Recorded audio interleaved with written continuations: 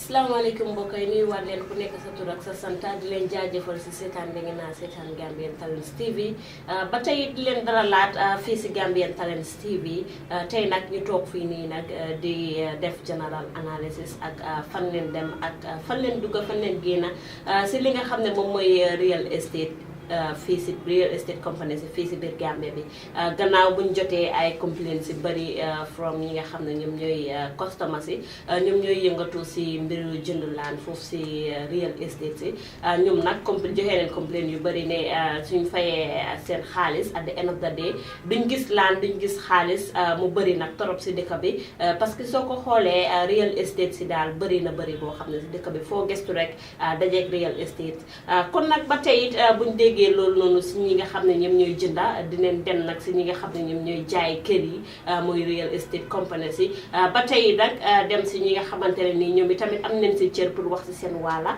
gannaaw bu ñi nga xam ne ñooy jënda emute si real estate si rek waaye dugal nañ si alkaalo yi ak si ñi nga xam ne ñoom ñooy seefoo yi ba tey nag ñu dem foofu noonu yëpp nag def ak gaay waxtaan waaye nag bala ñoo dugg nag si biir bugg naa leen a fàttali rek ne ngeen subscribe si suñu Facebook page bi pour bokk suñu monthly subscription bi su ko defee ngeen mun ñoo dooleel parce que information am ko si dëkk bi yombut métti na trop tey nga nar a fay sa staff yi nga nar a jënda li nga xam ne moom mooy ay bagages yi nga soxla métti na trop ba tey ñuy sàkku ndimbal si yéen ndaxte dañ mun a dem si nguur gi wala si ñi nga xam ne moom mooy private sector bi pour gars yi jàppale ñu parce que Olof Njaay dafa ne ku la abal ay bët wala fi nga xoolee ñun nag ku ñu tënkaleen bañ askan waa ngi tax a jóg kàddu askan wi la ñuy dox ba tey nag seen bët la ñuy xoolee seen gémmiñ la ñuy waxee ñuy sàkku ndimbal nag si yéen su ko defee ngeen doole ñuy mun a dem si kanam real estate agent real estate company bu njëkk nag buñ dem moom mooy Kombo real estate Kombo real estate nag buñ fa demee fekk neen fa ki nga xam ne moom mooy manager bi di uyoo si Béti Gassama Béti Gassama nag def nañu ak moom waxtaan mu wax lu bëri si li nga xam ne moom mooy Kombo real estate ba tey nag duñ def dara rek ma bàyyi leen ngeen seetaan suñu waxtaan buñ am ak ki nga xam ne moom mooy Béti Gassama. asalaamaaleykum mbokk yi nuyuwaat leen ku nekk sa tur ak sa santa di leen dalalaat si beneen programme Gambian Talents TV ma nekkal leen si gannaaw microphone bi Aida Kebe ba tey di leen jaajëfal seen déglu bu rafet tey nag ñuy topp real estate si maanaam compagnie yi nga xamante ne ñoom ñooy yëngatu si wàllu jaay kër fii si biir réew mi comme niñ ko faral di déggee rek compagnie yi bëri neen fii nii foo gëstu rek gis real estate koo déggee rek mu ne ubbi na real estate waaye tamit am na si yenn yoo xamante ne nii daf si laxasoo tey mu nekk li nga xamante ne moom la ñu drop real estate si indi leen déggee seen i borom parce que dégg neen victime si maanaam ñi nga xamante ne dañuy yëngatu ñoom itamit si wàllu jënd kër interested trop pour out ay land fuñ teg seen njaboot ñoom itamit complain neen ne suñ demee si real estate si gars yi dañ day joxe seen xaalis duñ gis land wala ñu jox leen land ñu ne leen fii government baa fi moom wala ñu ne naan njuuj njaaje wala def yi ay yeneen yi ba tey ñoom itamit ñuy complain yi bëri ñëw nag suñu office ñii di wax pour ñu def lii ñuy wax pour ñu def lele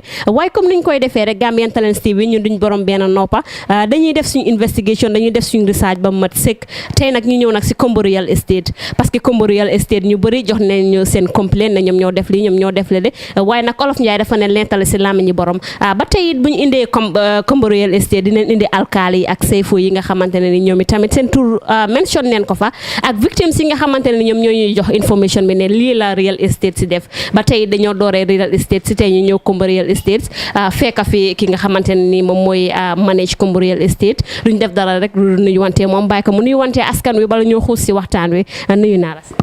fay naa la asalaamaaleykum maa ngi leen di nuyu seen tur ak seen sant man la Béti Gassama general manager Kombo real estate bi. moom mooy Béti Gassama general manager Kombo real estate ñu bëggoon rek nga wax ñu Kombo real estate kañ la start to operate si Gambia. Kombo real estate mu ngi start September 2013 for now ñu ngi si suñ 6 years right now it's 2019 yeah. léegi dafa mel ni yéen a ngi si seen 6 years est-ce que business bi register ngeen ko bi ngeen dooree. waaw bi ñoo door lañ register suñ business bi.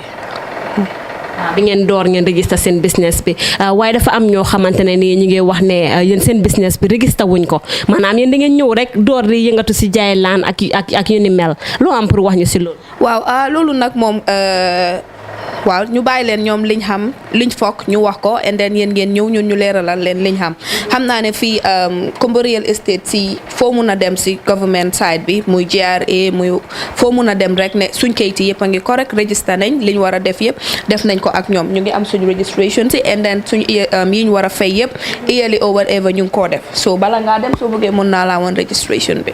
loolu amul problème ñu doon laajte rek ndax am ngeen ay laan si dëkk bi pour jaay ak fan la gaay nekk. waaw am nañ lands all over soo demee Burfoot soo demee Makumbaya nga dem Sanyang dem Tujereng dem site yoo dem daal si Kombo bi am nañ fa ay land waaye tamit comme luñ de wax weddi gis bokk ca mun ngaa dem si laan yi nga xam ne jox nañ ko seeni borom ñu ngi amee seen kayit ba pare doon nañ seen sampay li si dem mel ni Sukuta yéen ñëpp xam nañ Sukuta ni laan yi mel foofu noonu te nga jox nit kër foofu noonu mu sampa ko ba dëkk fa amut fa benn problème nga xam ne loolu ku register wala kuy def lii nga xam ne si yoon la moo war a joxe moo war a am loolu.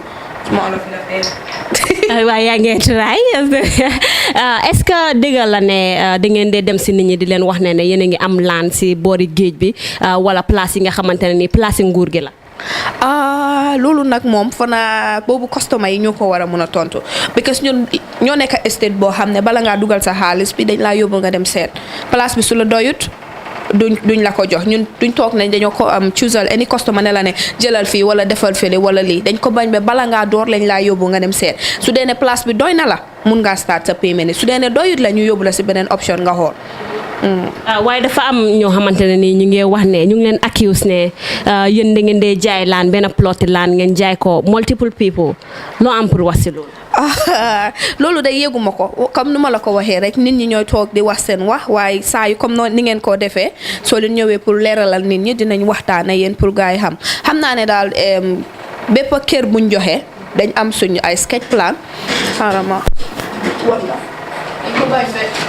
kër bu mën a joxe rek dañ am ay suñu sketch plan yoo xam ne dañ laa jox from there gis nga lii képp ki nga xam ne dafa jël dañoo maak sa bos soo keneen ki soo ñëwee dinañ la jox sa agreement nga jëlee fii nii ñu attaajal la sa sketch plan ci sa gannaaw kayit bi soo fooguma ne loolu noonu dinañ fa mun a jël benn kayit di ko jox ten nit ba pare comme suñ ne estate yow yaa ngi am sa 500 by 500 yaa ngi ko dama kayit bu nekk yaa ngi mention plot number 1 la dooree ba sangam bi ba pare ku nekk yaa ngi amee sa kayit ñu jox la fa sketch plan fooguma ne foofu tapale dina fa war a nekk wala di jaay benn land different people. non. ñu bëggoon da nga wax ñu lan moo nekk like seen cheapest price of plan. waaw right now moom ñu ngi jaayee 39000 that is Fass Njaga Coye yooyu am nañ 60000 am nañ 80000 ñun daal ñooy naka la ko olof yi di waxatee fii la ñooy mor yombale daal waaw mor yombale wax anyway seen laan bi nga xamante ne ni cher na. laan yi nag nuñ dee xëy na nga ne Burfoot because nuñ dee gën a développé rek nañ dee gën a seerante ak location bi tamit xam nañ ne location moo dee jaay fii nii so location bi nu mu gën a baaxee gën a développe noonu laa gën a seeree. waaw dégg la kay am na ñu ne nekk di accuse tamit ñu ne yéen da ngeen di joxe false advertisement di wax nit ñi ne like 50 by 50 laa la jaay at the end of the day borom su ñëwee fekk fa 25 by 25 loo am pour wax si suñ advertisement bi foog naa tamit yéen a ngi koo dégg la fooguma ne mention nañ fu ñu defee normal advertisement ba pare ñu mention ne size bi ba wala size bi la ñoo joxe dañoo make sure comme nu ma la ko waxee fii yëpp li fi nekk yëfi kayit ak pen la te fooguma ne daf dee fen suñ la ne 20 by 20 20 by 20 lañ laa jox xëy na suñ ne 20 by 20 wala ñu jox la lu ko ëppa wala lu manqué tuuti dañoo make sure ne comme biñ demee si ground bi pour dama kenn mu am lu si des tuuti ñu oola ne la ne lii moo des si sa laan bi soo buggee nag mun ngaa ñëw ñu compenser la jox la leneen wala nga ñëw ñu refund la sa mitas yu des waaye musuma fàttale ko fu nit ñëwee ne lii moo xew or whatever daf dee am nag business moom ñëpp a dee am comme kenn mënut laa wax ne mu ngi si real estate bi mu ngi perfect parce que di nga mën a satisfy because 5000 customers mënuloo satisfy everybody xam nga lu ma mi no matter how nga try business yëpp a am problème du yëfi problème sax waaye am na yenn yoo xam ne comme ok yow lii nga bugga nga dajee staff bu nekk Kombo Real mu defal la léeg-léeg ne le du la ne ñëwuloo waxtaan ak management bi nga toog fële di ko waxtaanee xam nga problème yooyu yëpp daf tey am waaye comme lu nekk waxtaan la and then nañ make sure ne whatever lu ñu def customer lu ko naxari dañoo make sure ñu ooyaat la ñu rectify ko waaw waaye kenn daal perfecto ci business. am na ñi nga xamante ne ni ñu ngi wax ne ñu laajte ndax est-ce que yéen doo leen dee dem di nataal ay place ba pare di wan nit ñi di ko advertise di behave ne as yéen seen place la fekk nekkul seen. ka benn sutura laa benn secret laa la bëgg a wax tey foog naa ne suñ doon war a def loolu. du ma tudda nag toog fii di tudda ne real estate yi ñoo leen dee jox laan wala ñoo leen du jox laan waaye xaafi real estate yi yëpp mu neex leen ñu naxari leen am na ñoo xam ne def nañ ak ñoom business ñoo xam ne laan boo xam ne ñoo ko jënd am kayiti jaayaat leen ko si real estate yi nga gis nii si gars yi lii télé la dañ ko dugal ñëpp dinañ déggal li maa wax ñoo xam ne ñun ñoo leen jaay own real estate ñun ñoo leen jaay loo xam ne moom la ñoo dogaat di ko jaayaat foog nga ma ne kuy def loolu dina war a am yooyu noonu ba pare soo leen amee jot saa yoo leen pare mun ngeen di ñëwaat another day ñu yóbbu leen si estate yoo xam ne ñun ñoo ko jaay seeni borom gaa yaa ngi fa dëkk toog xam nga Gambian bi dañ gom ñëpp la sax nga gis daal saa yoo leen pare ngeen ñëw ma yóbbu leen ngeen gis nit ñi fuñ dëkka ak seen kayit moom du loolu du ñun ñoo ko arrangé mun nañoo laaj comme ñi ñoo liggéeyal suñ kayit yi nuñ nekkee di fay ñaata kayit lañ dee defar within a month pour just satisfy customers yi jox leen seen kayit yi ñu am jaama. based on investigation buñ def ku ñëw wax Lamin Ceesay moom mi ne dafa ñëw fii jëndal laan waaye jox na leen xaalisam waaye ba tey gisul laan loolu nu mu fa taajoo. Lamin Ceesay bii ñoo wax nii yéen Lamin Ceesay si yéen la ñëw. investigation buñ def leen ko dégga. ok da ngeen ko dégga waaye Lamin Ceesay boobu bés biñ nit toogee si télé bi wax li moo wax si yëfi Lamin Ceesay bi dañ delluwaat suñ système bi bépp Lamin Ceesay buñ fa am soo bëggee mun naa laa kawlal gars yi léegi nii bépp kuñ am di leen laaj ndax da ngeen ama ñun issue amuñ ta ñun issue ba pare about Lamin Ceesay yuñ am ñëpp ñenn ñi fay nañ jot nañ seen kayit ñenn ñi ñu ngi fay benn tey te leena pour ñu leeralal ko Gambian si sooy def ak nit business yaa ngi amee sa agreement ñu ne la ne dangaa déposit soo fayee ba nga am 80% dinañ la allocate nga door sampa minute ne dañ la ne dinañ la jox sa kayiti kër bi yaa ngi understand soo demee nag ba nga jeexal li nga fay yëpp kayiti kër bi nga am si ñun dinañ la ko defaral jox la ko waaye Lamin Ceesay bi ñoo wax nii fu nekk lañ kool si Lamin Ceesay yi nga xam ne mu ngi si suñ système bi waaye kenn mënut ñoo wax ne moom la waaye nag comme soo nekkee di dem foog nga nangu yeena ni ko olof day waxee gannaaw foog mu nangu parce que business bi mënuñ ta dem te wax bi moo ñoo gën a make ñu strong moo ñoo gën a tax ñu careful moo ñoo gën a tax ñu nekk on track xam nga lu ma wax ni mun a gën a kontaan loo suñ customer yi lii nag moom kenn xamut parce que li ñoo ne customer la sax ñun ñu waxal yëpp si customer yi ñu ne kenn ne moom bokkut so mun naa am loo xam ne la nit ñi ñoo ko sos teg ko si kaw Kombo Real Estate waaye benn tey ñu ngay def suñ more findings waaye dinañ dem ñu ngay wax suñ customer yi still dinañ gën a toppali pour seet ndax lii customer moo nekk gannaaw si customer moo complain or not dinañ gën a def suñ findings but li ma laa wax ni ñiñ jot a call ñëpp customer yi yëpp ñu ne du ñoom Lamin Ceesay bii nii so man maa ngi ñaan su nekkee ne Lamin Ceesay boobu noonu mu ngi ñoo dégga wala mu ngi ñoo gis na ñëw si ñun ne ñu ne moom la understand ñu defal ko lu mu bëgg waaye li ñoo wax nii yëpp Lamin Ceesay ñun gisuñ ko si système bi so Gambia la tamit ku nekk lu waay neex rek dangaa xëy di ko wax waaye comme su ñoo waxati ne ñu génneel évidence ne ñu Lamin Ceesay bii la jox ñu téléphone nambaam ni ñu kool ko seen kanam wax a ñoom fanaa moo gën a régler parce que man tey mun naa xëy ne la ne diw nii la def Ayda raay mun naa xëy ne la Ayda lii ak lii ak lii la Ayda def fekk man xawma la musuma laa gis waaye parce que bëgg naa laa yaaxan ndik yaa ngi def lu baax si réew mi ma jël wax bu tilim teg ko sa kaw te ñu ma gëm ñëpp ñu ma xam ñëpp dañoo ne dégg la fekk yàlla xam na ne li nga wax ko loolu sax demeewut noonu Ayda melut noonu Gambia la soo ñun dinañ accept mu ne Gambia la soo ñoom dinañ accept fi mu toll nii gars yi dañ lose faith Kombo Real Estate so yow ban assurance nga am pour jox nit ñi ne Kombo Real Estate is reliable. Kombo Real Estate xam naa comme suñ amee nga ne 95% xëy na 5% ñoo am issue yooyu noonu wala ñoo foog na issue lañ am waaye loolu noonu du benn issue Kombo li fi nekkoon depuis 2013 moo fi nekk benn tey Kombo musuñ ta dem fanaa real estate yi bi ñoo wax seen wax yi ñu ngee mention ñu dem court wala yooyu Kombo musu ta taxaw court pour yëfi laan wala yëfi kii laa ko jaayoon wala lii wala nga ne customer yóbbu na Kombo Real Estate laan loolu musta am depuis buñ dooree ba pare te xam nga Gambia nit ki ak xaalisam su la joxee depuis 2013 benn tey defaluloo ko lu mu bugga yaa ngi si code bi wala yaa ngi si social media bi waaye musta am. loolu musta am loolu ñoo ko déggandoor mbokkay comme nuñ leen ko dee waxee nekkoon ba tey moo fi nekk soo leen fayee seen xaalis bi seen kayit yu wóor di ngeen ko am bala ngeen di fay seen xaalis di ngeen dem site visiting ngeen gisal seen boppa mu doy leen.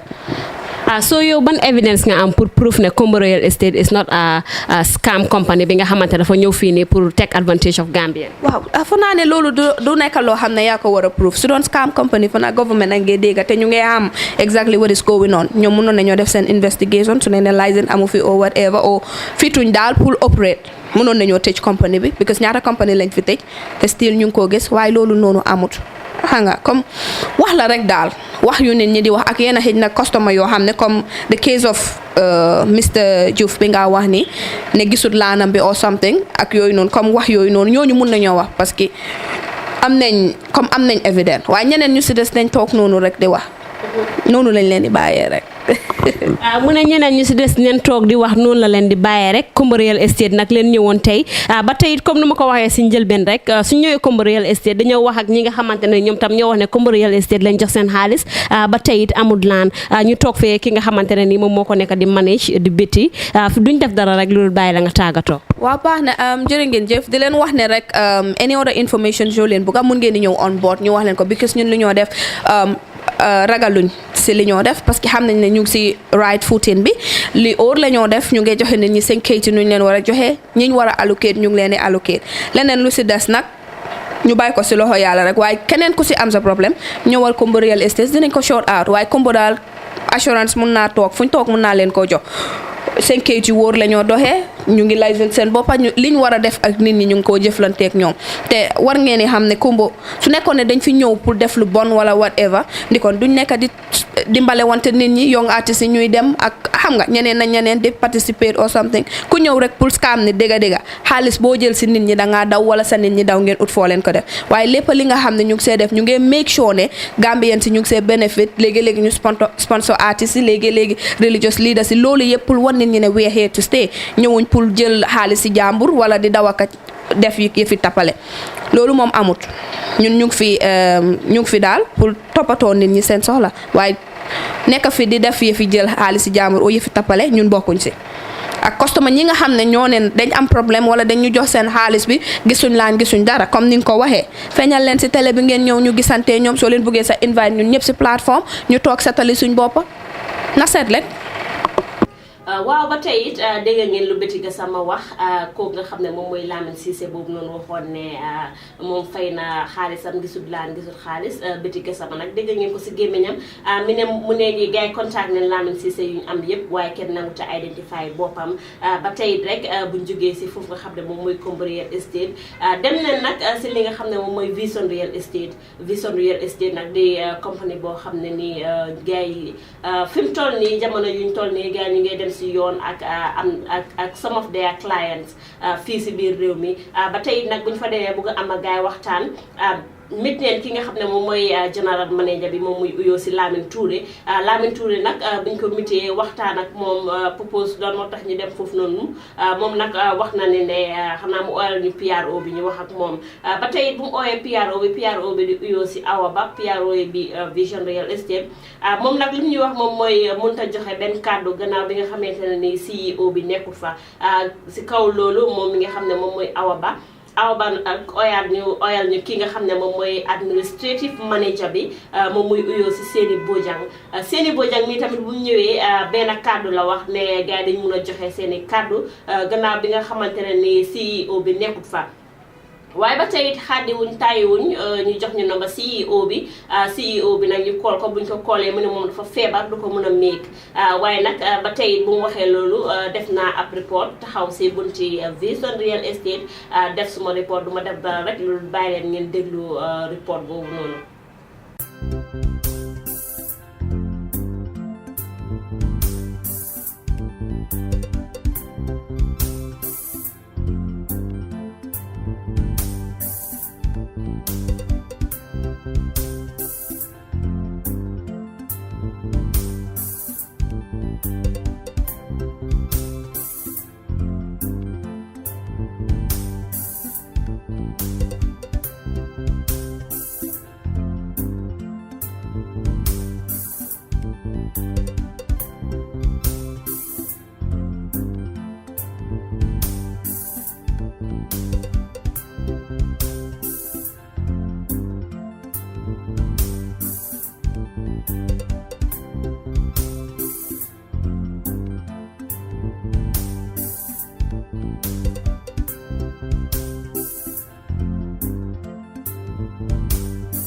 waaw ba tey mbokk yi comme ni ma ko waxee woon rek bu ñu demee woon fi nga xamante ne moom mooy Kombo real estate wax naa leen ne dinañ dem si yeneen real estate investigate waxtaan ak gars yi waaye nag ñëw neen fi nga xamante ne ni moom mooy Vision real estate waaye Vision real estate nag mënuñoo am access pour ñu waxtaan ak gars yi parce que mit neen ki nga xamante ne moom mooy Lamine Touré moom moo nekk general manager bi mit neen PRO bi moom muy Awa Ba ñu mit ki nga xamante ne moom mooy administrative manager bi muy Seni Bojang waaye gars yi lu ñu wax nag explainal ne ñu wax ne ñu ne ñoom nekkuñ di yëngatu si fi njuuj njaaj yi nekkuñ di yëngatu si fi scam yi waaye ba tey wax ne ñoom nekkuñ in a very nekkuñ si better position pour gars yi ansal ñu questions yu ñu leen mën a laaj ba tey taayiwun xaadiwun ñu call ki nga xamante ne moom mooy CEO bi CEO Vision Real Estate moom mu tudda Famara Bojang muy uyoo si Famara Bojang moom nag call neen ko laaj nañu interview bi is all about what wax neen ko seen client yu gars yi nekk di seen client yu nekk di complain ne ñoom ñoo nekk di def njuuj njaaj ñooñu ak ñeneen ñi nga xamante ne right now gars yi ñu ngi demaa gars yi si yoon ba tey moom lu mu ñu wax moom mooy ok waaye ba tey dama feebar mënumaa wax ak yéen call neen CEO bi mu ne dafa feebar waxtaan neen ak Lamine Touré ki nga xamante ne moom mooy general manager bi PRO bi Awa Ba ak administrative of manager bi moom muy Seni Bojang gars yi ñu ne ñoom mënuñoo wax ak ñun because they are not in the right position pour ñu ansal ñu suñ question bi comme ni ma ko waxee rek njuuj njaaji si real estate si bëri na real estate si bëri na si Gambie bi ku jug rek ubbi real estate waaye real estate yi am na lu si laxasu am na luy ñuul si soow mi Gambian Talents nag dañoo dem ba si soow mi lu si ñuul ñu seppi ko wan ko askan bi ndax su ko defee nit ñi mun see bàyyi seen xel bu baax a baax ñëwoon neen Vision Real Estate nag waaye nag fekkuñ fii ki nga xamante ne ni mun naa waxtaan ak ñun ba tey nag duñ xaade dineen demaat si beneen real estate waxtaan ak ñi nga xamante ne ñoom ñoo suy nekk nit ñi mun a xam fu gaay war a taxaw ak ñu gaay war a jëflanteel jërë ngeen jëf seen déglu bu rafet. waaw ba tey gannaaw loolu buñ fa jógee xàddewuñ taayiwuñ dem nañ Vision Real Estate yoon ak yoon waaye ba tey nag saa bi fa demee rek ñu ne seen CEO bi dafa feebar ba si mujjantil gi bu ma fa doon dem maa fa fekk benn boy bu ma ko lattee nag naka seen CEO bi mu ne mu ngi feebar ba tey nag noonu leen def ba mënuñoo am ak gaay waxtaan ndaxte Vision Real Estate nag nit ñu ko tudda bari na torop waaye it ba tey it mënuñoo am chance pour waxtaan ak gaay yi ba tey nag buñ jógee Vision Real Estate foofu noonu dem ne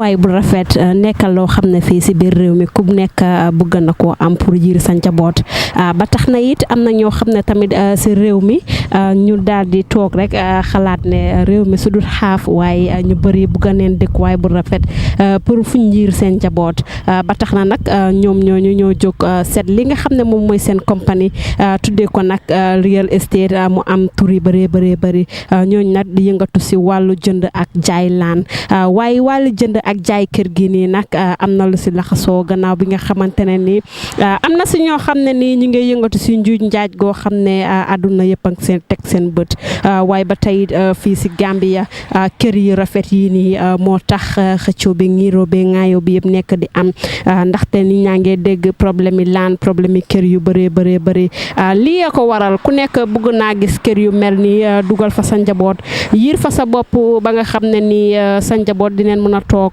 fu am maana waaye ba tey it real estate yooyu nag di yëngatu si loolu alkaali yi di yëngatu si loolu ñeneen individual yi nga xam ne ñu ngi si Gambia bi tamit di yëngatu si loolu si wàllu jënd ak jaay kër gi nii waaye jënd ak jaay kër gi nii nag gis neen si problème yu bëri maanaam ñi nga xam ne nii sax seen bakken jot na see des ngir rek bëgg fuñ dëkkal seen njaboot ba tey rek yéen a gis kër yu rafet yooyu noonu loolu nag la ku nekk si biir réew mi fii bëgg rek pour yiir sa njaboot moo waral problème yi laan problème yi kër yu bëri problème yi suuf yu bëri ngir it waajur bu nekk wala njiit bu nekk wala doom bu nekk boo sañoon dugal sa yaay si kër yu mel nii waaye ba tey rek comme nuñ koy faral di gisee rek si dëkk bi dangaa toog sax si laan nit ñëw ne la moom foofu wala ñu jël benn laan boobu noonu jaay ko fukki nit ak juróom-ñaar. maa ngi tudd Amadou Moukhtar Diallo. foo dëkka. maa ngi dëkka bu Sumbala. am nga laan. laan yee anyway am naa fa ay laan yee. kan moo la jaay alkaali bi wala real estate si wala safeholds wala individual. waaw man borom laan bi si boppam moo ma jaay laanam bi. yee moo ma ko jaay. ba bu mu la ko jaayee demuloo góoloo through difficulties ak jafe-jafe. non bëggoon naa si am tuuti difficulty but alhamdulilah yàlla defoon na yàlla saafara ko ba façon difficulties la noonu.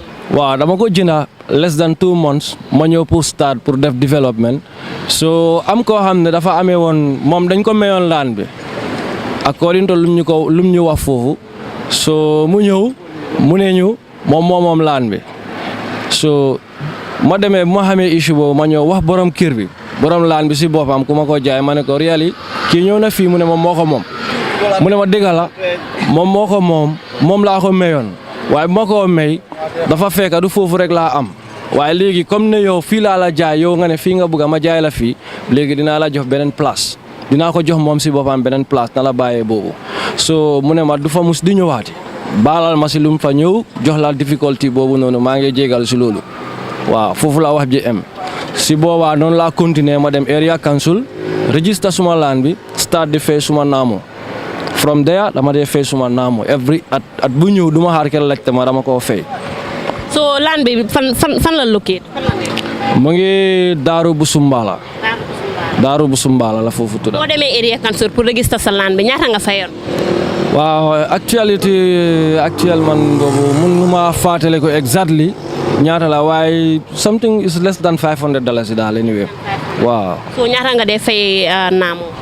naamo bi by that time is around $100 la xaw ma less than bariwul daal. so every month nga dee fay. no every year laa dee fay. every year waaye da nga gis ne 2019 bi fayuma so 2018 bi exactly fàtte naa ñaata laa fayoon waaye nag yëpp suma kii di maa ngi ko amee waaw. yow am nga expérience ne jaay neen la laan te laan boobu noonu fekk den ko mayaat keneen te gis neen loolu noonu mu ngi bëri si dëkk bi dañ dee jaay nit ñi laan. autorité ba laa jox doole pour nga moom sa place so man foofu dama wis government bi wis autorité bi pour like mu mun a taxaw jàppa si loolu na jàppale nit ñi parce que loolu force développement mooy dëkkuwaay mooy di force développement ak loo am loo soxla sa kër ngay ñibbi. so yow bu nga amee laan bi sa baara foofu fay nga kii alkaali ak séddoo yëpp laa fay. ñaata nga fay alkaali. transition yi waroon a def yëpp defoon naa ko obviously kayit yooyu noonu li ma fay dañ ma waxoon alkaali bi dama waroon a def $5,000 alkaali bi Busumbala la loolu laa ji man ma àndaloon boole ma kenn ko xam ne ngi tudd Boubacar bi man moo defoon finalize everything indi ma suma kayit in fact ànd moom na moom sax waaye alkaali bi something jaata exactly xam nga Lamin jaata la waaye dégg naa ne foofu dafa gaañ. so fay la moo seefoon na. so ban advice nga am pour jëm general public bi lu ma leen a wax mooy kenn ku nekk fu nga dugal sa xaalis first of all da nga ko war a am naa laan wala am naa kër rek sa bëgg rek warul laa puus pour nga ne da ngaa dem dugal fa sa xaalis amuloo fa lu leer trial ba nga am lu leer balaa nga faa jëlee balaa nga faa dugal sa xaalis balaa ngaa jël any action so man loolu lay ñaan population dëkk waaye dëgg mooy di first thing waaye tamit nit ki balaa ngaa spend ak any single produit bi nga spend si affaire yi kër pour avoid problème trial nga investigate ba nga xam lu leer balaa nga si loolu lay advice population. based on your opinion naka nga gisee real estate waaw real estate yi definitely dañ si war a def loo because fi mu nekk nii man ak keneen xamuñ ñaata estate moo nekk si biir Gambia so pour war a support population dañu war a base di def loo si loolu expenditure bi ñu wàññil ko population bi parce que next minute ñoom business moo leen tax a jóg du population bi di jàppale nit waaw loolu yëpp government bi moo si war a taxaw moo war a xool nit ñi nga xam ne comme suma maas yi ak ñi ma gën a néew doole dañu war a am lii am na ñi nga xam ne mën nañ koo def waaye am nañu ci tiir pour war am si seen safe interest di def seen business li nga dugal seen poche government moo si war a taxaw fii loo dégg wax bi ñuuri ngaare bi yëpp government moo ñu mën a def suñu safety ñoom suñ slaagalee rek things dafa slag suñ ko yombalee dafa yomba waaye suñ ko téye ko di serious maanaam population bi dafa nekk in peace kenn ku nekk da ngaa nekk loolu laa def fi nga xam ne moom mooy African Properties nag kuy CEO bi di Adi Diop waaye African Properties nag boo ko xoolee dem nañ fa ñaari yoon ndaxte njëlbenn yoon bi ñu fa demoon fekk nañ fa ki nga xam ne moom mooy Nafi Senghor nag bi ñu ko fa fekkee mu ne moom du ñu mun a wax dara waaye dina waxaa CEO bi soo ñu dem the following day waaye bu mu waxee loolu nag ba pare ñu dem bu ñu demee nag the following day ñu ñëwaat bu ñu ñëwaatee nag ñu fekk fa CEO bi moom mooy uyoo si Adi Diop nag fekk nañ ko fa def nañu ak moom ay waxtaan ba tey rek ñu bàyyi leen ngeen seetaan waxtaan boobu noonu.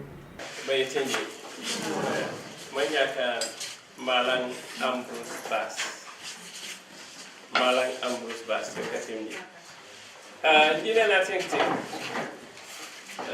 mambukuna kema sembe jimia problem combo sound very panateri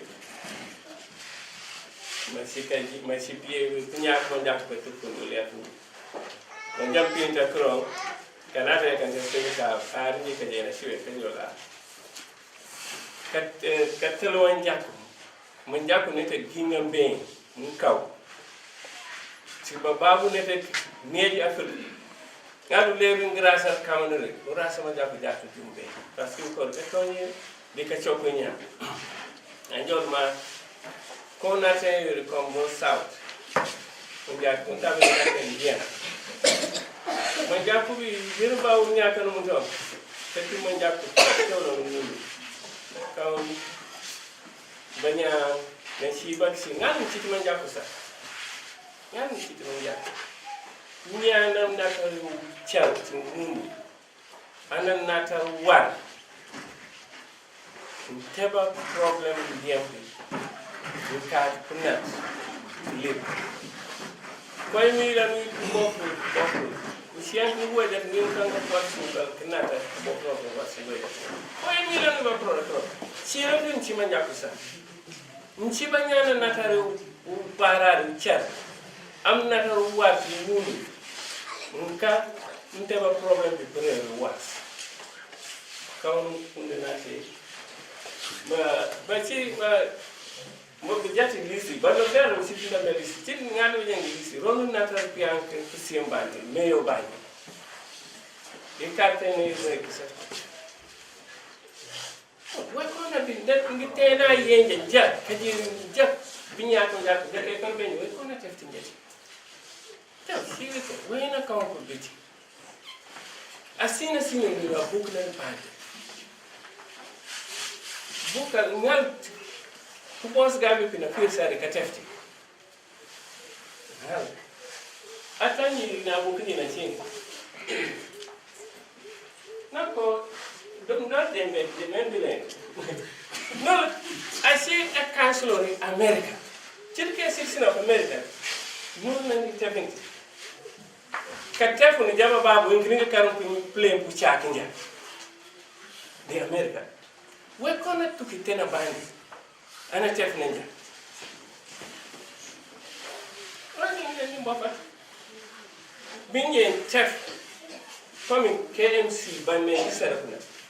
Council KMC. Chef na baba ni jalo babu. No, just ingin jaro ni kadum pro. Mana wotani mana biana bani chef na. Ukonto ere. Ajau. Chimanjaku ngosi. Tenula chimanjaku gula no. So, kita mungkin menjaga. Tip kau ngali link banyak mungkin, we may kita boleh. Think not think. Gan tadeng itu think. Rasa pete sipiti, kape rasa bijulu buat, kape rasa pipeline buat. Gan tadeng itu belum. Basumah sini demati ini. To cutting that nothing, Cape Bigelow Pichipras 20 by 20 Bigelow to 1.5 million people. Now 20 by 20 1 million of meter to 20 by 20. Thinking that nothing, Tinangan, Italian Tipro, press 20 by 20 Capia. Because in your band. Enquanto a win cabi. No força, não é clear. So the jumps are value and sharing there. Value there. 20 by 20 there. Sinangano talent million, total million, or metal on the catal. Now we get the Scott. Lady.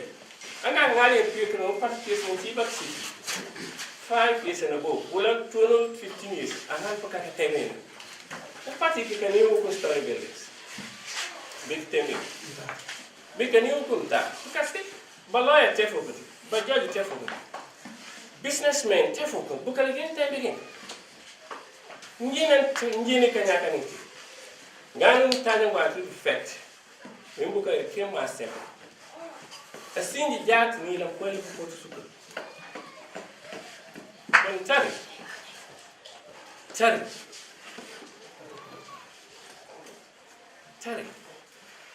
Ganum Tanya was to effect. A single jack meal of quality for super. Chat where that company, you never can you get tambos and chat in toilet. So, upatiki, bimpia munga sinja bukana, bu upatiki na penja bukana. So, teno si bank boss, upatiki kenyo ne to kanto. Ati na ubanda kenyo te uga. Bayanto mkaji ne piti ndi jari. Ndere ana upatiki to, bukajo kuna na polisi. Da kolu kan kalu kana kwe. Mkaji upapi. Dukan ki jana yo pete te.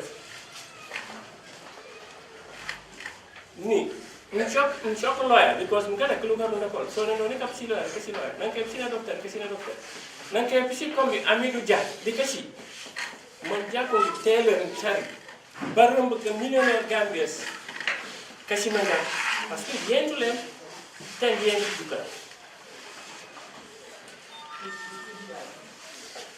So, count one win to cut me around jam. Indian dikata. Take out very quickly. Ma, unda luka kale nore abrikata.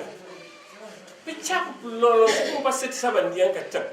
Pichap man te pe kanda man Taylor. Pasit sabat de Taylor ban dian kata. Ma na Taylor ba ngalen ko tu ngalen ko wetrola. Ngal tu kana ni match tindia di ka manksa. De Taylor ba ngal tu kana ni match nya di ka fangs tindia. Ma na Taylor ba un ka shatiru guru na pungo mar te pato so pichak man Taylor da lu kompul di simatir pul flinch da siempre plono da sima prim plono 1 inch of biam we no do so ti u court video court asi le du court biam si le court est-ce que mais par man ka ka jam ko mer ke par legal opinion o se na ba u ja ko ko we ko na ka si mo ko ci boss bi ba di ka ti pro ko plan ko ta jo ko si ba jam ka ko pati di ba no ti biati ba jo ko tu dia ba nya ba te ka ko te bi na ko room ba nya nu ta ja ka ko te bi represent dia ndiam da garanda calling the garakayo lempin the garakayo lanya the tapken nat the tekoy nyaka na uti undo mbosu wina toy undo mbos abuku na abuku usim lemparata buku tem lemparata buku welcome to the ngina natin malang adus usiye tene fulemana buku ni bisha jalet ni bishituni unu koto da tapan ane sun courthouse da go kana tan kan chicken din anja mo linga ta unya ka lilat ma pishap montele unu koto nyan ke fet ngal ni kambambe baba de babo ka tapandu u patin dian witte ke tefren dia nji ken shi kambu katin dia kan to ken lo sala cabinet de sera ko na luyi ni kan nak sente un contere numi to na extent kana wan ka kai asio numi tale wan wel sola panel la sola pom kitafti pan kita kilo mari sera ko njiri prasa tiri sera ko upat ngien datisi nda tisi ndi bandu ba nini ndi cis ba sini nya ba nyanka di kum ka ba ni kelen tin sa pa sa da ba nda barba ni ba sini nda te te ser kata risala kabni bijana ba le da to ka ta for na bengul nda tisi basin na lempana dura rukti wulit ne nda jabar kan ne wonde ka tangi ko kan ne sit ko wonde kana tilfe mbala ni do waaw mbokk yi ba tey comme ni ñu ko faral di defee rek ñu ngi si yoon bi rek ñu dugal si benn real estate am na investigate waaye fi mu toll nii nag ñu ngi African properties nag comme ni mu koy faral di waxee rek real estate si bari neen bari boo xamante ne nii ko si wax benn rek mu ne la fu mu locate African properties nag nekk na real estate boo xam ne mu ngi located at Tipag turntable si mel ni kuy dem soo mel ni kuy dem Tanji turntable rek soo rombee petrol station foofu la African properties nekk ba tey nag ñu ñëw fii di waxtaan ak waa African properties waaye kuy speak on behalf of African properties mu ne bëggut pour ñu jël ko vidéo waaye audio bi dina génn comme ni ñu koy faral di defee rek ñun lu gën a am solo rek moom mooy pour nit ñi dégg si ñoom loolu moo si gën a am solo waaye ba tey rek nataalam dinañ ko wane su ko defee ngeen mën a gis kuy wax waaye moom borom bëggut pour ñu jël ko vidéo du ma def dara rek lu bàyyi ko mu ngi wonte askan wi nuyu naa la may loolu.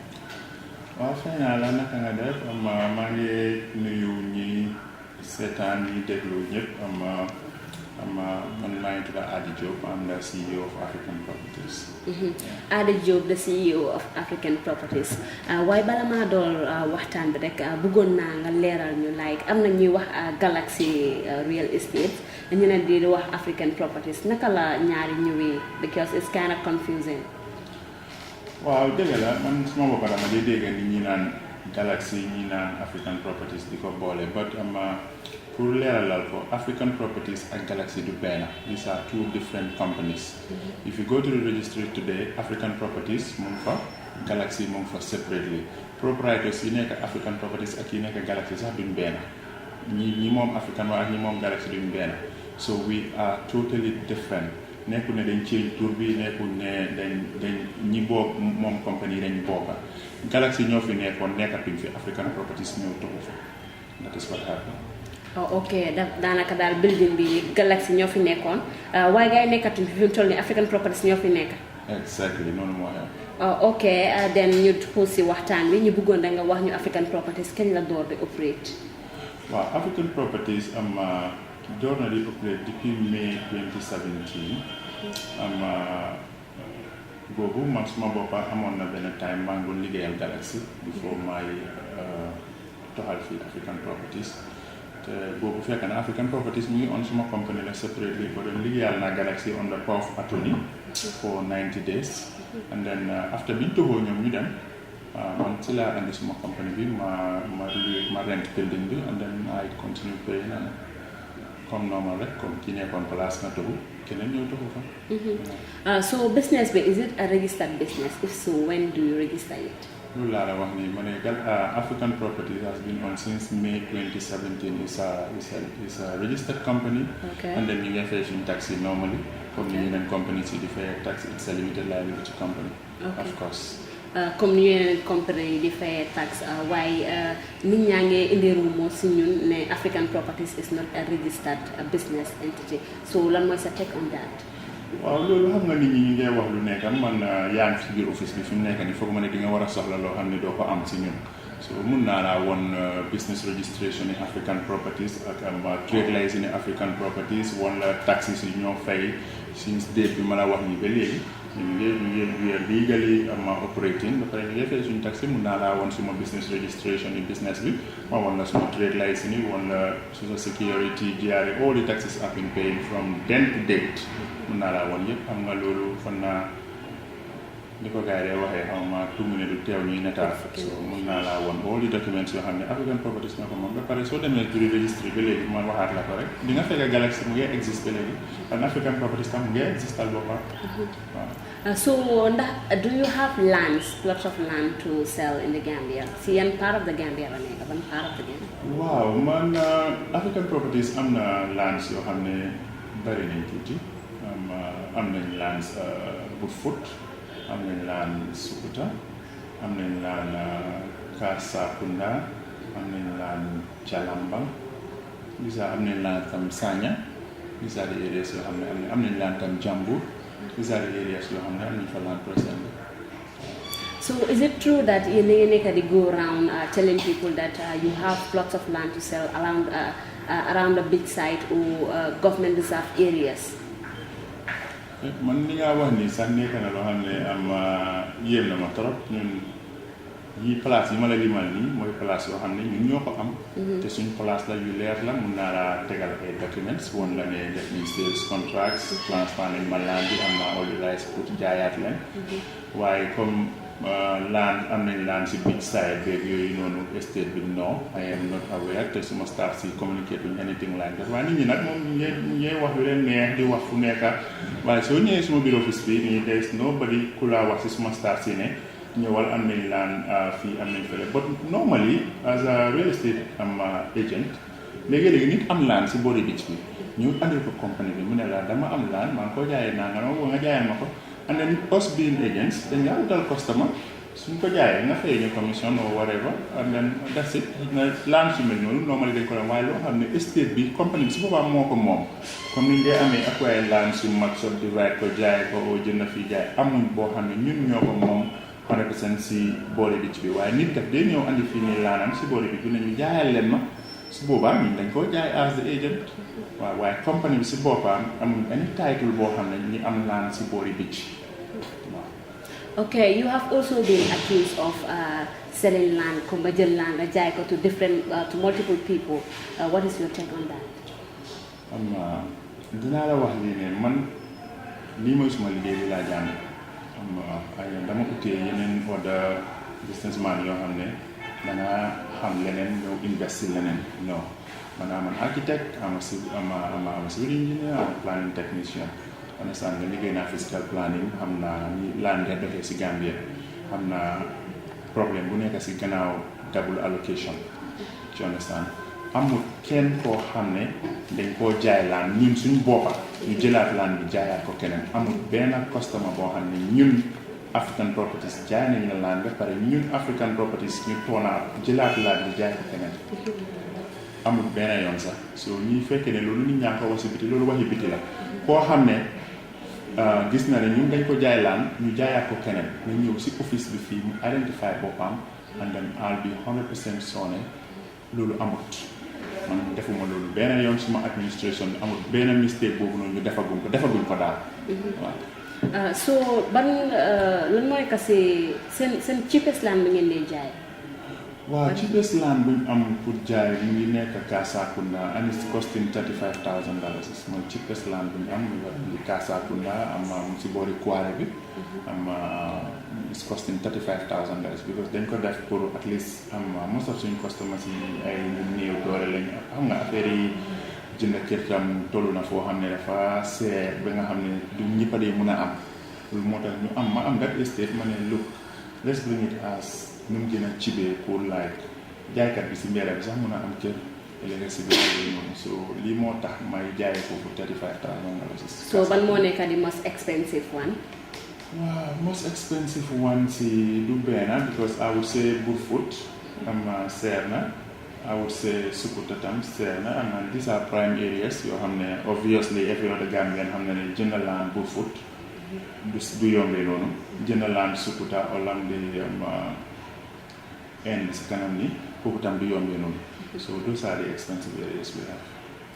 Okay, also am na ñu ne nekk di accused of giving out false advertisement ne like for example so naa jaay nit land ngeen advertise ne it is going to be 50 by 50 at the end of the day borom su ñëwee 25 by 25 bu fa fekk what is your take on that? ñun de I cannot remember one time ñu am land si ñoo jaay at 50 by 50 non land si ñoo am yépp yi nekk di jaay 20 by 25 20 by 20 am nañ sax 15 by 25 am nañ 30 by 20 and all that moom muy part of Sukuta am nañ si yoo xam ne day am square wuñ but 50 by 50 land size non suma office bi musuta jaay loolu like dañoo jaay land 50 by 50 non land yi ñu am yépp sizes yi ma la wax ni sizes yooyu leen and then sizes yooyu ñoo nekk on the ground tam ba tey it ñu dégg si nit ñi ñuy wax ne like African properties dañ dee go around di nataal certain place yi nga xamante ne ni moom lañ dee advertise and it's not their own, so is that true? waaw man li ma wax nii sax maa ko doog a dégg tey dem wóor nataal këri jàmbur wala laani jàmbur ñëw publish ko ne yaa ko mooma yooyu noonu xam nga ñun weesu nañ loolu. man foog naa ne Gambia sax weesu na loolu te nit yi Gambian yi mënuloo naa yàpp to that extent te nataal place yi jàmbur ñëw ne ko nii maa ko moom jaay ko ba pare su dee nit ñi ñu ngi toppal loi bi dinañ mun a xam am problème bu nekk war a nekk si gannaaw loolu dem nataal laani jàmbur rek ñëw laan si ma la néemal nii guddi sax ku fi ñëwoon ma yóbbu la si laan si tegal la documents yóbbu la si alkaali yi yóbbu la si fu ma jaay laan si won la all evidences. You understand? Man musuma jaay laan boo xam ne moom ma ko man musuta am in my life te su ma yàlla defalee li gën si man du ma ko mus a def tam waaw so yooyu man maa ko doog a dégg anyway jël laani jaam mu netaal ko wala kër jaam mu netaal ko ñëw naa loolu de musuma koo def te suma staff si tam musuma yëg ku ko def waaw est-ce que xam nga ku ñëw wax Sidi Kani? waaw xam naa Sidi Kani xam naa ko bu baax.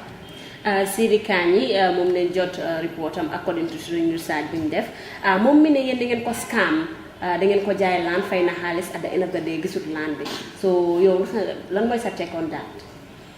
Anyway Sidi Kani man sama boppa dama déglu audio maa ngi ko amee sama téléphone fii mu wax ne ñun dañ ko jaay land ba pare gisut land am and all that bi ma déggee loolu man maa ko koo téléphone ma dégg suma téléphone kooku ma ne ah Sidi man dama dégg ñu ne yow da nga ne ñun dañ la jaay laan ba pare yow jotuloo sa laan dañ la nax jël sa xaalis ak yooyu waaye lii nii Sidi daf ko wéddi te ba léegi ni ma toogee ak yow nii mun naa xoolaat Sidi léegi nga dégg mu ne man non man waxuma loolu man wax boobu duma ko mus a wax because man dama am problème ak Galaxy Properties bi ma ñëwee si yow explainal ma nga intervene nga jàppale ma pour ma jot suma laan te su ma la waxee Sidi complete fayam bi ma war a fay understand nga keroog bi ma jotee laan bi fekk rakaam ngi ñëw seet si ma si office bi fii ma ne ko waxal sa mag ne mu complete balance bi mu desee laanam bi pare na clair na ci understand na ñëw mu jël si laanam bi and that was a month ago I guess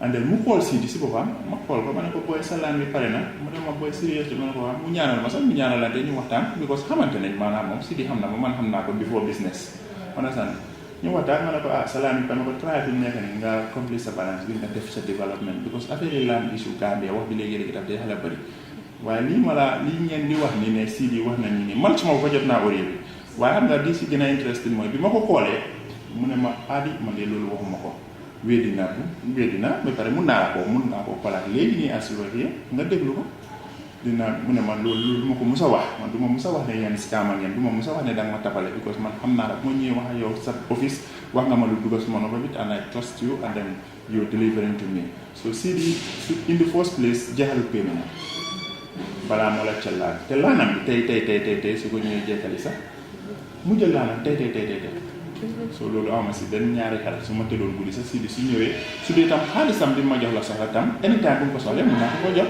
business la nit léegi-léegi mu jënda mu dem ba si kanam bëggatu mu bàyyi so loolu ñëpp la dee daal everybody da léegi-léegi nga jënd benn affaire nga dem ba si kanam bëggatuloo nga dem delloo ko su dee lu mu mun a delloo la danga dee bàyyi and man fii nii ku bëgg a delloo sa property when you write to me am lawyers and all the legal advisors so you go through the right channels and then we deal with you and that's all. So with all these accusations yi nga xamante ne nit ñaa ko riis am na si ñoo xamante ne ni def neen seen xol yi ne African properties moom jaruñoo trust jaruñoo deal with so yow ban assurance nga am pour jox nit ñi ne African properties is reliable.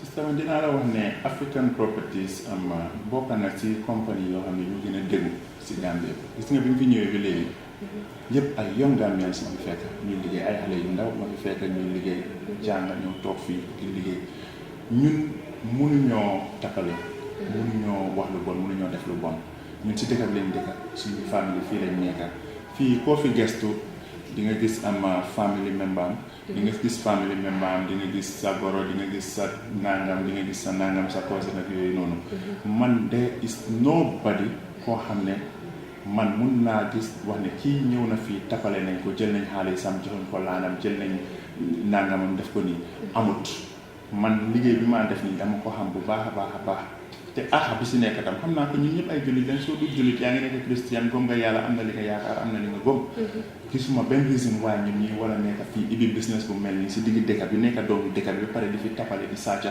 wala di wax nit ki loo xam ne du dëgga dëgga nag affaire yi laan affaire yi business léegi-léegi mu am ay teexa teexa everybody àdduna bi ñëpp a day am ay teexa teexa di nga jànkuwanteel fii jànkuwante fële ñun pour suñu paasuñ dawuñ demoon fenn tappale wuñ kenn ku fiil ne ñu nga defa yow business sax sa xel dalatul si sa bis ñëwal ba si office bi every day ñu ngi fii suba ngoon guddee bëccëg man dama dee liggéey ba guddi dama fi dee nekka ñëwal si office bi ne business bi ngeen di defar man satisfy yu ma si bëggatu ma see continuer and simple as that comme ñun yaa ñëw bi fii ñu wax ak yow nga gis suñu alal nga bëgg a koo jënda soo demee bi sa xel dalatu si comme back to us ñun amut nobody koo xam ne dina ñëw fii ne ñun dañ ko tappale wala dañ ko sàcc ku fii ne dañ la tappale wala dañ la sàcc dëkk bi dafa am lu wax at some point so man ñiy wax nii yëpp man ay waxi kese bi ko dama waxoon ne sax lii du ma si wax bu su ma see wax sax dafa wér suma time yooyu noonu xam nga ma concentré si li maa def rek comme man ñi maa liggéeyal maa ngi liggéey ak ñoom customer si ñi ngee ñëw fii mu liggéey di la ñoom every day gis nga ne tey samedi la and we still here and soo fi ñëwee ba ngoon sax ni ma fi fekk maa ngi liggéey so man lii laa gom so aw ma joti tapale wala nekk fii di suma business bi di wax nit ñi loo xam ne amut non amut jot boobu. So with all the accusation ni leen nekk di describe as ne African properties ñu they are part of the scammers, what evidence can you prove to the people that African properties is not a scammer, is not here to take advantage of Gambians? Man de bi ma commencé business ba léegi ak evidence bi ma la mën a woon mooy ma yóbbu la si site si land si ma jaay nit ñi ñu ngi fence ñu ngi sampa ñi samput sax seen empty land si maa ngi amee copies of their transfer documents. I can prove all that to you because affaire yi kër la mënuloo oo nit sax ne ko ñëwal wax lii wala léeg-léeg waaye mun naa téye sa loxo yóbbu la ba si site si may la fii mooy Brufut mooy Kasapunda fii mooy Sanyang fii mooy fii ma wala peeg nañ suñu land si ñi jot a jënd ak pare seen transfer si yépp ma wala gis nga bi maa ñëw nii yaa ngi toogoon di ma xaar si alkaali bu fi laa jógee dama demoon jëli ñetti transfers ñoo xam ne dañ complete seen payment si and fi go to the side ñi ñu ngee fence ñu ngee bill am na ñoo xam ne maa leen nekk di bilan so ana scamming bu ma nekk di scam foofu ñoo xam ne ñu ngi jot seen kër yi ñii sampa nañ dëkka nañ ñii dëkkaaguñ ñii ñu ngee fence ñii ñu ngee develop man I can take you to all my sites ma woon la ne lii man maa ko moom nga dem vérifier si alkaali bi ndax African properties ñu ne ñoom moom fii ndax dëgg la wala du dëgg xam nga proof passé wu loolu jarul sax ma laa yóbbu si nit ba dama laa yóbbu si ground bi nga gis exactly what is happening there because su ma la yóbboo si nit kooku wax fii wax fële xëy na sax du li fi waaye su ma la yóbboo ba si ground bi nga gis ne may la fii maa ko moom kayiti këram ak kayit baa ngi nii laan baa ngi nii nga gis développement yaa ngi fa xëy na yow fee fekkee liggéeykat yi foofu noonu dinañ la wax ne waaw kii boromam African properties la ko jënde kon naa loolu moo gën a leer loolu moo gën a leer loolu am na solo torop ñu bàyyi la nag nga tàggatoo fi mu toll nii what's the name of the Gambian Talents. Gambia Talents maa ngi di jaajëfal kontaan naa si yéen torop xam nga lu mel nii dafa important because keroog si guddi bi ma am Baba Dia waxtaan loolu laa ko wax ma ne ko man li ma gënaloon mooy media house ñëw si man laaj ma wax leen but nit ñi sometimes they prefer to jump the gun xam nga wax loo xam ne xamuloo si dara ak yooyu ñun ay ndaw lañ ay Gambians lañ dawuñ demoon fenn te ñun ñëpp dañ am njaboot bi yow ñun ñëpp si kër lañ jógee ci understand business nag bu ñàkk léegi-léegi nga tooñ nit léegi-léegi nit tooñ la ñun nit dañu dee tooñ léegi-léegi ñun tam ñu tooñ nit kuñ tooñ ñu ngi laa jégalu di la baalu bu baax a baax ku fil ne am nga mun ngaa ñëw si ñun nga toog a ñun waxtaan ak ñun sa problème xëy na ñu tooñ nañ wan ngay odi ore te yëguñ ko ñëwaat si ñun dañoo nekk sa raka wala ñu nekk sa mag wala ñu nekk sa jarbaat rek ñun yëpp Gambien lañ nga ñëw nga waxtaan ak ñun demul fenn li mën a am ñu def loolu man awma benn problème ak anybody suma customers yi bari nañ macha allah xam nga du ñaata xëy na keneen ki ni ma ko traité satisfy yu ko ak ñoo all that léegi-léegi mu am fi léegi-léegi man tam ma dem jëndi laan léegi-léegi nañu ma traité jënd naa fi laan boo xam ne ba léegi mënumaa jotaat suma xaalis du benn du ñaar sax waaye maa ngi dem ak ñoom ndànka di xool naka laa mën a def rek allocate leen ma yóbbu leen ma feneen xam naa ne mënatu leen maa delloo suma xaalis waaye def leen mën a def àdduna loo gis waxtaan la xam nga su fekkee ne tooñ naa anybody si suma business bi maa la wax nga baalal ma te soo ñëwee si man fii dinaa waxtaan ak yow li ma si mun yëpp dinaa ko si def waaw man I am just simple doomi aadama laa comme ñëpp damaa make mistakes dinaa tooñ fii nii dinañ ma tooñ here and there waaye képp ak Gambian ak ku dul Gambian képp koo xam ne yaa ngi liggéey ak suma compagnie bi fii nga feel ne am ni ma la saabee satisfied la come to the office soo fi nekkul sax yónnee sa mbokk yi ñu ñëw si man ñu toog a man awma problème man bii indi CEO dama day jël customer si day come all the way to me saa yu ma fi nekkee léegi nag ñu ñëw nag bi ma fi fekka mënumaa toog rek si office bi toog because lii liggéey bi is more of technical léegi da nga dem si site si léegi da nga dem négocier fii xool ndax xam nga mënuloo toog sa office lem sa tànkay foofu noonu naan site baa nga fële taal sa AC no I'm not that type man I am a technician man suma bopp maa day sëgg a peeg suma laan si man suma bopp may dem négocier may xool areas yoo xam ne day prime man may def yu ñun yëpp maa ko day defal suma bopp di ma question si maa ko day defal suma bopp yow na sax so moso bi tam na ngaa ñëw su ma déggee suba damaa dem si site si xool di ko nit ñi naa nekk di jël seen xaalis pour maa toog suma office bi teglante suma tànkay noonu déedéet dama day dem round si site si yëpp xool maa ngi am ay sites yoo xam ne ñu leen di bil damaa dem xool leen laan si tam ma dem xool pegging si ma xool fu mu toll ma dem reconfirm measurement si and all that this is what I do moo tax moso bi tam ne ñoo ñëw fi duñ ma fi fekka mënumaa toog si office bi rek bàyyi àll bi noonu non yaa ngi jël ñu seen xaalis da ngaa jóg liggéey ñoo la sant so lii laa amoon daal pour tàggatoo bi yéen maa ngi leen di jaajëfal bu baax a baax tam gis naa ne tam ay ndaw ngeen yéen a ngi liggéey lii moo gën a rafet tam moo gën a tam jeeka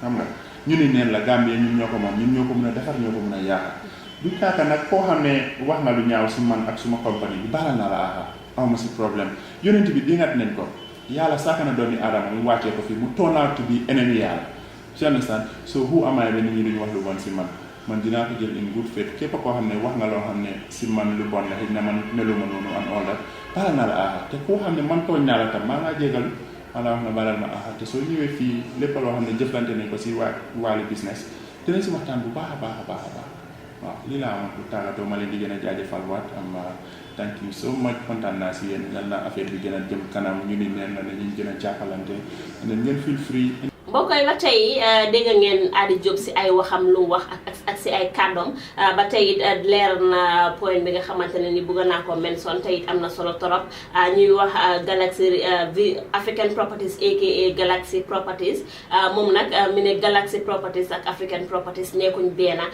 Galaxy Properties company boppam la African Properties company boppam la ba tey nag wax na li tax bëggut a feeñ si caméra bi parce que mu ne nu mel noonu buur caméra bi jël ko parce que mu ngi jógee woon maanaam si àll bi ba tey nag dégg ngeen Adi Jobe lu mu wax foofu noonu waaye gannaaw bu ñu jógee African Properties rek dem neen si fi jaay it ñoom ñooy indi ay wax di si demante ay code di si indi ngiroo ŋaayoo ba loolu toon si xay bi nga xamante ne nii du em si boppi borom waaye ñu bëree see yëngatu lii nag li ko waral moom mooy pour am dëkkuwaay pour am foo yiir sa njaboot pour am foo yiir sa boppa ñoo gis laan yi fii si biir réew mi gannaaw bi nga xam ne nii nag nit ñaa ngi taxaw temm ku nekk a ngi bëgg a foo dëkk pour yiir sa njaboot ba tey nag yeneen Gambian yi mate ba tey yeneen nit yi rek ñëw nag ak seen xalaat bu màcc pour indi real estate si nag gars yi establish seen compagnie di jënd ay laan di ko jaayaat waaye ba tey it laan yooyu noonu nag dafa rax parce que ñoom ñu leen ko dee jaay wala ñu koy jaay ñeneen ni gis neen si dëkk bi fii nii dañuy jël benn laan jaay ko fukki nit ak juróom-ñaar muy indi wax ju bari muy indi ngiiroo muy indi ŋaaroo muy indi xeex bu bari mooy waral lu nekk bu yàggul rek leen dégg problème yi laan foofu nga xamante ne nii moom mooy Gunjur ak Berending ba nit farfa ñàkk bakkanam waaye tamit dégg neen tamit laan problème laan issues fële sa tànnee ne ba tey nag leen réeréew leen mbir laan issues foofu nga xam ne moom mooy Faraba ba ñetti nit jot see ñàkk seeni bakken waaye ba tey réeréew leen mbir Ndeya Village fi nga xam ne den ñëw dëkk bi nga xam ne ñëpp a ko wër kasoon ko wër nga xamante ne ni moom mooy Carefinder nag di compagnie boo xamante ne ni gis neen ko all over social media gars yi ñu ngi nataal ay kër di jaay waaye ba tey ab waaye moo gën a si claim ne moom place boobu noonu bu nekk di jaay ba tey nag ñun buñ déggee loolu dem neen nag ba fi nga xamante ne ni moom mooy Carefinder nag buñ fa demee ñu ko fekk Boubacar Jaiteh moom mi nga xam ne moom mooy CEO bi Boubacar nag def nañu ak moom ay waxtaan ba tey nag ma bàyyi leen ngeen déglu waxtaan bi ñu def ak Boubacar. asalaamaaleykum mbokk yi nuyu waat leen ku nekk sa tur ak sa santa di leen jaajëfal si seetaan bi ngeen a seetaan Gambian Talents TV ba tey it tey ñu ñëw rek comme nu ma leen ko waxee woon bu ñu demee woon comme real estate wax yaa ngee bëri coow laa ngee bëri coow laa ngi ne kur ku nekk naan suma laan ku nekk naan fay naa joxuñ ma suma laan ku nekk naan diw lii la ma amel real estate bi lii la ma amel ku nekkaa ngee laajte sa xaalis ku nekkaa ngee laajte sa laan ba tey it Gambian Talents ñoom as far as ñu ngi fi dañoo toppa real estate si laajte leen ñoom lan moo tax su fekkee ne loolu dëgg la gars yi taxaw si biti clair su fekkee tamit den amel nañu ñu laajte leen lan moo tax gars yi fayuñ leen waaye ba tey it buñ paree dinañ dem si ñi nga xamante ne nii ñoom ñoo nekk di wax ne ñoom dañ leen amel muy victime si ñu daal di leen interview dinañ interview alkaalo yi nga xamante tamit ñoom dañ dee fayeeku si seen stam bi interview lawyer yi ak ñeneen si biir waaye ba tey it tey ñu ñëw fi nga xamante ne nii moom mooy Carefinder nag muy real estate boo xamante ne ñoom tam ñu ngi operate fii si biir dëkk bi comme ni ñu ko faral di waxee rek real estate si léegi bëri na si dëkk bi bëri boo xamante ne nii benn boo si mention rek nit ñi di la laajte fan la nekk waaye Carefinder nag ba tey mu ngi boori turntable fii benn ku dem si bourse bi boori yooyu la nekk tey nag ñu ñëw toog fii nar a waxtaan ak Carefinder parce que Carefinder tamit jot neen seen report ne ñu ngi jël këri jàmbur di jaayaate waaye bala ñu xuus si waxtaan bi du ma def dara rek lu bàyyi ku ma fi toogal nii moom mu nga xamante moom mooy on behalf of Carefinder mu nuyu wanteeg yéen su ko defee ñu xuus si waxtaan bi nuyu naa la. fay naa la. maa ngi tudd Boubacar Diété. waaw. tey ñu toog fee Boubacar Diété Carefinder kañ la door di operate as a real estate. Okay, actually, Carefinder English, okay? Okay, actually, Carefinder, I started the company in 2015. Yeah, 2015, like I started on. Okay, but as a small business. Okay, over the years, I've been in the system working. Then eventually, 2018, I registered as a company, and I, registered as a company officially. Yeah. In 2018, you registered as a company officially. A small business, yeah. Almost so in 2015, by then, but 2018 registered. No, 2015, I started the company, I started the business as a sole proprietorship. So I was mainly doing agencies, I was selling people's properties for them, or even other companies I do sell for them, and I am paid commission. And I grew between 2015 to 2018, and I was able to acquire a lot of properties for myself. So in 2018, I eventually went into partnership and then form a company eventually. Why rumors dafa egsi si ñun gars ñuy wax ne la Carefinder ñoom gars register wuñ seen company bi loo am pour teg si loolu. Loolu kañ duma si tontu. The thing is, you can just take the camera up there, you see my registration certificate. So and if you have any further doubt, you can take the number and verify with the necessary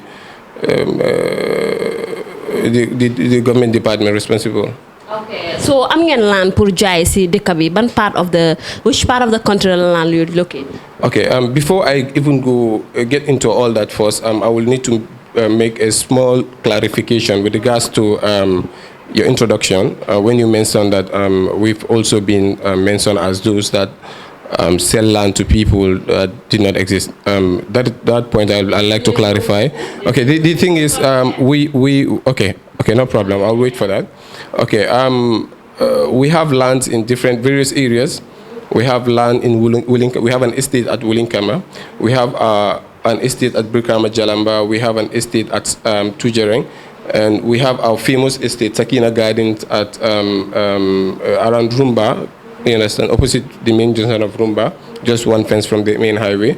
Okay, we have plots all over Salaji, Brusubi, Bijilo, Kerserin, Wulinkama, and other places. So, these are areas that we have empty plots that we're selling, and we also have build houses in different parts of the Gambia, mainly within the industry here. That is one of our strengths. We are so fast at selling build houses, and our rental department also is strong, alhamdulillah.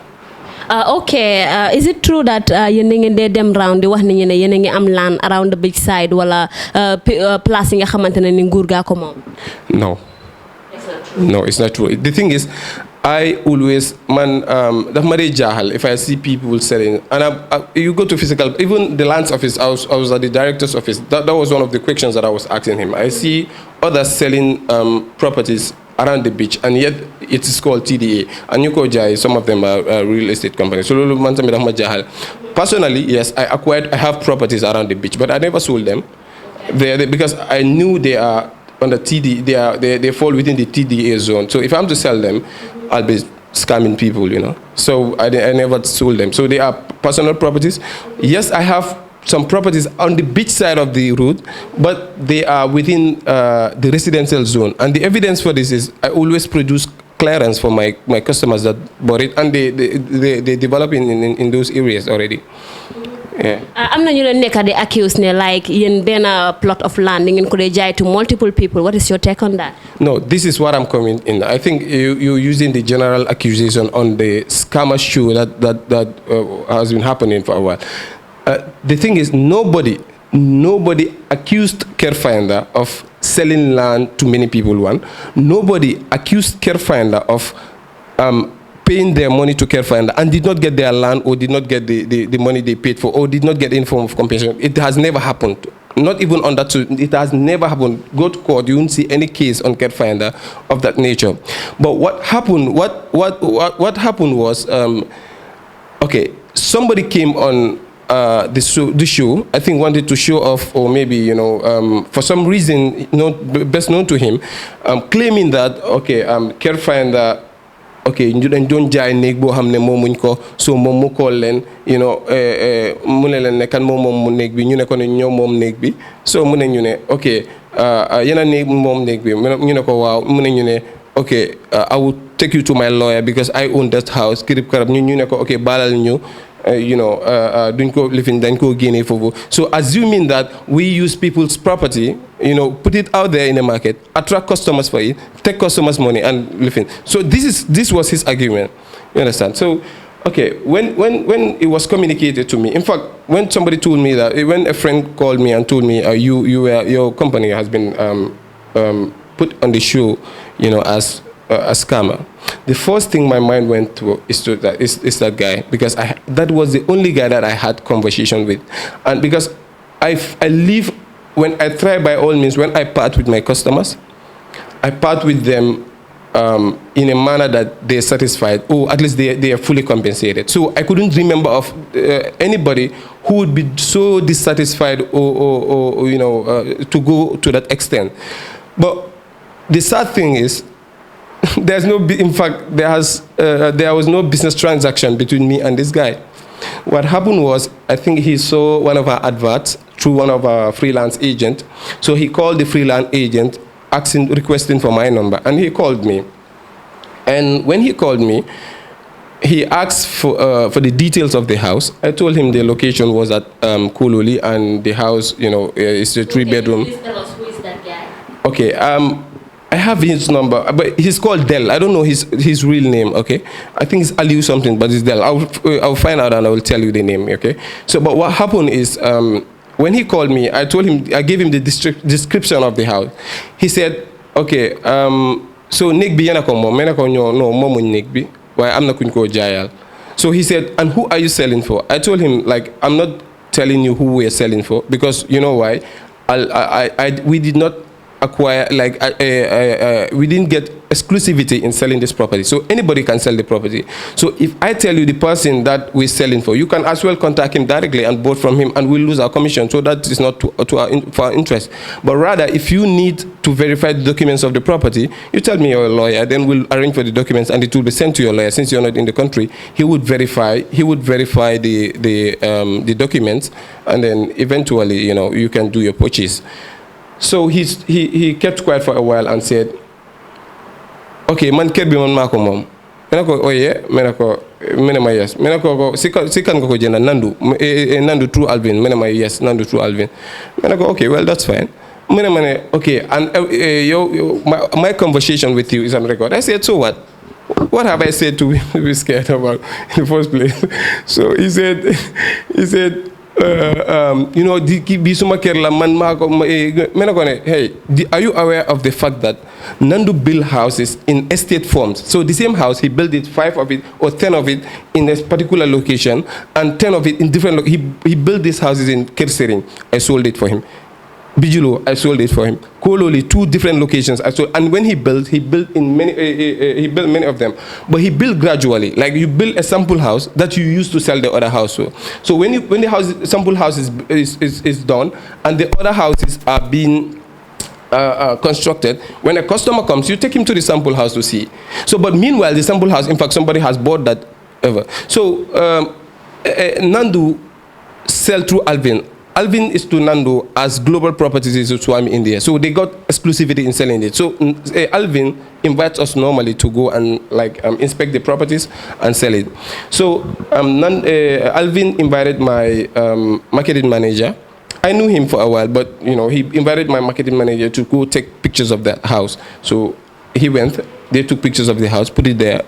So when I told him the best thing to do now is, I think you should contact Alvin if you don't want your property per se to be advertised, not to invite in agencies or other people to come and take pictures of your house, because apparently I can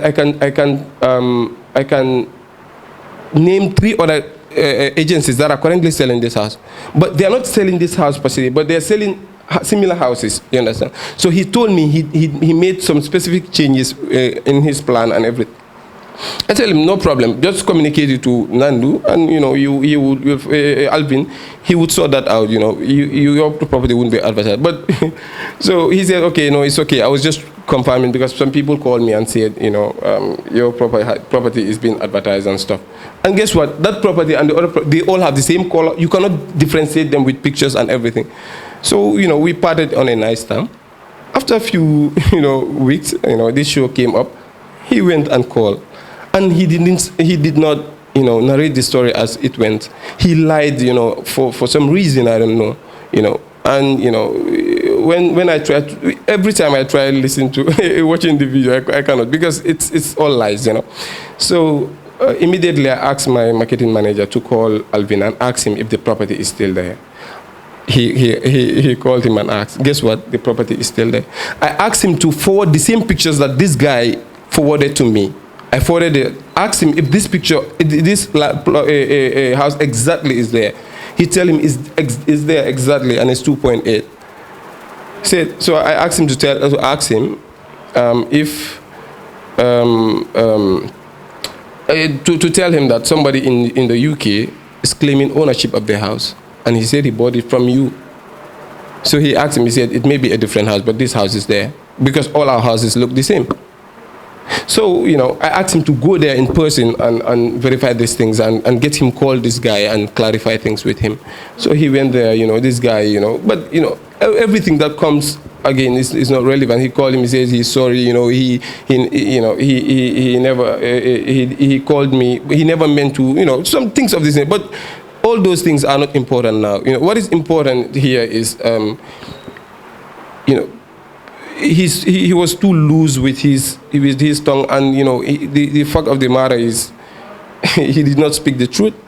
And in fact, even if he was right, okay, if it was a concern for him that his house was sold, if I bought a house from you, okay, these are some of the reasons why it cannot be true, like his claims cannot be true. Because one, okay, if I bought a house from you and I see the house being advertised, I think the first person to contact would be you. The first person to contact would be you.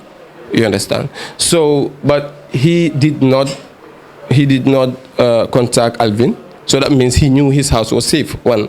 2, ask yourself, this is not land now. We're talking about a house. How would we have an access to somebody's house and get in there, take internal pictures of the house and sell? It doesn't logically make sense. Because a house, before you sell a house to anybody, you take them to the house, they'll check the house, you understand, and they would check if they like the house or not. So how would we have sold the house in the first place? So you can understand that this is all lies. There's no truth to it. But maybe he did it to tarnish our image and everything, you know. So yow dafa mel ni suma jàngatee loo wax yëpp it's like yéen da ngeen doon jaayal nit kër boobu noonu moom mooy Alvin ki nga mention so can you company la amee. okay loolu foofu laa bëgg a ñëw nga tell us more who is that Alvin. Alvin is the CEO of Everest Real Estate. I think all those that are in the industry know him. You know, he's a great guy.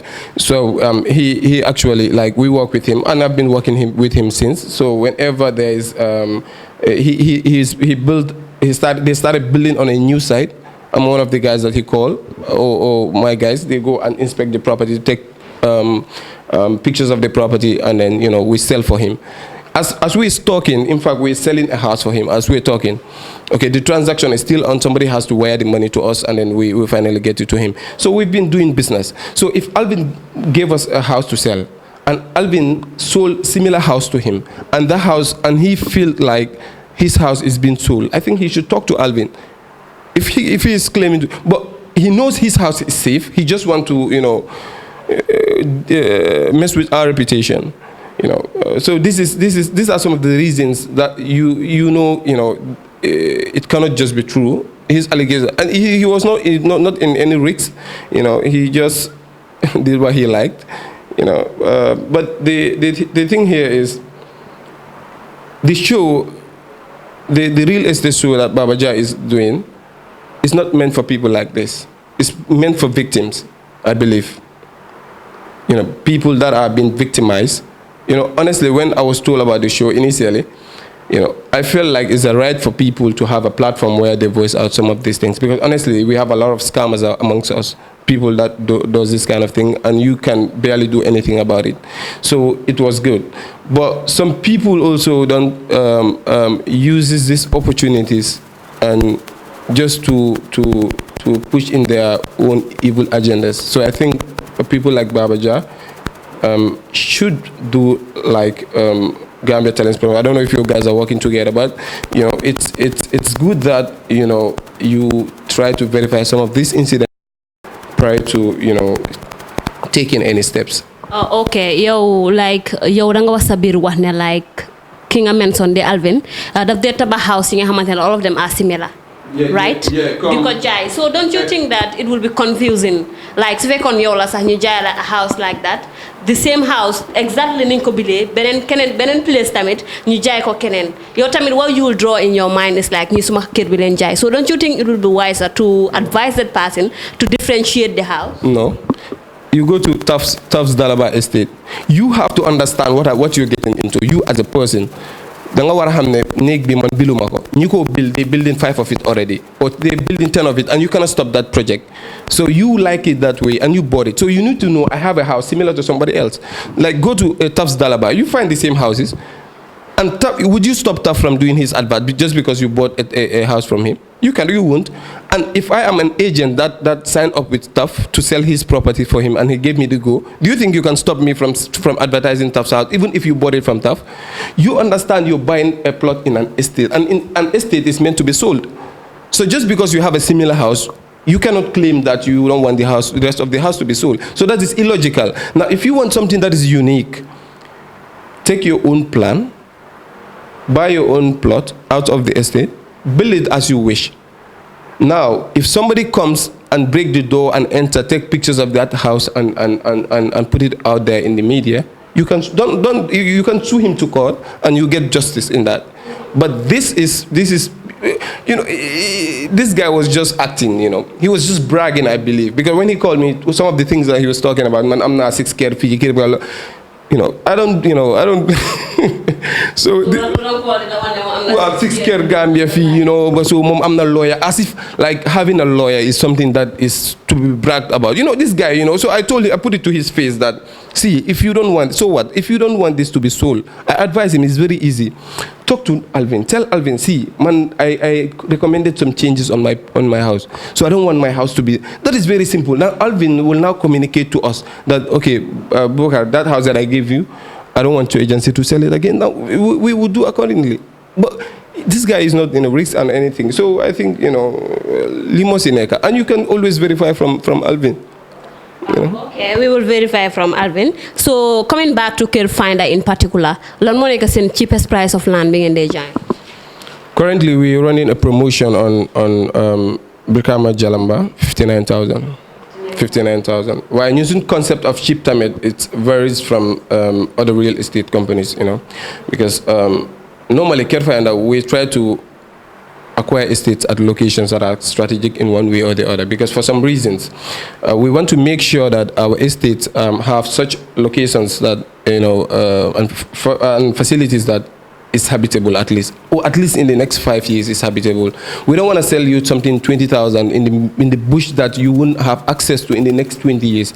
It doesn't solve the problem, and many people are pretending to be reasonable with their pricing, but they are not in reality. So we try to make sure that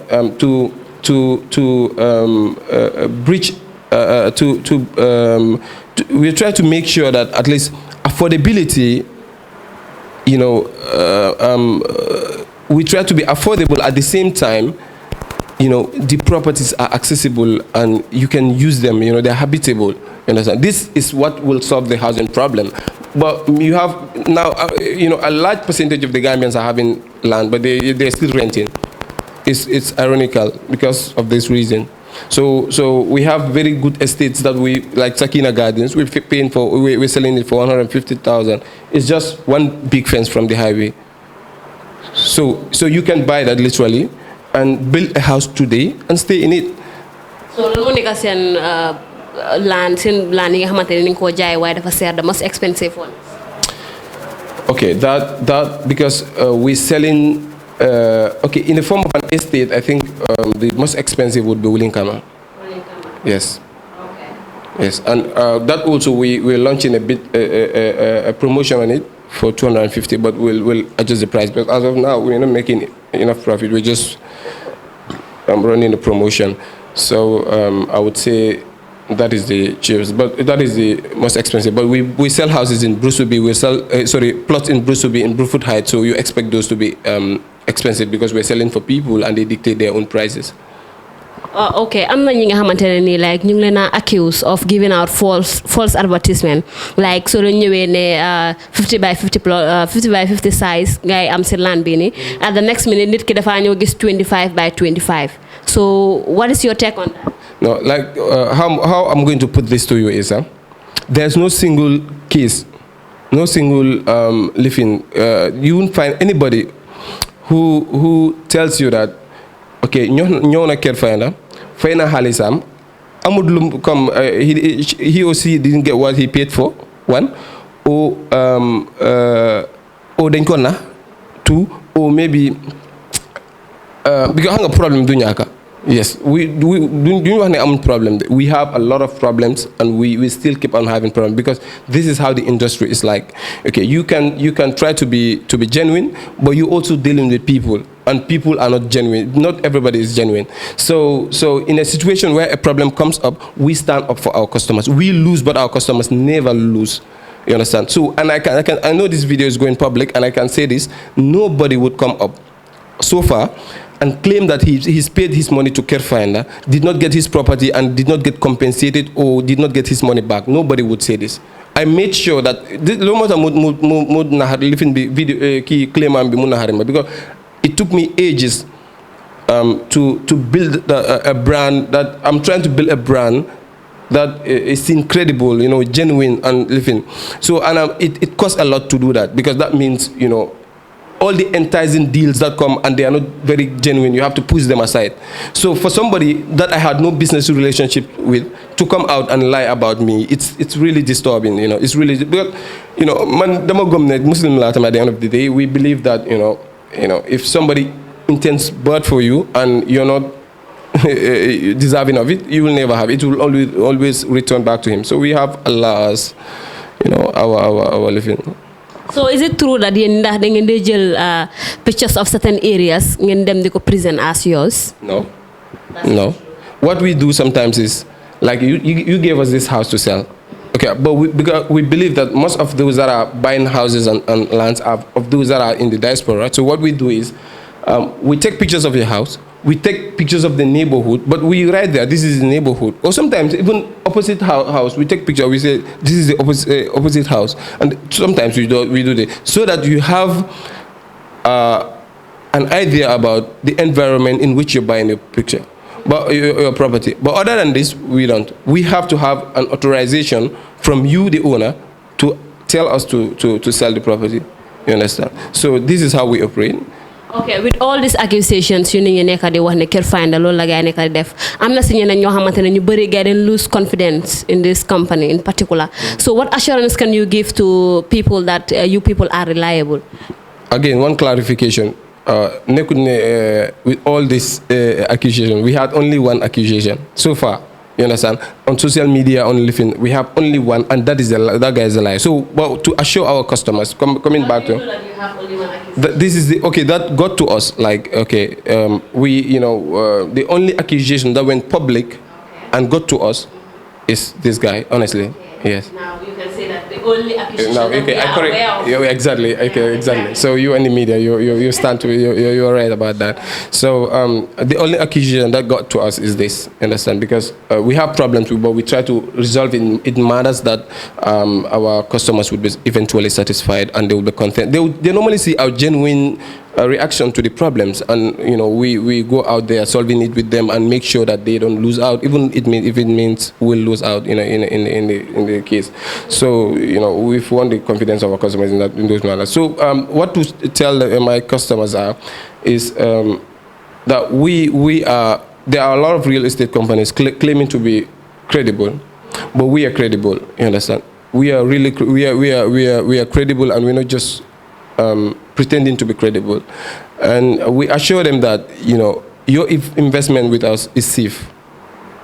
Okay, should even in a situation where a problem arises, we will take our full responsibility and make sure that you don't lose out. You understand?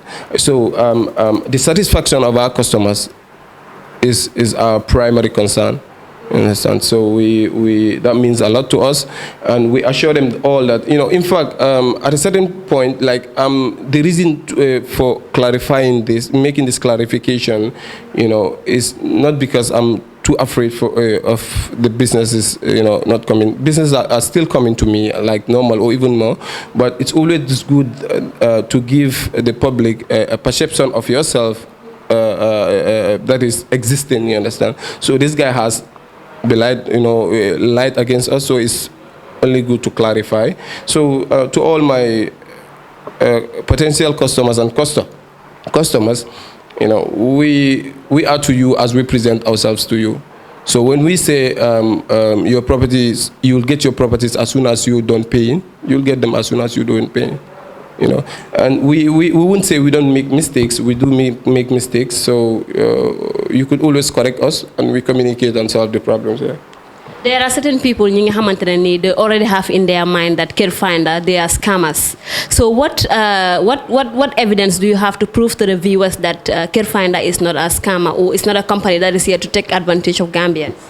Yeah. The thing is, the main reason why they think in that direction was because of that video.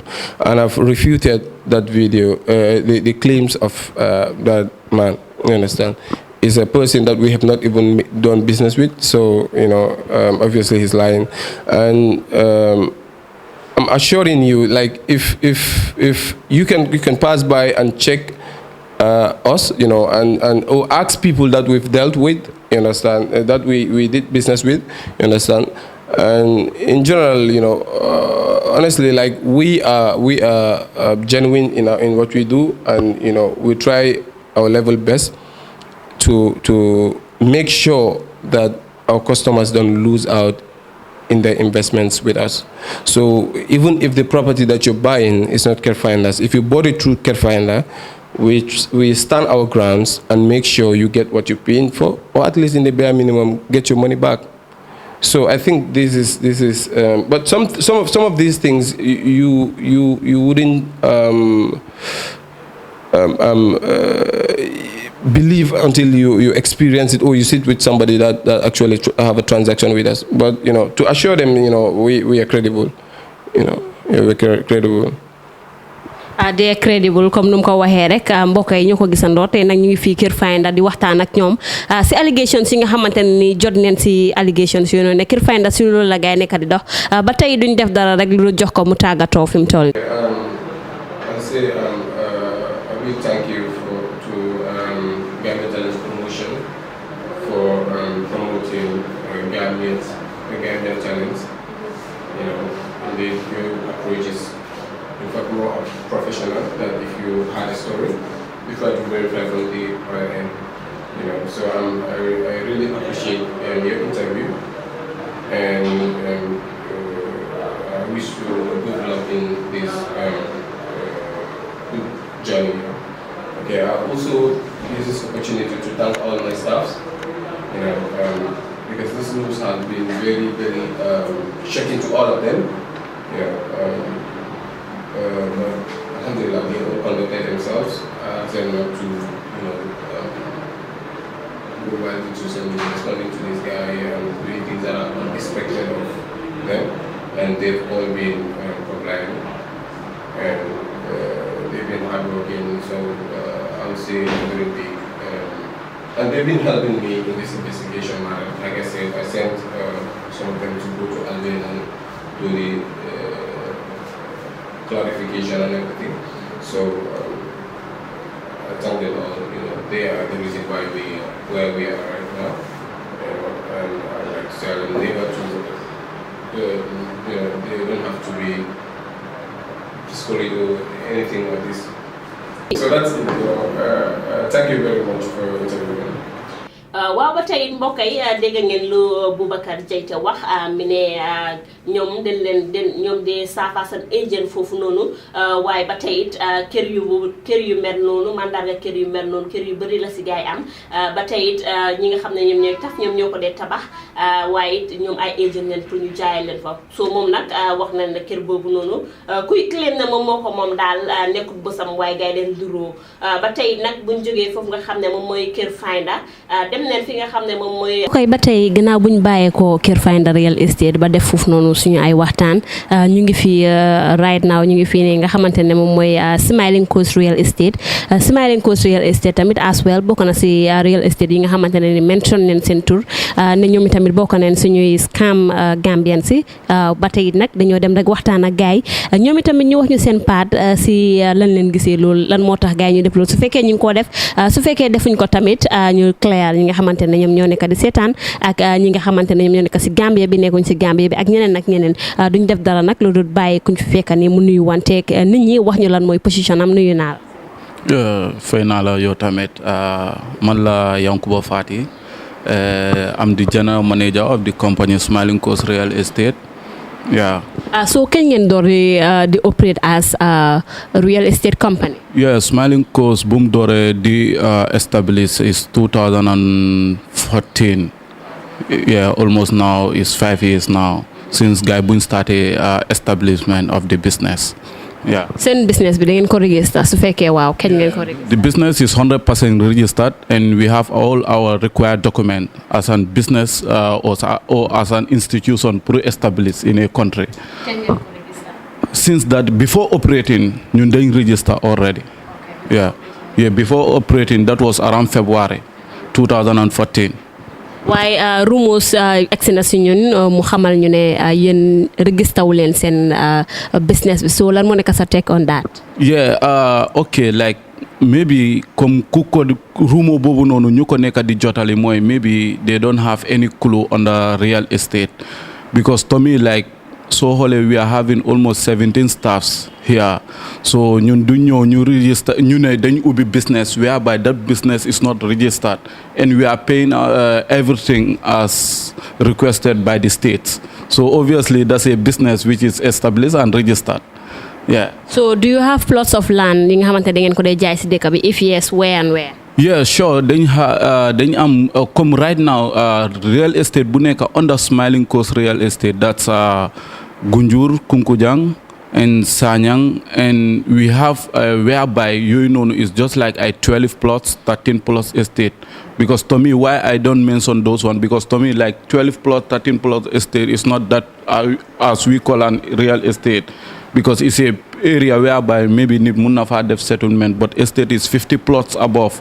So you know ñu ngi amé like comme Sanyang and Gunjur, but dañ am yenen area yo xamantene yooyu noonu nekkuñ ne like comme dañ fa am more than 20 plots te ñu ngi deal ak nit yi tamit ñoo xamante ne dañ dee ñëw ñu jox ñu like a plots and ñu jaay ko on behalf and we act as an agent mention nga ne Gunjur ngeen am ak yes waaye ñu ngi fi jot benn receipt maanaam benn paper bi mu ngi indicate turi ki nga xamante ne ni moom mooy Omar ñu gën ko xamee si Omar Cissé moom mu ngi Italie moom nag si paper bi luñ gis yéen a ngi sign ak moom agreement waaye land bi mu ngi located at Salaji waaw mu ngi nekk 20 by 25 meters so how comes yéen a ngi am Gunjur ak Sanyang Salaji bi naka la ñëwee waaw comme lu ma la ko waxee su bàyyee sa xel si suma first doorin wax bi ma ne la ne dañ am yenn yoo xamante dañ dee act as an agent ok kii Omar bi I can fully remember that customer like dañ amoon partnership with Bojankunda family at this place Sukuta understand nga so those people ñu jox land bi pour ñu jaay ko on behalf of them so but government ñu seize that particular area ñu ne foofu is a reserve land whilst we are dealing with those people already so ñun fee nañ comme foofu noonu agent lañ what we have there is a commission understand nga so léegi like comme buñ demee foofu noonu after la problème boobu ñëw after buñ ko jaayee moom already la problème ñëw because problème bi lu ko indi mooy affaire yi document so clearance bi amuñ ko for that particular land xam nga area boo amul clearance doo ko mën a jaay understand nga so ñun ñu ne gars ñoo moom that area waa ñun suñ laan yuñ nekk di jaay yëpp is dañ la dee issue with all the required document clear I have the sample which I can even show it to you so yooyu yëpp ñu ngi ko amee waa foofu noonu ñun ñu ngi doon act as an agent so am na family bu moom laan bi dañ ñu ko jox pour ñu jaayal gaay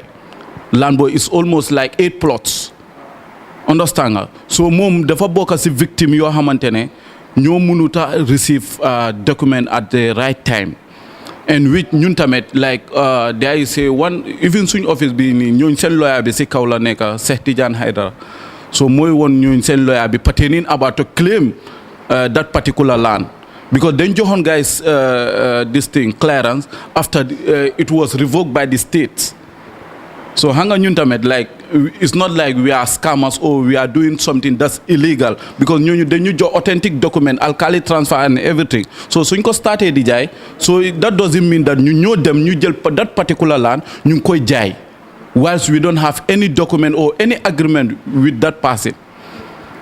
so problème bi ak Omar naka la mujjee da ngeen koo delloo xaalisam wala da ngeen koo jox land no because dañ ñëw to a state whereby moom mu ne dafa soxla xaalisam pour ñu delloo ko xaalisam because dañ ko bëgg a allocate into somewhere else but gaa ñu ne bëgguñ so what they want is their money ñu ne gaa ne okay that's not a problem then seen xaalis after they came to a state whereby dañ jël seen lawyer understand nga whereby dañ deposit even amount of 100,000 to their lawyer as well for their first installment because ñu ne gars ne su nekkee ñi dañu jox xaalis we can give you the money back full but right now ñu ñoo nekk di fay xaalis bi because Smiling Coast is the one paying that money right now because ñooñu noonu is a family te family bi suñ jaayee rek dañ dee split xaalis bi because family bi nekkut one individual person the family is little bit exactly so understand nga so ñun bëgguñ delayance from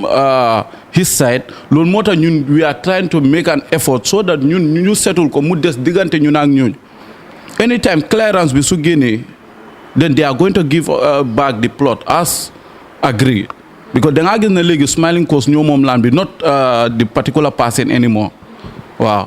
so how far with the payment fay ngeen ko ba mu jeex wala. no to be honest fayanguñ ko right now because the agreement ñu ngi si on the agreement right now because last time dañu summon to their lawyer which dañ demoon foofu lañ def agreement bi understand nga agreement bi was dafa war a end around foog na agreement bi it was around December la agreement bi wala elapse last December so after then dañ ñaanoon guy pour guy push pour guy may ñu like 3 months period because right now the market is too tight. Understand nga because su nekkee like comme ñun scammer lañ duñ dañoo avoid with all those things because dañ laa wax dara loo xamante ne mun nañ koy def because nekku ñu ñoo lekk xaalis bi because we are trying to please our customer. How many yaa ngi gis suma point bi if I told like we are scammers then obviously we are not going to do that. Yeah.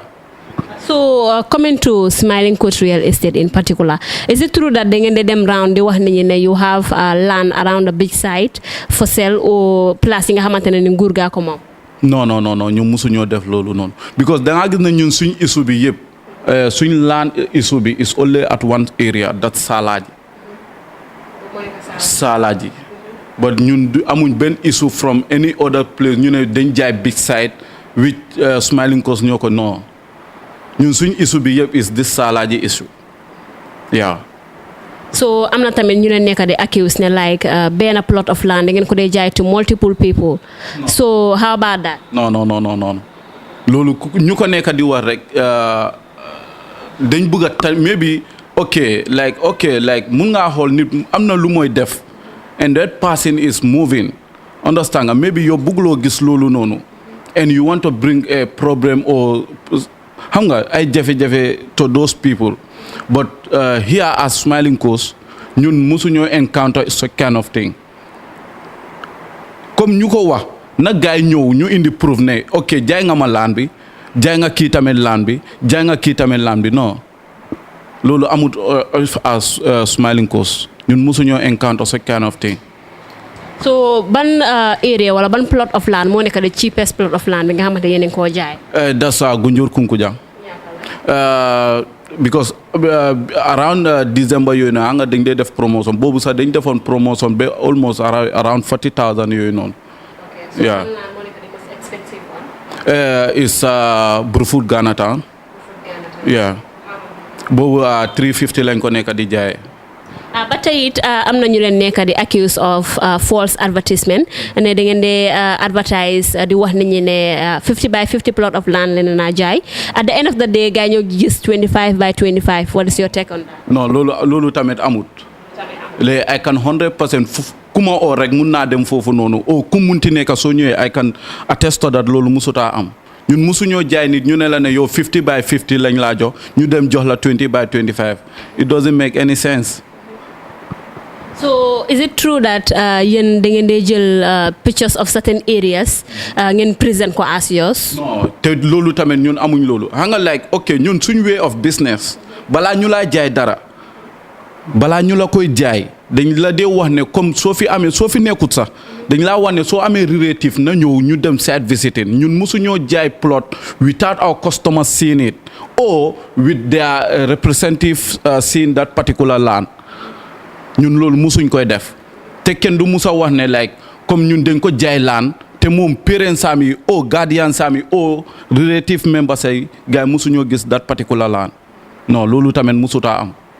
So ñu ñëwaat ci Omar Cissé so bi ngeen demee pour wax gars yi pour ñu may leen 3 months apart from December so kañ ngeen war a jeexal fay bi actually?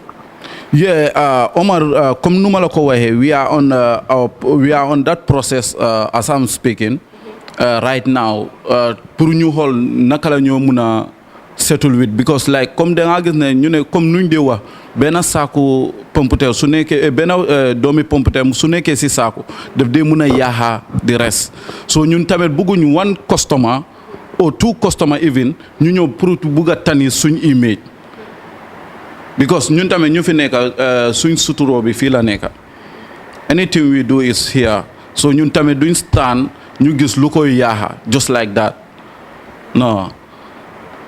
So with all this accusation and accusation yu leen gaay nekk di wax there are certain people yi nga xamante ne ni lose neen confidence lose neen hope si Smiling Coast Real Estate so ban assurance nga am pour jox nit ne Smiling Coast Real Estate is reliable? Yes, Smiling Coast Real Estate because comme nu ma la ko waxee earlier on like ñun suñ laan yu am issue is Salaji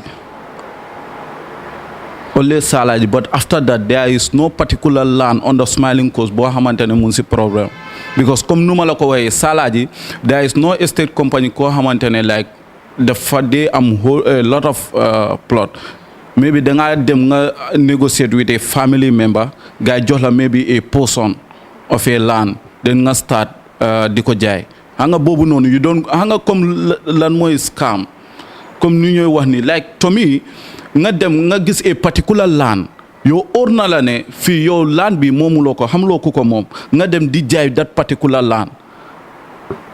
Wa ñun land buñ jaay amna ku ko mom te amna ku ñu ko indil, and with a clear document, then obviously hanga lolu nonu, like so xolé maybe okay, like come there is a concept of this our grandfathers in heritage land, understand, like there are this salary lands yu bari lol la nit yi dañ ko dé inherit from their parents. So okay, there are a family so inherited that particular land, with the document, and the family member yep ñu sign with their either passport or national ID photocopy, then guy attach ko. Guy won ne ñoo mom that particular land. Do you think that ñu ngi jaay land bo xamantene is not clean? Huh? Dama la laajte léegi. Loolu laaj naa la ko tey man maa la interview next time sama interview man tam ma tontu la sax. Exactly. So loolu la so because foog ma ne nit dina def loolu noonu loo xamante ne muy wone nit yi ne ok man lii laa nekk di def di dem si àll bi jël laani jàmbur di ko jaay. To me, not even Smiling Coast. Wa to me, foog ma ne real estate dina def loolu noonu as far as because we are all here pour development dëkk bi, so ñun dañ mën a def dara loo xamante ne dina yaaxa dëkk bi because ok abroad is not easy. As a youth man yow nga nekk abroad di yónnee sa xaalis pour nit yi jëndal la kër, next minute ngay dem si place yoo xamante yow tamit maybe yaakaar o nit moo la boole ak ñooñu nga dem di jaay gaay place boo xamante ne baaxut. Ñun tamit it's not our wish pour def loolu noonu, oh it's not our dream. We didn't establish to fake people.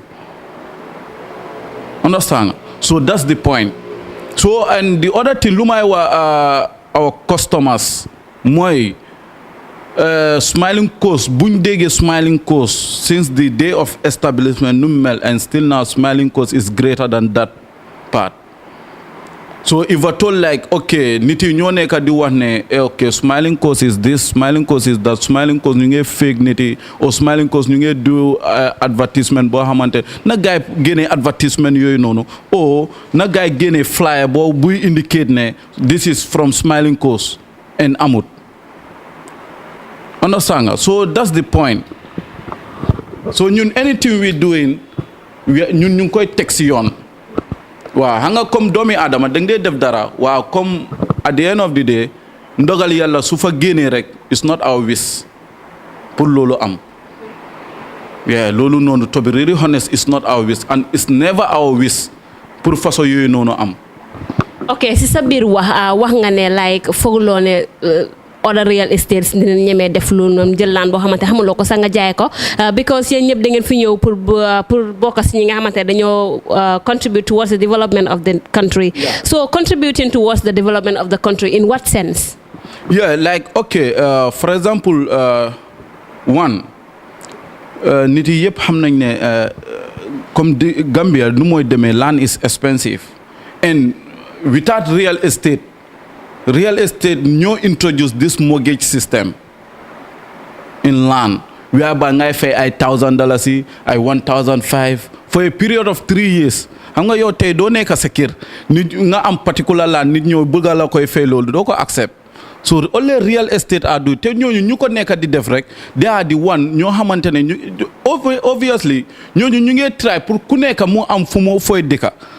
So obviously ñooñu ñu ngi def dara loo xamante ne si dëkk bi loo xamante ne one part of development because ñu jox la ko nga koy fay ndanka ñu ngi laa encourage waat pour nga sampa ko ndanka that's infrastructural development. So obviously it's another part of development. Okay, film told me there are so many people ñi nga xamantene ni am neen in mind ne Smiling Coast Real Estate ñom they are scammers. So what evidence can you prove to them that Smiling Coast Real Estate they are not scammers ñewuñ fi ni pour take advantage of Gambians? Yeah, comme evidence you ma am is too much. Comme numa la ko waxe earlier on, like ñun dañ fi ñew to help people, not to destroy people or not to destroy people's money. Understand? Okay, one, Smiling Coast, ñun dañ fa ñëw comme luma la wax Salaji issue. Salaji issue right now is one of the biggest land issue in the Gambia at this moment. Because of comme lu ko waral mooy like nga jël comme numa la ko waxee family land nit ñoo government ñoo ñu sis ko ñu ne foofu noonu is a reserve land. Hanga no one can challenge the states. Understand? So léegi da nga gis ne comme yooyu noonu mooy point boo xamante ne real estate right now mu ngi ñu affect. Because am nañ yoo xamante ne da ngaa dem ba stade di sampa yaa ngi sampa ñu ñëw ñu daaneel foofu noonu ñu ne foofu noonu is a government reserve land. So government reserve land boobu noonu yow tey doo mën a dem nga ne da ngaa sue government court. Because those are the issue we are facing in real estate industry. And it's never our wish. Ñuy dem ñuy jël a land comme numa la ko waxee ñuy jël a land di ko jaay te xamuñ borom land bi. Tey nga dem nga jël nit ñëw mu ne moom this particular land. Nga dem si alkali bi confirm mu jox kooku noonu authentic document. Any document from alkali is authentic. Yeneen yi sax dañoo dem ba génne clearance with that particular land génne clearance dem physical planning génne clearance with sketch plan ñëwaat dem Brikama Area Council génne official transfer for that particular land with all those documents. Document boobu noonu not real estate ñoo ko dee produce. Those documents are produced by the states. So obviously state document bu mu produce mu jox ko company means that area is 100% authentic. Then why government di ñëw waat di wane that area is been on a reserve land. Léegi why issuing those documents? Léegi yow nga jël document boobu noonu nga jox ko sa customer bi next minute problème ñëw customer bi mu ne kii mu ñu fake. Or this company they are doing scam. Obviously not us. Maybe so toge nga hol then is states dafa involved why right now real estate send image bi mu ngi tanis. Because that's another part of it. Then without that state suñu bëggee dimbale then balaa ñooy issue any document dañu war a toog ñu seet. Because document soo ko xasee ba issue rek dem na. How can you get that document back? It's a question to ask. But at least suñ xoolee document yooyu noonu because tey kii customer jox nga ko document mu dem maybe in a 2 months 3 months or even 1 year mu fekk ne that area boobu noonu dañ ko daaneel dañ ko clear si fu mooy dem dafa dem si real estate company bi bu ko jaay te yow tey soo ko jaayee foofu noonu maybe yow tamit you are intermediator between moom ak di la yow agent nga léegi fekk yow jox nga kooku noonu xaalis bi kooku dem kan moo koy fay real estate bi moo koy fay then problème ñëw na. And those people they don't have that understanding pour gars may la time pour nga sort out that léegi yow gisuloo kooku yi save low income ana family ñooñu naka la ñooy fayee xaalis obviously real estate moo koy fay compagnie bi moo koy fay either compagnie bi mooy lose but that particular customer will never lose. So is it true that sometimes they get niti like false hope for a land being a is not ready for sale, like logistic you are involved, like demarcations and then planning things together are not yet done, but it don't they muna jox nit ñi 10 people work bi du muna pare because the demarcation be take place, and then at the end of the day ngeen na jox ay excuse ak then ñuy daw ak ñew. Is it true that yeen ngeen dey yëngatu ci? No, hanga okay in demarcation area is demarcation ak document is two different things. Understand nga tey da ngay def a paper demarcation for a particular land nga xam ne fii like okay maybe 100 plots laa fi am but that demarcation defloo ko si ground bi yet because based on reasons tey yow that particular area yow jox nga ko customer for a period of like 3 years or 4 years léegi within that 4 years yow within 1 year nga ne da ngaa clear area bi nga demarcate ko tey soo ko def means every year fa nga delluwaat di clear is a cost so loolu moo tax da ngaa gis ne mostly suñ demee like ba after 2 years su nekkee 4 years duration la te period of payment la da ngaa de after 2 years fekk almost like majority of your customer yeneen yi fay nañ sax bem jee maybe yeneen yi ñu ngi 50% yeneen yi ñu ngi 40% yeneen yi at least pour nga demarcate foofu noonu pour ñoo xamante ne dañ complete they can have access for their plots. So is it that if majority of your customers guys in fayite doon de mën a def demarcation bi pour jox ku nekk ñu complete? For example, right now our Gunjur area, not majority of them have completed, but demarcation bi dañ demarcate foofu noonu already.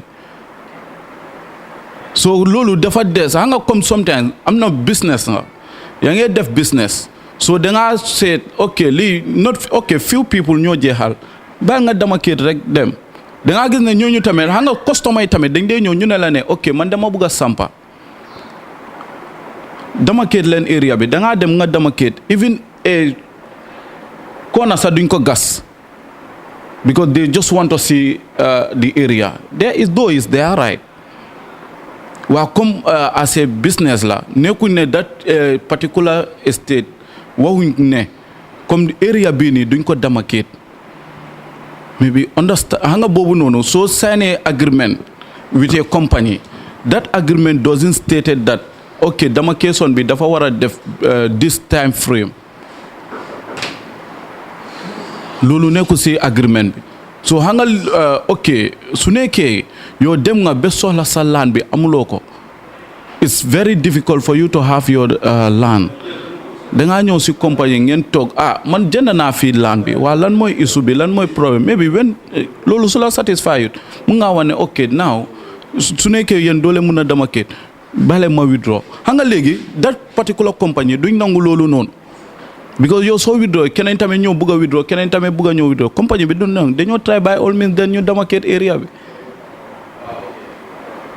soo ba tey mbokk yi ñoo ko dégg duñ def dara nag loolu bàyyi ko ñu tàggatoo suñ dem su paree nag ñu dem ak yéen si beneen real estate ñu bàyyi la nga tàggatoo. yeah ok yéen tamit maa ngi leen a nuyu once again di leen wax jërëjëf because this is a thing loo xamante ne like to me problème soo ko déggee rek da nga war a jóg nga sol sa daala nga dem nga xool lan moo cause lii because only one. waaw mbokk yi dégg ngeen Yankuba Fatty lu mu wax moom nag wax na ne ñoom itamit agent leen saaf si land boobu noonu parce que soo xoolee ñuy wax ñu uyoo si Bojang family bi te nekk foofu nga xam ne moom mooy Sukuta ñoom nag ñoom ñoo wax ne ñoom moom foofu ba tey it gars yi dañ bëgg ku leen ko jaayal ñoom nag ñu jaayal leen ko waaye nag ñoom daal land yu ñu amuñ sax fi nga xam ne moom mooy Salaaji ba tey dégg ngeen waxtaan boobu noonu. man Fatou Sow. Fatou Sow foo dëkk. Serekunda Barpes. am nga kër Suisse. kër waaye am naa de waaye ku mu nekk am real estate waaye am naa. am nga ku la jaay. ku ñëw waa Ricardo Gomes commune. alkaali ba la jaay wala nit ñi individual ñoo la jaay. dafa ma boole alkaali bi. dafa la boole alkaali. waaw. so ban la alkaali bi jaayee mbaa amuloo si benn jafe-jafe. déedéet amul benn jafe-jafe. ba maa ngi ba fu mu nekk taxawal naa bloc sax mu ngi wër. waaw wërale yëpp feeñ si yëpp. fay nga kiiti alkaali seefool ak. waaw kay. ñaata nga fay alkaali bi. suma jëkkër dama fay waaye xam nga amaan bu ñaata la. déedéet moom moo fay. waaw fay na yëpp. lempo yëpp déedéet.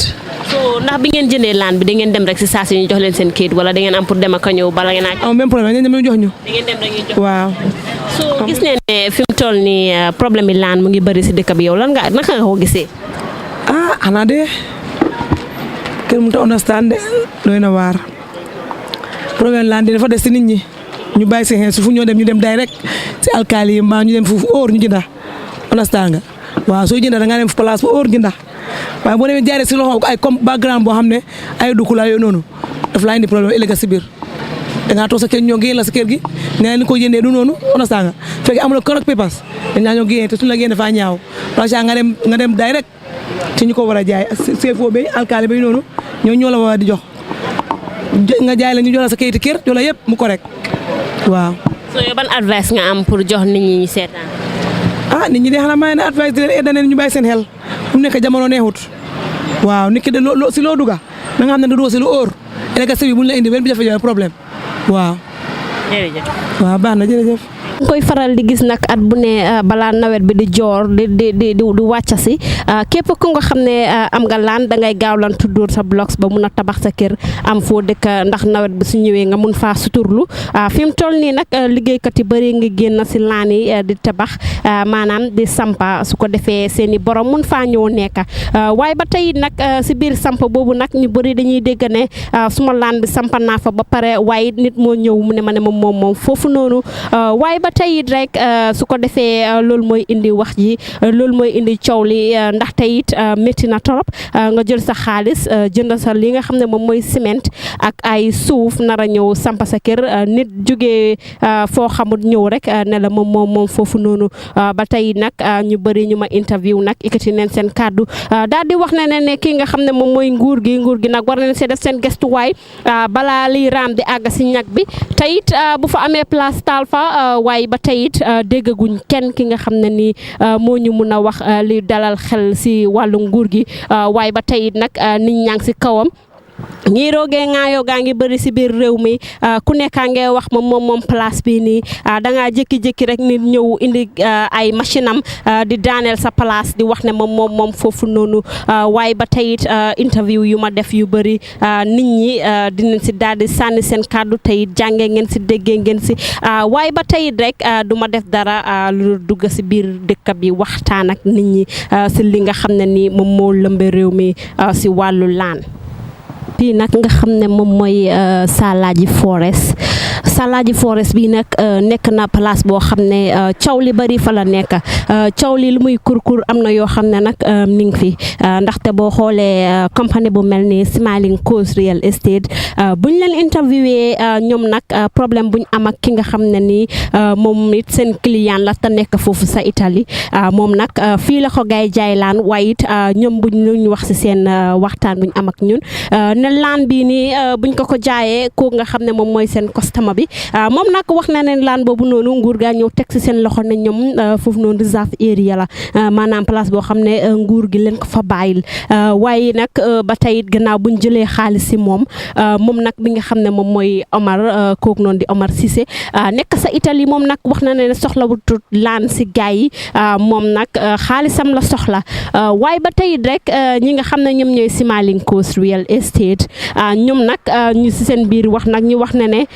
famille bu ñoo wax Bojankunda ñoom nag ñoo leen fa jël as an agent maanaam pour ñu taxawul leen utal leen client pour que ñëw jënd seen laan boobu noonu waaye ba tey nag ñoom xamuñ sax ne woon ne foofu noonu reserve area la pour placer nguur gi la ñoom nag wax nañ ne bu gaay doon prépare kayit yi maanaam bu gaay doon toppatoor kayit yooyu noonu si la wax boobu noonu jóg kon nag dangaa gis ne fi mu toll nii Bojankunda famille boobu nag ñoom ñi ngi amoon yaakaar ne loolu noonu di place boobu nekk fii nga xam ne moom mooy Salaaji fii nii ñoom nag amoon nañ yaakaar na ñoom ñoo ko moom waaye ba tey it nguur gi nag teg si loxo na ñoom ñoo ko moom kon nag yéen a ko gisandoor forest si bëri na land space si bëri na fii si biir réew mi ba tax na alkaali bu nekk ngay jaay real estate si individual bu nekk nit ku nekk boo amee land mu rëy yaa ngi xalaat pour jaay real estate si tamit fu nekk ñu ngi koo jënda waaye it ba tey it ñoom it di jaayaat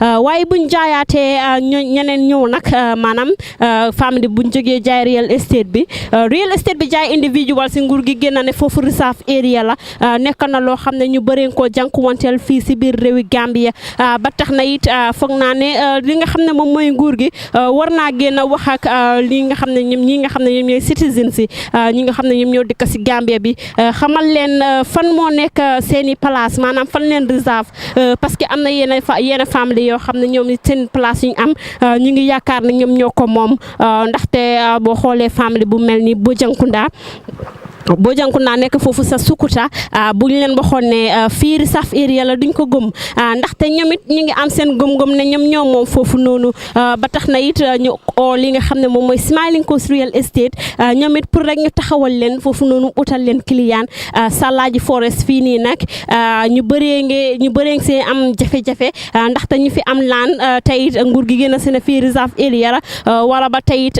ñeneen ñi di wax ne jox ñu suñu xaalis soxla wutuñu laan foofu noonu sa Salaaji lii nag moo ko waral teyit moo koy firndeel laan bi rëy na mu ngi dugga ba boori Jaabang waaye ba teyit ku nekkaa nge génn rek di ñëw uti fii nii sa yiruwaay comme nu ma ko waxee woon sa njël fii Gambia bi fi mu toll nii jamono juñ toll nii ku nekkaa bugg a foo yiir ak sa njaboot ku nekkaa bugg a place boo moomal sa boppa waaye ba teyit place boo moomal sa boppa nekk noo xamante ne nii bu si njëkka bi maanaam bu njëkkoon si woon comme ni ko gars yi di waxee rek ni ko maam yi di waxee maanaam ni ko yaay ak papa yi di waxee dañ naan jamono jooju noonu boo soxlee li nga xam ne moom mooy laan dangaa dem yónnee guru rek mbaa nga yónni kilifa yi ñu dogal la laan bu rëy su ko defee nga mun faa dëkk waaye boobu it jamono jooju noonu dafa mel ne nit ñi xamuñ woon di value of land maanaam laan lu muy njëriñ ngay xamuñ ko woon waaye jamono juñ toll nii ñu bëree si dëkk bi fii nii ñoo xam laan lu muy njëriñ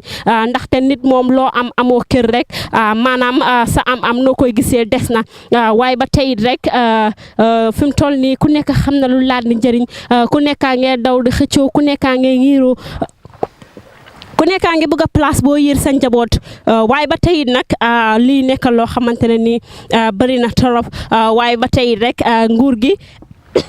nguur gi génnee nag seen li nga xam ne moom mooy seen signboard ñëw teg ko fii nii ñu ngi fa bind nag li nga xam ne moom mooy Republic of the Gambia Department of Forestry Salaaji Forest Park no illegal filling yéen a ko gisandoor gannaaw bi nga xamante ne nii yéen a gis fii nii seen board bi nu ko fi gaay defee te it comme nu ma ko doon waxee rek si yooni Salaaji Forest bi nu ma ko daal di waxee ñu bëri fee am problème am benn taximan kii nag Alaaji Cissé lay uyoo mu nekk ki nga xam ne tamit concerned citizen la mu bugg a see sànni kàddoom nuyu naa la noo tudda waaw man Alaaji Cissé Jaabang fii laa dëkka waaw dama day gis affaire yi mbali di ñëw tuur fii ki dee taal pone bi fii last year def na ko fi même taal forest bi this year taf anek ñi dee contracteur mi report naa leen ma ne leen ma amoon number taf naa ko call wax ko ne ko gars yi ñu jéem a stop mbali bi ñee tur fii di ko taal muy indi pollution bi daf dee sori ma ne leen ñi dëkk fii nit ñi fi dëkk bëreegut nag waaye suñ fi dëkkee ñet nañ complain waaye mbir boo ko gisee da nga koy teel a wax balaa mooy am doole su ko defee mu nekk suñ njëriñ ñun ñëpp because fii lañ dëkk guddi fii lañ dee tur mbali di soo demee opposite school bi nii school Johnson bi gis naa fa léegi ñu ngi faa doom pëndaxiti bante yi buñ ko dogee ñu ngi ko faa tuur dañ ko daan taal last time taal nañ ko fi benn am na nag yu ñu lakk fii seen tànk yi xamuñ ko ñu dugga fa seen tànk yëpp a yaaxu loolu yëpp aaxala nañ dimbale réew mi ñun ñoo ko bokk kenn ku nekk bu gisee lu yàq na ko wax te ñu bàyyi di seetaan loo xamee ne ni day yàq ëllëg bul wax ne xamoon naa ko wax naa ko moo gën nga ne xamoon naa ko ñu dimbale wante te yàlla tax please ñun ñëpp rëy na exactly it's a big problem waaw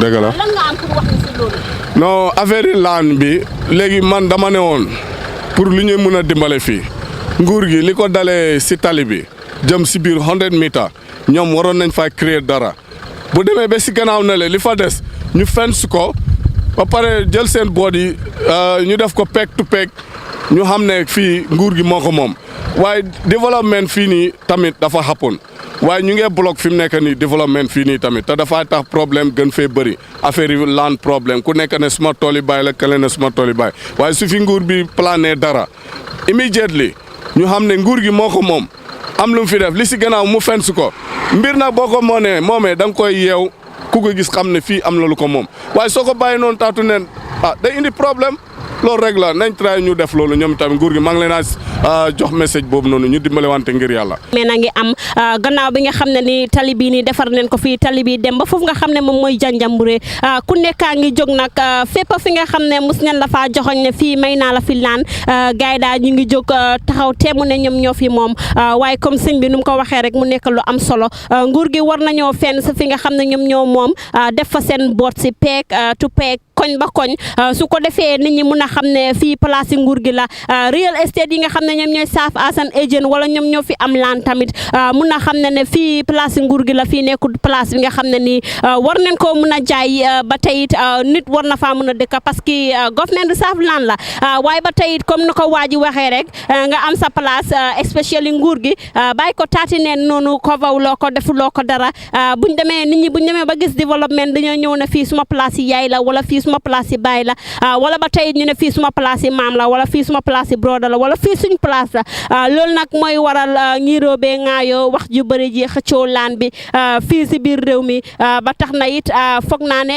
ñi nga xam ne ñoom ñoo nekk si nguur gi te it amee nambal tànk war nañoo génn wax ak ñi nga xam ne ñoom ñoo dëkk fii si biir réew mi su ko defee ñu mun a am fu ñuy taxawal suñ tànk ndaxte it réew moo gis nguur gi am na si kàddu si li nga xam ne moom mooy suuf bi waaye nag nguur gi nag ñu bëri leen naa ñaax pour ñu génn si biti ñu wax ak nit ñi su ko defee nit ñi mun a xam maanaam fu gaay tool la ma tee fu gaay wara mun a teg seen tànka fii si biir réew mi yéen a ko gisandoor tali bii nii fii nga xam ne moom moo connect Westfield ba Jamanjeli laay wax Westfield ba Jamanjeli tali bii nag tax na ñu bëree ngee jóg ku am laan ku amul laan ñu bugg a laan yëpp bugg a jënd si boor yii nii waaye it comme nag forest bi nuñ ko gisee nii nguur gaa ko moom ba tax na it forest bii nii lu bëri problème yi bëri nga fee am nit ñaa ngi génn si di fi jënd laan te it buñ fi jëndee laan ba fay seen xaalis ba pare nguur gi génn ne ñoom ñoo ko moom ba tey loolu nekk loo xam ne ñu bëri fa daj frustration bu mag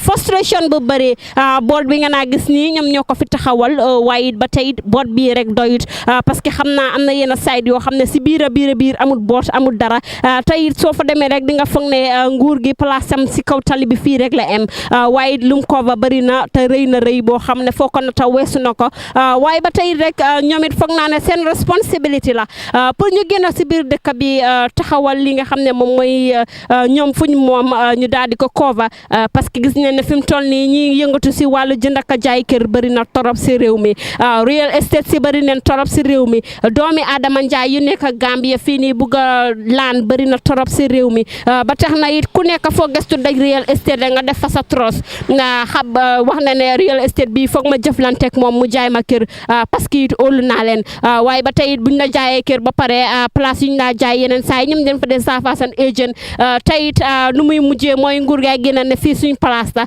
government reserve area la su ko defee yow mi nga xamante ne nii defoon nga tros amoon nga gëm-gëm si real estate boobu noonu dootoo ko amati ba tax na it loolu nag foog naa ne ñu bëri war nañ see bàyyi seen xel tey ñuy jënd si wàllu ñuy yëngatu si wàllu jënd ak jaay laan bi ñoom it tamit war nañ see bàyyi xel xam nañ ne xam na nag fu nekk reserve area waruñ faa sax dem di yëngatu ba muy indi ay wax fii si biir réew mi waaye ba tey nag nguur gi tamit ñoom it war nañoo génn ràññale fu gaay moom ak fu gaay moomut su ko defee nit ñi mun a xam fu gaay teg seen tànka yéen a gis lii nga xam ne moom mooy seen boot bi nag ñu identify ko gaay buñ ko daaloon di fence fu mu dooree ba tey ñu ngi fi nga xam ne moom mooy Ndian Village comme ni ñu ko déggee rek ni ko waxee am na ñu ñëw nag taxaw temm ne ñoom moom fii ba tey loolu tax nag waa dëkk bi organise seen community group seen boppa organise seen boppa ba nga xam ne dañ organise meeting invite si media house yi te ñun Gambian Talents nag lii rek dañuy def dugg si biir dëkk yi xool lan moo fa xew ak lan moo fa nekk di dox ba tey nag ñuy dugg si kër yi waxtaan ak nit ñi nga xam ne ñoom ñoo fi dëkka ñoom ñoo nekk di jànkuwanteel nii ndaxte Olof Njaay dafa ne nettale si laa ñi borom tey tunga ne du teew ñuy nataalu ba tey nag ñu dugg si kër yi bi di waxtaan ak ñoom kër bu njëkkee dugg nag ñu fekk fa waaju baax ji duñ def dara loolu di ñëwoon teeg moom bala ñoo ko si waxtaan bi nuyu naa la si waaw nuyu naa la jël naa sa wax bi ak wax bu rafet bi nga ñëwee ci ñun ak ñun suñu dëkk bi ñun fii lañ juddoo suñu baay fii lañ juddoo man suma tur bi man suma tur bi Sampel Thialo laa tudda waaw suma papa jotoo leen la tudda ñëw sampa dëkk bi mu nekk fi kon su nekk nii maa ngi am 67 years suma yaay mi ngi toog mu ngi amee 100 years suma papa gaañu na suma 110 years suma papa suma yaay mu ngi toog nii 110 years man maa ngi amee 72 years waaw dëkk bi fii lañ juddoo so ñu maalo bidin si ta jàpp suñu papa ak suñu ñoo xam ne naka la ñoo duwante foofu ñu am place bi waaye ñu ñoom fii lañ juddoo fii suñu dëkk la so gars yi ñëw ne mu ne ne yëngi nañ ñu pour ñu jaay dëkk bi moo ko xanaa sant yàlla yéen a moom dëkk bi nañ ko jaay ñoo moom suuf yi ñun ci dëkk bi am nañ suñu own alkali su boobu la ñu amee alkali boobu moo stamp kayit ñu ñëw ñu fi ñu xam ne dëkk bi xam nañ ñu yàgg na fi dañoo jox ñu own alkali waaye ñu bëgg ñu problème parce que ñu imbaay dëkk bi pour ñu xam naka la kon ka suy yëpp rek si nañ ka suy bi dëkk bi naka la mel daanaka parce que du dëkk tey su dëkk tey la waaw soo nekk nii ñu soo ñu imbaay dëkk bi ñu set naka la gars yi ñëwee jaay seen dëkk bi ba pare mën nañu leen jaay suñu dëkk bi fa la ñëw dundee ñun fan fii lañu juddoo dafa jaay fa nga wax ñu imbaay leen pour nga seet suñu problème bi man foofu laa émalé loolu doy na waar te it fees na xol ñu bëggoon nga wax ni yéen ban at ngeen sanca si dëkk bi parce que nekk na li nga xamante ne ni yàgg na suñu dëkk bi ñu sànce fii man nekk nii suma yaay am na 100 years soo ceegee 100 years ak tey dafa bëri man maa ngi nekk nii ba nga jur 1970 naka la 85 ak ceegee dëkk bi ak tey yàgg na du tey dëkk bi so yow da nga judd si dëkk bi fekk fi sa waajur yi ñoom ñëpp ñooy samp ko ba pare ñeneen ni jógee from si biti ñëw rek ne ñoom ñu moom dëkk bi ñoo ñoo na fan leen jógee bàyyi sañoy na waaye jiba kunda yi la ñoo wax ni ñoo moom dëkk bi xamoon naka la ñoo àndee seen jaabankunda mu ne ne ñëw nangu suñu dëkk bi ñu togg foofu ñu xaalis moo gën a neex moo ko ak ñun tam ñuy mbaay dëkk bi ñu seet naka la because dëkk bi soo ñëwee seet dëkk bi nga xamee du dëkk tey ñu jaabakunda mu ne ñun daaxal ñu fii ñu ñëw jaay yëpp comme xaalis nee na extérieur jog na moo ko ñun kay kanaa ñu mbaay dëkk bi suñu pressé ñu teg suñu problème because ñu am nañu on alkaali bu la tooy ñu fekk nañu alkaali bi ñu am suñu on stamp ñu am nga stamp yi ñun wutuñ ko yàlla moo nguur ñoo jox ñu stamp yi mu ne léegi ñu am sax on stamp yi pour jaay dëkk bi soo dëkk bi dafa mel ni estate si loxo gaay jaay ñu pare nañu jaay ñu bu ñu daaxal ñu yëpp rek waaye ñu de loxol yàlla ñuy yaakaar nekk right now loxo yàlla ñuy yaakaar loolu fees na xol trop nga fekk kilifa ci këram ak ay njabootam kilifa gi nga xam ne foofu la juddoo nga indi kilifa bi ak njabootam génne ko si biir nekk na lu fees xol nekk na lu tooy xol comme ni ma ko waxee woon rek ñu di yeen dégg nar a waxtaan ak ñu nekk fii nii laaj leen lan mooy seen xabaar ba tey ñu bëgg nga wax ni yéen jafe-jafe ñu jànkuwante si dëkk bi balaa ñu di si doon ñëw jafe-jafe bari na di suma yaay nga ni kanaa mu wax la ban jafe-jafe la amay jafe-jafe nekk nii gars yi ne bëgg a daaxal ñu ci dëkk bi te ñu xam ban yoon la ñu am fa ñu daaxal ñu ko ñu ne xanaa gars yi dañ leen yóbbu koot wala yoon koot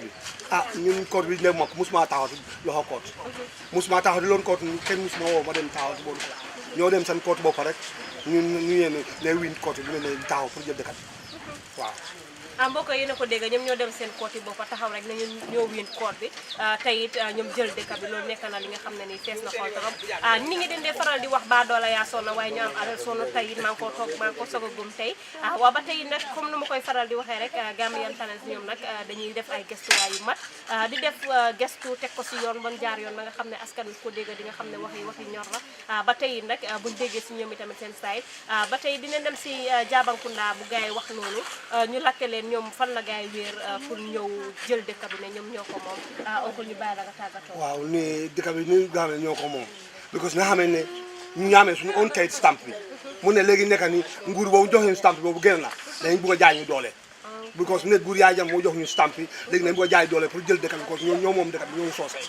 waaw loolu la ñu bëgg a mu ne ñun tam ñun yàlla ñoo weeru because fii lañ juddoo ñu am fi ñu dem suñu yaay fii la ñoo juddoo suñu baay fii lañ juddoo fii la ñu am suñu am on stamp boppam dëkk bu nekk am na son stamp mu ne ñoo ñu am doole bi léegi nguur jox ñu stamp dañ nga nangu stamp ñu jëlee seen boppa ñu jaay li ñu ko ñun tam ñu seet yoonu yàlla si man fii laa juddoo man ma ngay liggéey ci nguur yi 7 years 98 wàll na la commencé liggéey ba léegi maa ngay retire ma ngay xar si yàlla so mu ñëw tey 37 years boo génnee seen age yi mun nañu bugg a daaxama ñu jël dëkk bi comme mu ne nguur jox ñu tàmp ñoo génn léegi doole ñu gaa yi jaay léegi doole bi des na si loxo yàlla léegi ñoo ñaan président bi tam ñu gëstu suñu problème bi waaw bala ñu am problème nag jaay doole nguur la ñu jaar pour ñu seet suñu problème bi ñu gëstu ko waaw mën ngay mag dëkk bi daal man yaakaar na ak sama yaay mu ngi nii toog nii moom tam mag na waaw ñu seet ñu gëstu suñu problème bi daal problème bi bala problème bi ñëw ñu gëstu suñu problème bi parce que ñu ñaanu problème yàlla rek la ñu yekkar weer na right now waaw gannaaw bu ñu jógee nag si waxtaan boobu noonu dem neen Brufut si Brufut alkaali bi Brufut alkaali bi nag dem neen fa ñaari yoon njëlbeeni yoon bu ñu fa demee woon nag fekkuñ ko fa maanaam bu ñu fa demee fekkuñ ko fa waaye jox nañu nombam ñu kool ko waaye buñ ko koolee ba pare ki nga xam ne moom mooy suma naataango di Mohamed Keba Jatta moom nag defoon na ab report foofu noonu gannaaw bi nga xam ne jógee neen foofu nga xam ne mooy Brufut ba tey ma bàyyi leen ngeen seetaan report boobu noonu bu si njëkk. Assalamu alaikum baɗigol mbal kontona altonal kontongola alnal baɗi male Mohamed Keba Jatta biɗum natale jam Brufut pour que kisi roke memu real estate ike melkumande scammers anin alkalol mo jamal ika min dabulandi je biɗum natale jam Brufut pour kanaka alkalo ñin drong ñininka ñin kuwalla ɗum ika accuse min sayndum baddunale konoto kanaka o kuwol be tandala min be bije ngatandala mbaringol comme dalta ka kale nyamen drong hani saembe alkalole ya jang Brufut dundale kono to bare nga min taraje wolem kaditi nga kadi min taraje dum akomole ko alkalo finditale bare biri ay wo fo nga nyininka alkalo nyina nombala ay alkalo nyina nomba di mollale nga alkalo kol bare alkalo nyi ko atebe sukutale abe meeting olla minen every Saturday ika meeting o soto jele sendu ngamin kerong nga nyinin kale wati jumale be futalo la jang ila suwa kono ila kordato katum bi jele mbe bato kan ako mole ko ambina la jang around 5 ma fangolo maybe after 5 I will for mole then after I will call back sendu be min kela drong am be sela drong for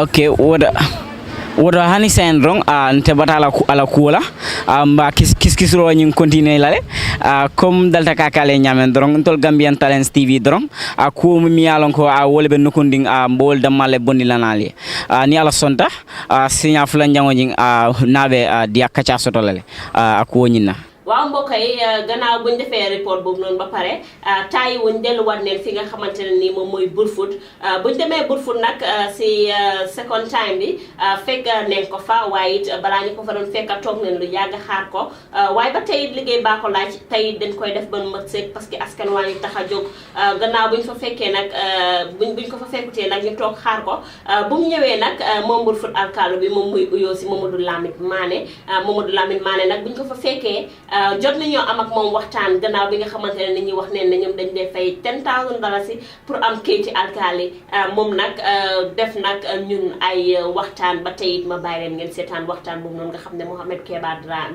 Keba Jatta moom moo ko doon def silan kapring mansakunda ye bulola okan atol nata ka step tek ruka hanila wo de akatapila jani fo mansakunda ye mum mutajile bang mi ala ko ma benum atol bul inene ya toran ni labang fo ay mom mutajile wala lu mu nena demolition na da boy rodje no lu mu na ya binala berlala je ari nga we na kabe du mo nanu wala la kaso may na fam bay bari sama ari won mela mo ni mo tax ya asomo le na diamo ke na te murina bar wonu wo dab nay wonde mela mo wonde sama juma ba kamara bije la mi sanyam bije bansi bari bije ko be remem wol be men kabila mo leti wonde sama sa atol alkalo le lo takati am ko kadam ko wala na mo on se trouve ngami comme mal ma bari ni natade na atoni filo de jang yam kelo nyaadil mo kelo min biye na bu jang nan ko la na bu fu kelo na so ko ne ko nan tal kam ke ya biri be ni silo do kula ko fana special de wala campo la kije e tade fu kenola ko yam nan ko keno dila ni akala keno dila dir sila do ko pareda si pareda e keno sendina mas ko ya bulo la ko man sakunda e bulo la o keno de ha wol kambe mas ko la nani doni fa ta mo hato mon baba kan be ta ani bi na dindum fa mas trogol kam ba pour ko dila so no ta ko filo ke ma ben no fa ma ben ha ni mas ko la do sending wo kenolum komi ketal tol tantile fo kenolum ye kayto soto le ba kayto kendo be ni man sa tema ani do ko man kay di din to e man kay di ya do ko kabila kanu su individual kanu de nga kay no ni no la na kabila kanu ke ka di wala sila to le ne soto pour kay tandi ko mo keno ma do ka na wulula de ta na in la man ko no wulula de ta na kabila kanu nyama kabila kanu wo imamo mo wala ta na kaba ni mama bati ye fa na te ko yi di mo woro alkalo wo ben samala nani nin kar foloto comme atol mu alkalo leti nyanda ka ni nin ka ku jamala ko isaje mol fana salo mu de ke alkalo jon ka fole ko mo jamal ka fole ko comme atol ka korda wafi mo fulam tara korda ni mu kilineti alka korda ni da alka wafi mo fulam ni na da wo dum ka ke nyo sabo ite dum mu la folo di ko mama na foro min bodo kata ni mo le ko yemma ko ngal lan ñu ko nga ñoo ma ko bini so mandambo sila sifa kenu kam man do fam be intam kanji mala ikay kiba mo min fanyete ak abe mo sabal tema abe alkala bulle abe kene tiyo bulle abe kene sanna bulle nte ko fa bi ndesi nte ko nte ngo wodi ya akko alkala le doko ni mo fulo kene tiyo ni kene sanna ayanda alkala doko dial ayake kene sanna minna ta kene yino aba sanna afanna doko alkala yanda atefana ni kene tiyo ni tula ni kene wala nyamto dial min tam kene ta bala kene wafila alkala ni kene sanna fana yanda fanna lala yo kene wala nyamto dial alkala ni sedo kene wafo ntanke min bakar le tam akote bo yankunda akatene babel aba wafuka ni ngata ko bakar manna likal document tenda ya min bakar le tobi ko atel tam man sekunda da abula ye ko tonya ya sida ko bakar le tam ko bakar ka aya bondi ala kabilo ite ngala de min nyini kala wal mo bakar mu bingi ma ko ni ko bo yankunda dimulan keno min be mun doldo defam be mexol nal ko kono dami keno be fanna min de al kan nyenta alon nale bo bo yankunda tam ko bo yankunda kan ni bo yankunda tam be fo li bo yankunda ko nyenta tala bo yankunda ko da ka be fila alla bakar yalla na ko akay keno su da keno ko nana ba wafka ko to nyamba keno su di fama su wokke ba nyenta bakar la ci tiyali bala sinna dunya ko katani ko bakar re keno so asko bi oto ninga ka jo dila adda watu fan so bo yam dunda keba committee o ka jo kon ala sai fan se limana asko ko tonya bakar re keno atel tam asko bo yam ka bi ko nan bo yam ka bi dinga so asas to an fa kana so ko fa asele ko asko fela kenatio sorry keno sanna ite min bele ko do boni la keno kun ni tale bakaria aka keno so man ka so aka keno reso o to na ta ne ka keno so na ta do keno to ya ni la fitale fo ina da fo pareda tambe bakaria da fo da kan ni bakaria na ta alkalia alkali be yille non to ko keno ni kemal ba ba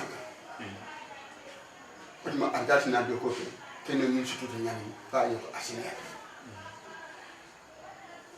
alkale te fana ila do medi ina do keno wafiya keno wafiya na de keno tioni sandrila na e ko keno le sutu ya kacha ko benta iba wafiya kana si so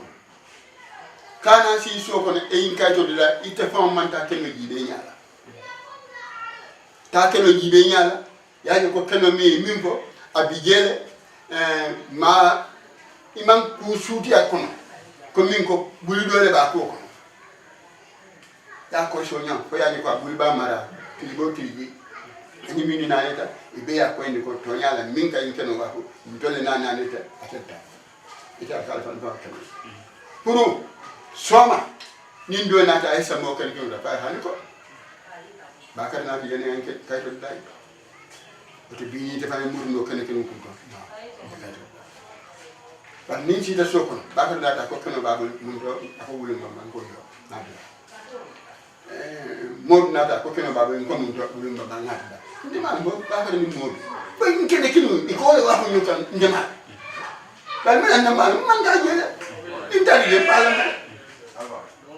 ndi ko adbaje di na mo ya ka binde sita yin principle le ni na ina de kama mi wa fi tali da ka to la ni man da sa bisit la itande ko na ni nga sa bisit ko anke li ka to men tan na ya wala ila suti mi ya ya dami wa te ko falam ko mamal ba ko ikoton ba basike wala be marnu ko kabilo ya kanu sto ila kanu sto sunta kabilo mina ha asike wala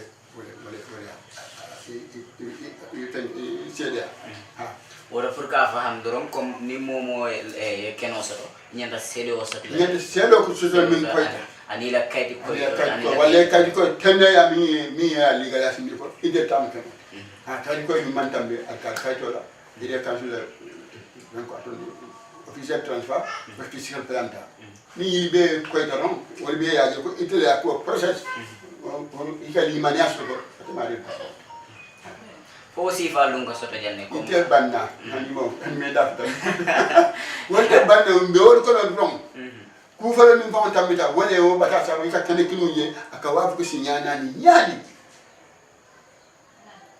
wala ni alkal be do ko banya amanya ni silo karga yanda ye linkeno din ma ba ndika ka do da kare ni karfa na da ko kene kinu ka do da ko kene nyani adi kan bari da shi ni so ko ni min na da ka kene so ye ko yo do fa na da ka kene so ma da mo na ni be ko ka be kinu dimol kono ila ka be la kama ibe nyabiri ma kam ise bla kinu wa fle ko si nyana ni different person ati bla kinu ite ma le bisi to ba ni fon be ni lo ko ate mi si you know everything wota pour ka faham doron itene ne ma kene wa fi moma a signa fla ha ni wakati salon ko abe kelanye yempinde ha baro ati fe ale na from be filo kono wato ha alla keno kono ila keno do nsafuno ko kadum tafuno ko alla keno kono ila keno ha ila keno kono jolle ma price oti mi alon ko wolem the cheapest price ha ndinga keno wa min ke amam polo bi na mini wa Tata for 30 by 30 in Kawafi, 80,000, 100,000, 120,000, Bokata 11 months found. But BBB, you will know what to the near billion, 200, 300 of it. But you think I go back and Lumolum, Akatasan. You can't go binding our minilla, the boy so me awa ho wali kali hani banko fa wali kata wala abe foyo dim tolle jam keno kasudo kufudo ne kufudo di no atam to keme ni adi ikabe datila tan sikene odi alfale ko ko ndafta keno abe adi be dan dum c'est different jamano le keto nyam ni jamano mi keto nyam mi pombe na amuta ko atolla jamano ni la fakkeno la droy ka ku sa wala to no ka trampal barka keno di ku fudo na wa ko commence o commence to la ban do ba fo wa to mina ka ko ran pipi to keno ko da sa de be ba kan de ko kari ari na wa ko ran pipi wuli kame ni pen ko ku ba jo bari bi han pa ko fama no ba go abe 1 point something sayang alla keno to fana kami wafi kena jumale expensive yi ba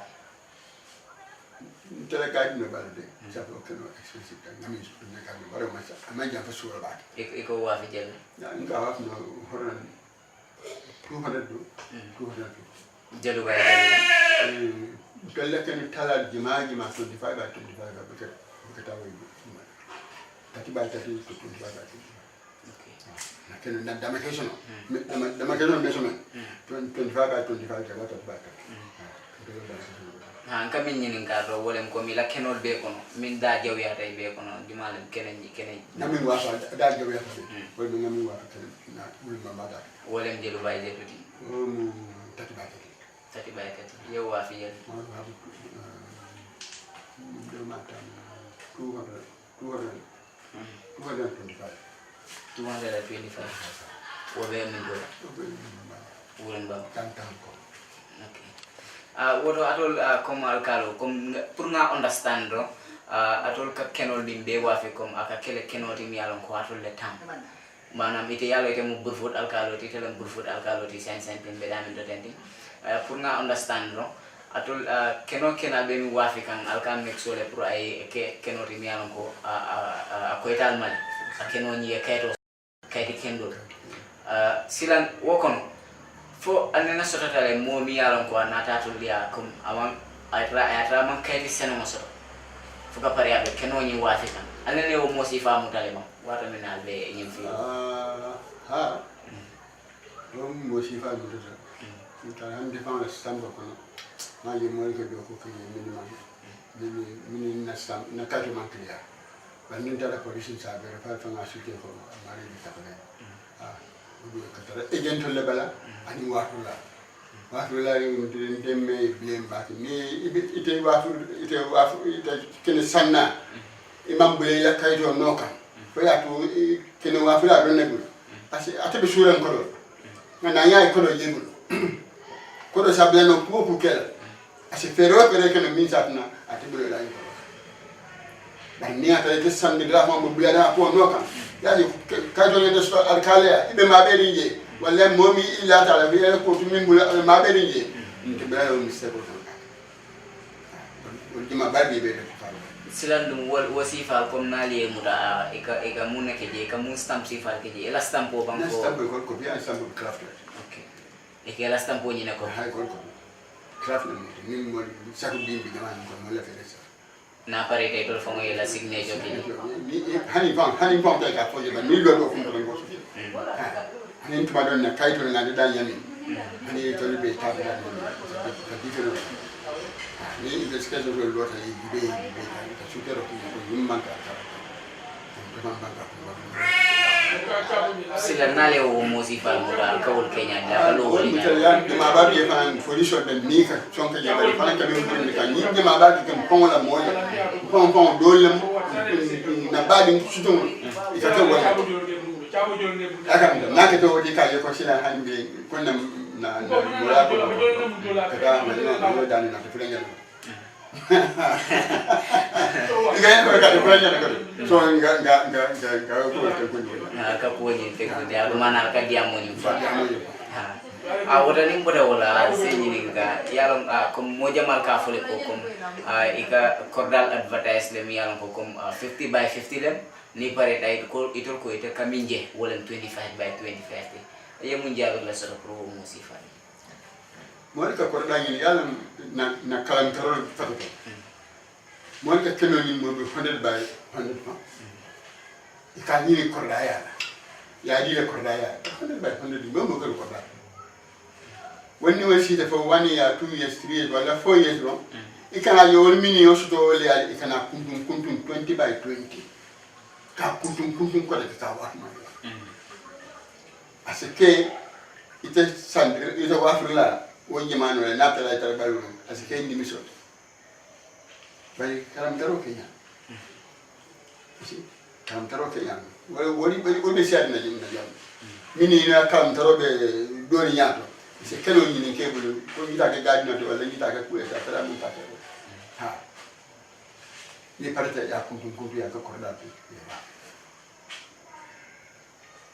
perché 50 by 50 story nyama so ya kuntum ya korda nan so ni to bara to bara nan so ha manam comme ika korani wa ika sangite bulle ni pata ya wafi ko dafa bare tene na mon a korda wafi be ka nene ma fa moye ko nga korda sotle mu 50 by 50 ti o ko la ha comme on kamin fotandi wolen ko yalon dol ka fole ko ni nata ke nyini ka fo korda be bulle ka fo ika fu gale ko ha andunga mu 50 by 50 le sila ni nata sang foi pareta o ko la le kana ka ika kalamta ko 25 by 25 len korda yenti okay.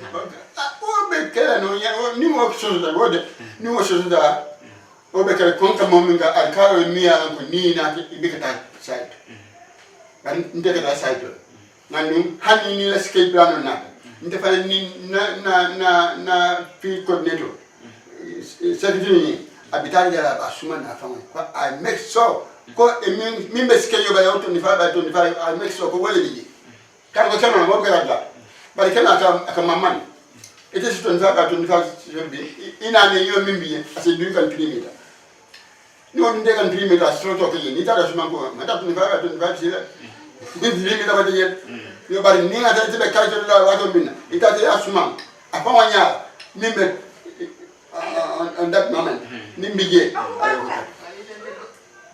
so wala no tente mona ko ka ko na 50 by 50 kin patra yo ke ka to bala wala yo ke yo wala wa fi atara 25 by 25 be ka to no ko ka tente mona no enene ma au sifa fana ko mo ni ma sifa mi ka sifa ma atara man ni yo tangi atara man kana so kilin ka akoti so ba mu fu telo mu mebe abe clarin kabila nanete mala kunda kabilo suba bojan kunda jawra kunda dileta so kabilo ila mole yenta akino nda ta mi selo ron de ka make so to nyale kelo mi ya yin ka walela temi sana abe folli kabilo akino amita ko kom kabilo siatale sen kabilo okay beni ala kene ta ko ndal mo bul fundi ndal dam bul kelo be no amita ko ide mo sero dam ila stampo le ina bo nyama ngani komba mu mebe ka han komba ko dam mai asa do sa de tarolori amanta lo konton kli konton jamal kuma de ba tere konton mon ta bina la ola ite akal de tal ko la be ta ke ta no minita mo to wala nin kene ngin la nata ani wala ta ko mi ngom ni gine ti asa ka ni kene ngin la ko to ya de kelo mi gine ka re atel tamu ay ka be ke ba ya pour nyal ko atel therefore ita da male sembo soto comme azan alkalo ita da male sembo soto pour e korda wa ke bam fo e ila family member nyinda bi jele wala e staff soto le miyala ko fane kaddo ko ke ko pour ka korda wa fi fo ita da male ga korda ni wa ka ka be korda wa fo ko ka korda ka ka jo la na ke ma ni korda wa ma ni korda wa dam ka da dam ka jo de na secretary bi ko ka fi lo ko ka suman do ni side visit ni everything bara ni be endorsement an ma okay kastambo ka ba ani intenta ay mingo min process fala ko da na mari be assign pe banta ibina sama nga idi dinga yube nga je ko all the parties mini yanta ibe komita jel nangini ngaro ko min la fam cede at be komita jel dinga tara ngani ngaro ko mi sikata min na je wala nga defo so dami ni murundi taw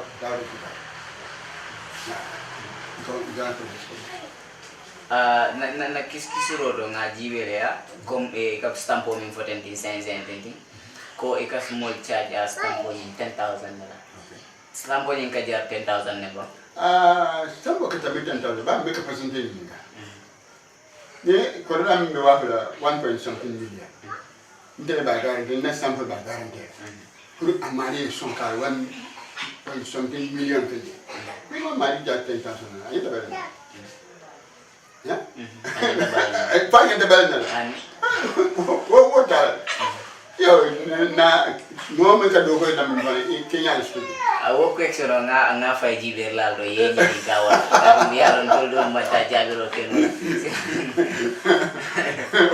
o yanda 500,000 comme on sa ka fa for yam sign, don't let young Koraka 30 by 25 by 25, less than 250. Killing them by Gimababi, because okay, stamp me a guarantee.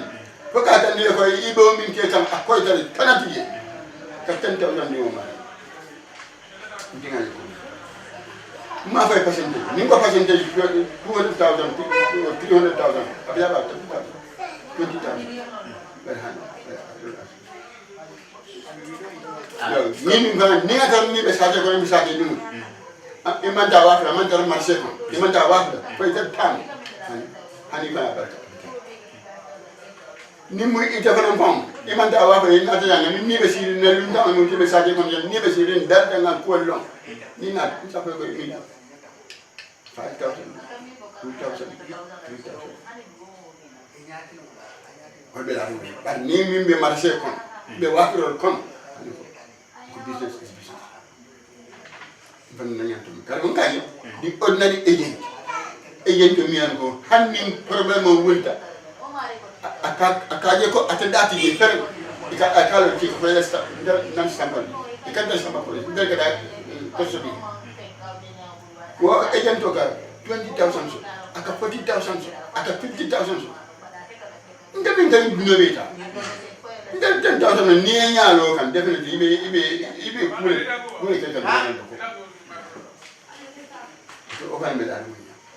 ila diamo ko ya fole ko stamp dol fang jordol bi fang ka tambi 10,000 juma ñol le ka mo charge more than 10,000 ani akalo le man te be mam mo mo ya ritlo ki bara ka ndere jam ndema ni ka mo dan ibukanyi ni ka mo dan sendi pareta kom kamol ni ka 10,000 ni na nesta mol ni ka 10,000 pour stamp ko do ni ka tan ko ni ndare do ko aga do ko konto ko okay ko la badi han saké fa mu tan ko du do saké okay VDC okay ha ko la badi tan ni ko alkadro mo la hajo la bi nga hajo min dunu bi ma ka ka dunu afema ni nga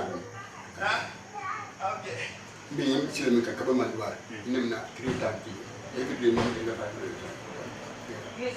anu assignment di na ma kunda karo ani non plus ele fa ma ni ele ka fa ni na special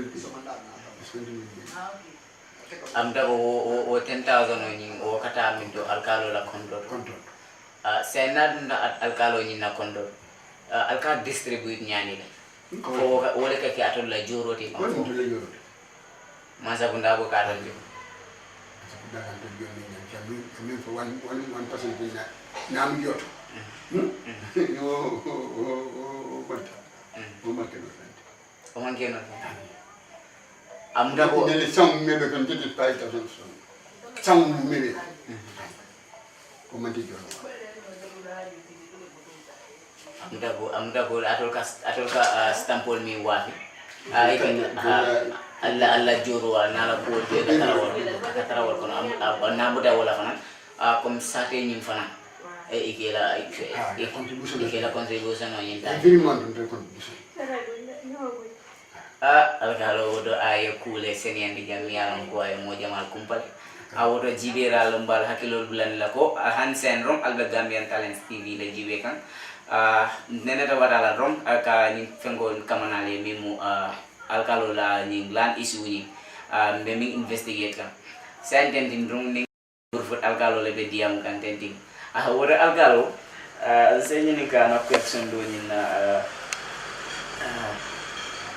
wokodo mimu 10,000 ti mo jamal ka fole ko commercial ka fole ko 10,000 siya badal pour ye keno wa fi ye stampo dama for 10,000 dollars iko siya badal after dum inata kudum ya tandigal la ya fogal la ko do nyin kadum dame yo ko be tandigal ya fo ene ko do nyin kadum ila control namre wolfo ha silangal ko dum ko do dum adum aseta bakele dum silang itebe mum itebe sila yumata pour ko woni ajibe nti sila min taye ko na control man kaya de ndinga mi ko se kono ndela area de muna to the land value jam burfut area la land value bi ñam at ma do ci an kal do tara la do to min man ci wala min ma land value bi la ñam akam ni ko abe ko wati tamde jam tan hani ko 2000 akoyata bara ka tara mali be min bala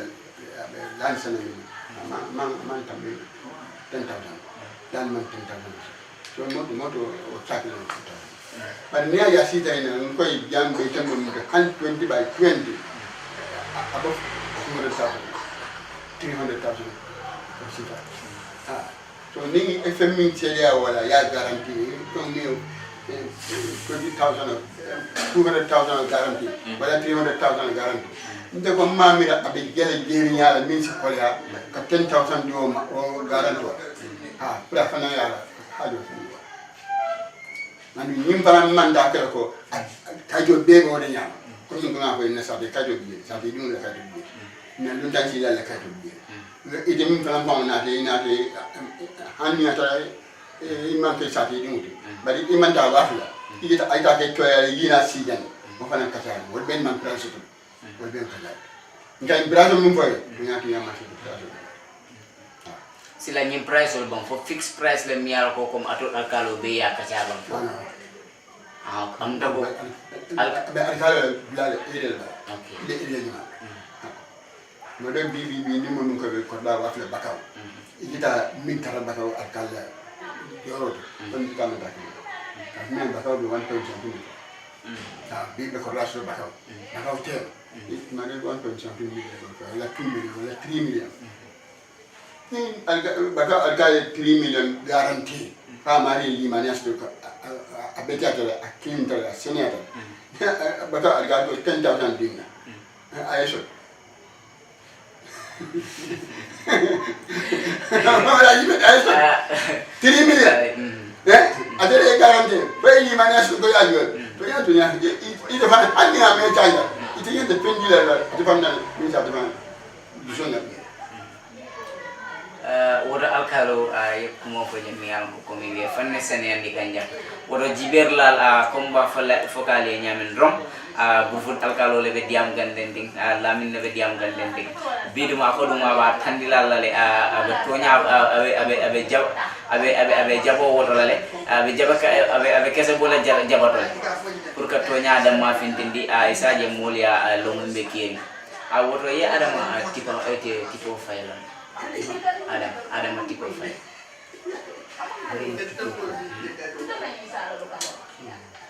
ada mati profile ko ate hijau 10,000 ni la stamp ko apa hani saya kamar kamera lang alkal ni ada mati profile company len bang ko individual lan aku mamre biasa ako iman stamp ko kay hani saya barai jo 10,000 mani isi ada pun ni kain ko sen tampon ada mati ko pai wora ite monene me jo ko do la faga pare man stamp ko wodati ye woto ise mena sene andi no ko ka fu mo le ko wonene man ni adam ti ko fay o fumma de aben jakal la ba barin te ma karamta bari yele ko no yo nana balang ka la instampe o to fani na ku shuta ba de ka man ko de ba ni mo shuta ba o mena ke siso de ni mo shuta ba nte jakal nte ko yem tale bulde man da sonna ka stampe hadi ni mo na de pempe bana mi an ko man na ki gisi man limani astudi ni ka sai kena no ni ke gana na kana mo te ta ki fo ban ni ko ta nan aman se na no ko ta ni la ka de ban stambale han oda mo oda iyo oda la kenol kono ko malga kenol mi wafitani fo comme ni ko 100,000 ikatala no le bang wala ya ikatena ni alkan ne ko mo ni kana tiyo tema kacha alkan ma se kono amanga ni fix price o gatan tutori fani akara yisa ka da so ha wande wori ka kana mari ta fix price bari individual am kacha man sakuna mam fixed price ke je mi ala ko gom naketa 100 by 100 le nangam hal ben nangam atol le ko wadi say okay keneti yo ni ne wadi say te fonga la function ken woni mi ala ko kom ye wol soto kadi yalon iko kabilo le siare je mi ala ko wolle tamila kenoti ite mu alhalo damman mi ala ko kom ite la stampo ite mi je la comme pour céder ka céder yake silam bafukane ko comme ila 100 by 100 roll wala 30 by 30 kan mi iko most of your lands ila land jaman ike wafi ya mimu 30 by 30 wala 25 by 25 ngamre wol ko fo price woni is it negotiable ay ka ja ya ngi ba ko ngai ni ga ko ngai do wa tu ngai tu ba ka sa ngi mi fo ba ni bente da ni ka ja ko da nalbe kene wa vola kam ko liya sifale takije ko liya binga takije jamani man kene tiyorinte e yentol le yalo fan ka suje take e yentol minno kan tabi e yendo sunan ko ko nekene mo 200,000 atita 300,000 wala I put in the market 300,000 wala 400,000 we beka suto amuta ko itel kela profito le ni ina mo ko ni percent ni kai ndo bi ni tale fo ko van dia so dia mo sto ito da malo ko non kan ti ta fa do sute o fa ka tapari asabe na so de bari ibika son keno asam mi tam ko de ibika son a lonko ya ay over profit la ite damela keno akanta ndem e jando ina de ko na keno mamero algan ne keno ba wa 200,000 ndal gadda da ke 400,000 nde sonna mimba 5 ans aya lonko Muhammad ba keno wa 200,000 e jando le another 200 la akanta ndela fere yine mimba jo kan ay na jo ite akaria aye na da jo ayo 400,000 ye mira akaka ko ebe akaka ko akaka wodo ka aka diamo bi ni te ke defino ba sa dar ko samdira o ta fe waya san waya ko ka to be ka ta uta ko do bi la ngo fa le jere man ka ni ijen fo burfo dingol len no ijen to ma o be la dum tam le fam siati burfo dingol mi se ke ijen to ko ni bi na di yare ni ndella be yinti ala burfudinga silamu mi an ko koma manke burfudinga di fay right so le bam pura ka ke yinto ti ja ma sa ko dal ko tan yinto dul ko lo lo ko le bon dul ko lo ka bari ko di listo le la ci no sto le listo man sa ko dal ni ne go hani ejento le ko ejento ni ne go ni of kuma si fa fa ka kiskisiro ke ko e kay do so kiskisiro ke do ya de ko ejento lo ka make sure whether they are registered or not. To the company, company don't be in a captain. Go to and say, company, company, Assign it as an alcalo, yalong comni court canon dealer, put up a go and the lava can wafi 200,000. It will not like 300,000. Ite tum ye mun diam sifal soteni katum yalom mi tata yake 300,000 o be sate mulle e batanla ko mo mi an ko ala fasanna do biaka mele fa manta yo ya mi ka mele manta mudu ibe mu kule mi an ko man ila fo wato manga ni ko be dele ina finti sedan kunna kaito so ke diamundi fitno kana ke yen jono bar bitum bi ka ku kumpuno ko min kite ngala wala min kite ko wala ye sedani min nabi ba ke kan ka ku kumpuno wala ba yen sedani min na mi e fadani ndia wala kay ka ye fakino senata ma fakino man sawo ande ni ngodo ko ke ay ko keno senata wada malala barada di alkamin wala min batada wala min batada ni agento la karo wala wala amuta ko agento di ka wa fironi dilele wa fironi ka meba ani do bi wa falim pana aka shula ni aka man sai ka ta sa ji agento ko be alena man ko experience comme agento na da kany ko keno wa fi nyima na fa na da wa fi dum ko ba ran no do tan ke ka ba do tan ke agento to tan ko ba ko sila ni bula da wana do kam step yo ikan do kan kuru ka tan ke sini police hako ini ada sama police ini sama igual Como ya kama mada boni. Roma kwenda kusuli. Na dunia ndio mrefu kwa mali. Eta 8 million ya bero. Muka bali. Okay, sila muna ide la final words di la kumwa de mingira. Ndio mintani no mola. Olmo alcaro. Senatio. Sandela. Dukale bulo biyo. Ibidogo kaya mimi kama kwa mkayo sana. Kairo sabati ndamate. Kairo de sabati ndamate. Ina tare ingene ko so ko binto la kombo ada kuda se kunda ni ta de fito 95% binto adem ken isu tendu masar awa ku yale awa ku kaya wala awa ku yale ka 30 by 30 kari mun danga 5 meter 6 meter wo ñu sama dund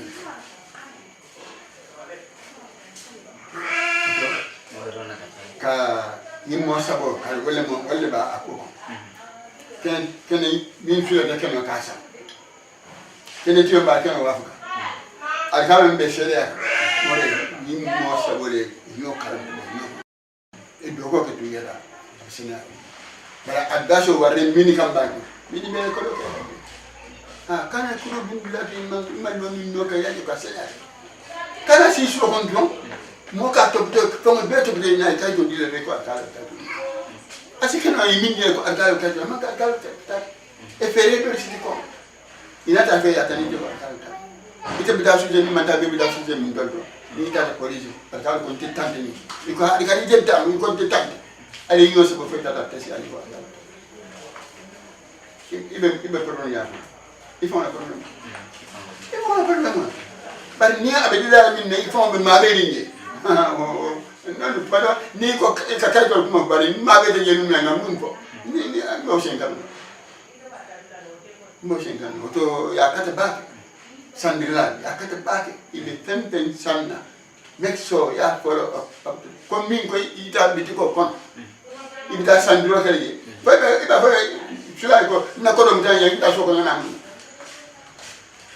ita dia songu amno ni ma la be jamba kan sha bi ita di sido ko bi han ko sheri ni ga so ke sa ko na sana ali sido amno na ko ya ili manya sandro ko problem kan shi o ni be 1.something million 300,000 500,000 dolle jama ba ko do kan dolle jam ko bale mo mo invest ko make sure that receipt is completely done on your present.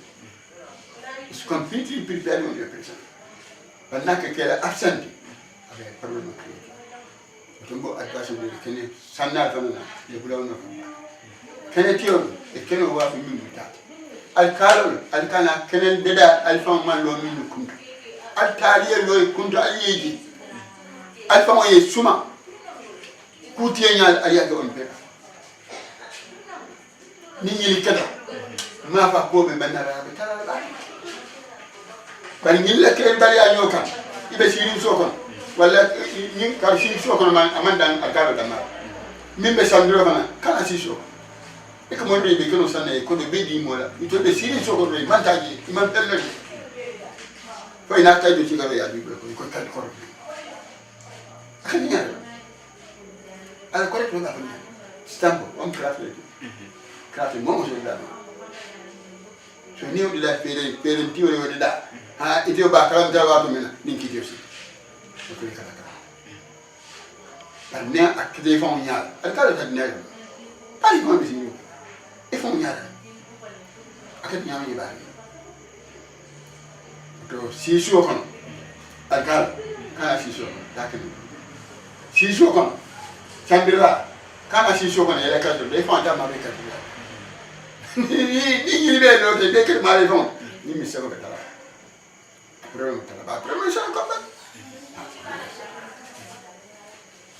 ba tey mbokk yi bu ñu jógee foofu noonu dem neen fi nga xam ne moom mooy soxna real estate soxna real estate nag ñu gën ko xamee soxna properties moom nag bu ñu fa demee call leen ki nga xam ne moom mooy njiit bi foofu noonu call leen ko mu ne bala ñoo dem foo si njëlbeen yoon ba dañ ko call mu ne bala ñoo dem ñu call ko waaye buñ ko callaatee mobile am yëpp a fay waaye buñ demee ba foofu noonu ñu callaat benn number ñu am ki nga xam ne mu ngi uyoo si soxna moom soxna mii nag mu jox ñu personal number ki nga xam ne moom moo jiite foofu noonu waaye buñ ko koolee number baa ngi fay tey office baa ngi ubbi waaye fekkuñ fa kenn waaye bu loolu passé nag def leen li nga xam ne moom mooy report ma bàyyi leen ngeen seetaan report boobu.